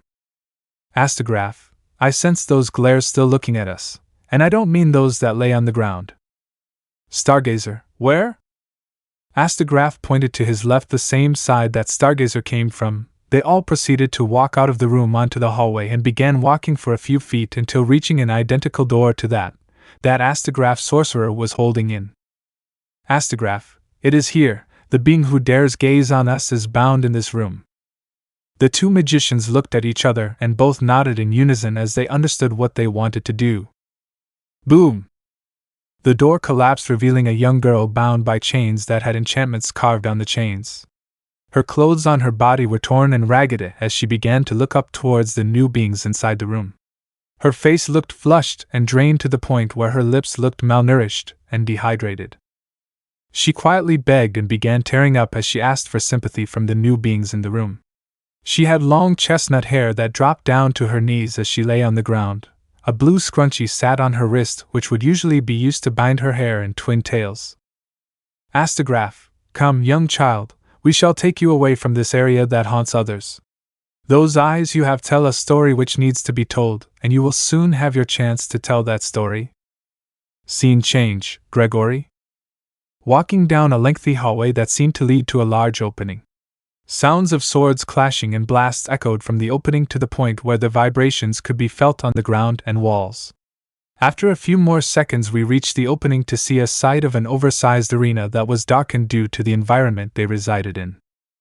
Even though this was the case, the arena was brightly lit due to one of the individuals radiating a bright light that almost blinded onlookers. That person was calm, noble, and caring, yet amid the battle he found himself in, his demeanor was cold, focused, and ruthless. He wore a black jacket with a white V-neck shirt that had some parts that were slightly torn. His burgundy jeans hugged and squeezed his leg but managed to give him the utmost flexibility to do some movements that were tough for others to replicate. Silver wings sprouted from his back and glowed violently as they released crystal dust with each ability used. This was none other than the White Dragon Emperor Valley in his day-to-day training with a being of unimaginable stature. His black hair and violet eyes show intent amid battle, while his muscular build popped out even through the outfit that he wore. He wears a large suit of armor, a helm with an eye patch, and a long cape. On his back 10 black wings sprout, showing his allegiance to the fallen angels. In the right hand, a large axe swung targeting the young dragon, who comfortably dodged the attack by contorting and flipping backwards, while midair Vala proceeded to fire off a few dragon shots. Even though this was training, he decided to go 60% so that he wouldn't strain himself in the up-and-coming raiding game. As the shots hurried to their target, a large shield came down, blocking the shots and evaporating them into nothingness. Armoros stood up from behind his shield as he sensed the presence of a new being not too far away from them. Vala, why'd you stop? Armoros pointed towards the main entrance of the arena, where a tall man appearing in his 20s with an average build, black hair, golden bangs, and a black goatee. When he noticed that the two combatants had finished their bout, he waved, gaining their attention, and started walking down the long descending flight of stairs. Time skip, a few minutes later. Valley, Azazel, so nice for you to join us. Armoros, is there anything I can help you with, Governor? Azazel laughed as he heard how serious the two sounded in his presence. He continued to laugh loudly, which made the two question themselves as a baffling look appeared on their faces. They turned to each other, and then began laughing themselves when they realized what just happened. A few seconds later. Azazel, no need to worry there, I just came to check on you after a while. Valley, it's nice to see you after this long while, but I know when you interrupt me in training it's more than just to see me, so spill it. Azazel stood there stumped, as if he was waiting for something or someone to interrupt him, but nothing happened. Armoros, is everything okay? Azazel, oh sorry, I was waiting for Albion to comment there. Speaking of which, is he still mad at you after your last mission? Vala began stuttering before a familiar voice erupted from a pair of white wings sprouted from the back of Vala, followed by the shimmering glow of a shooting star. Albion, you know what you did. Azazel, speak of the dragon and he'll appear. Albion, I heard that. Azazel, what's been up with you two? I thought you were on the same plan. Valley, he has been a grumpy old sensei since I didn't do what he wanted. Albion huffed as he heard the words that Valis spoke. He wanted to speak truthfully and tell the governor of the events that transpired that evening. However, every time he was close to someone of official power, something would intervene and block his access. When he did find himself alone with Armoros, nothing stopped him from speaking his truth. He started to sing and cry about the events that transpired and what the Gremry princess had planned for the future. Yet when he finished singing, a perverted smile relayed back to him that no matter how loud he sang and however loud he cried, Armoros was not the right person he should have spoken to. Or was it Armoros in there to begin with? Azazel, anyway, what I came for is your next mission. We have heard that there is something in the north of Scotland that requires your assistance. Val, interesting, could you tell me more? Azazel, a few days ago we got word that a dragon has been noticed in the north of Scotland, and has got ties with a new group that threatens the lives of fallen angels. We want you to investigate and find a peaceful way to fix the issue. Violence is only permitted if the dragon throws the first punch.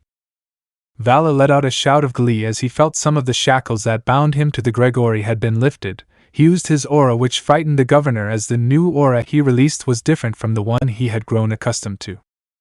Vala, when do I go? Azazel, yesterday. Scene change, Gremry Estate. Inside a large wood-paneled room with Victorian-style couches and chairs along the walls, a few individuals sit and stand around the room chatting and drinking some good herbal tea. On one side of the room, just in front of the door, a silhouette of an intricately designed carpet rests on the ground but is mostly used to transport in and out of the room by the primary residents of the Gremry clan. Opposite the door, and to the end of the room, right in front of a large bookcase filled with various books and souvenirs carefully arranged as a display, a large wooden desk emphatically rests, while a beautiful crimson-haired beauty sits with both hands clamped together and fingers carefully interlocked in front of a devious smile from behind. To the right of the beauty, another seductive lady stood with her hands stretched to her nether region, waiting for an order to be given. She had crow-black hair and a pale pretty face that held a perverted grin. The current ORC all sat and stood waiting for a signal. However, deep inside the hidden eyes of those that used to be close to them, malice and deception lay on the foundation with a hidden goal. Rias sat on her chair and felt a slight nod on her knee, which informed her that the goddess had appeared and was ready to converse. Unknown goddess. It is time for your first mission to begin. Rias. Where are we going? Unknown goddess. You'll be traveling to Scotland. There is something there that is needed. Rias. And what would that be? Unknown goddess. You are to retrieve a helmet, 1 of 5 to be exact. Rias. What's so important about these helmets, and why do we have to collect this one? Unknown goddess. Out of the 5 helmets that need to be collected, only 2 are close in my possession. The final 3 are spread out through the various lands of the world, and out of the 3 I know where 2 of them are. Rias. Where are the 2 that you need? Unknown goddess. The one that you are going to retrieve is in a small village up in Scotland, and the second one is a little more tricky. Rias. How so? Unknown goddess. The second is held at the dragon statue at the royal castle, which I have a certain group of people going there to retrieve it. Rias. Is that all that you needed to inform me? Unknown goddess. There is one more thing. Knock. Knock. Knock. The whole room came to a halt as the sound interrupted the socializing that occurred inside. The confused faces then turned around and faced the Gremry princess, waiting for her response to the new individual that approached the Deegan's den. Rias, come in. The door pried open very slowly until it was ajar, to which a bright light shone through, which blinded some of the members of the ORC. A beautiful young girl with dark blue eyes and long blonde hair that was tied into twin tails and drill-like curls that were held with blue ribbons. The front of her hair had several bangs hanging over her forehead, with a V-shaped fringe hanging over the bridge of her nose. As the light began to dissipate, the outfit of the young girl began to appear through the light. A long pink dress with white frills and a medium-sized magenta bow sat comfortably at the front. This was none other than Asia Ravel. Let me know in the comments below if you guys want the next part. Also check out my other video that has been shown and left. Thank you for watching. If you enjoyed this video, please like and share this video. And have a fantastic day. Bye.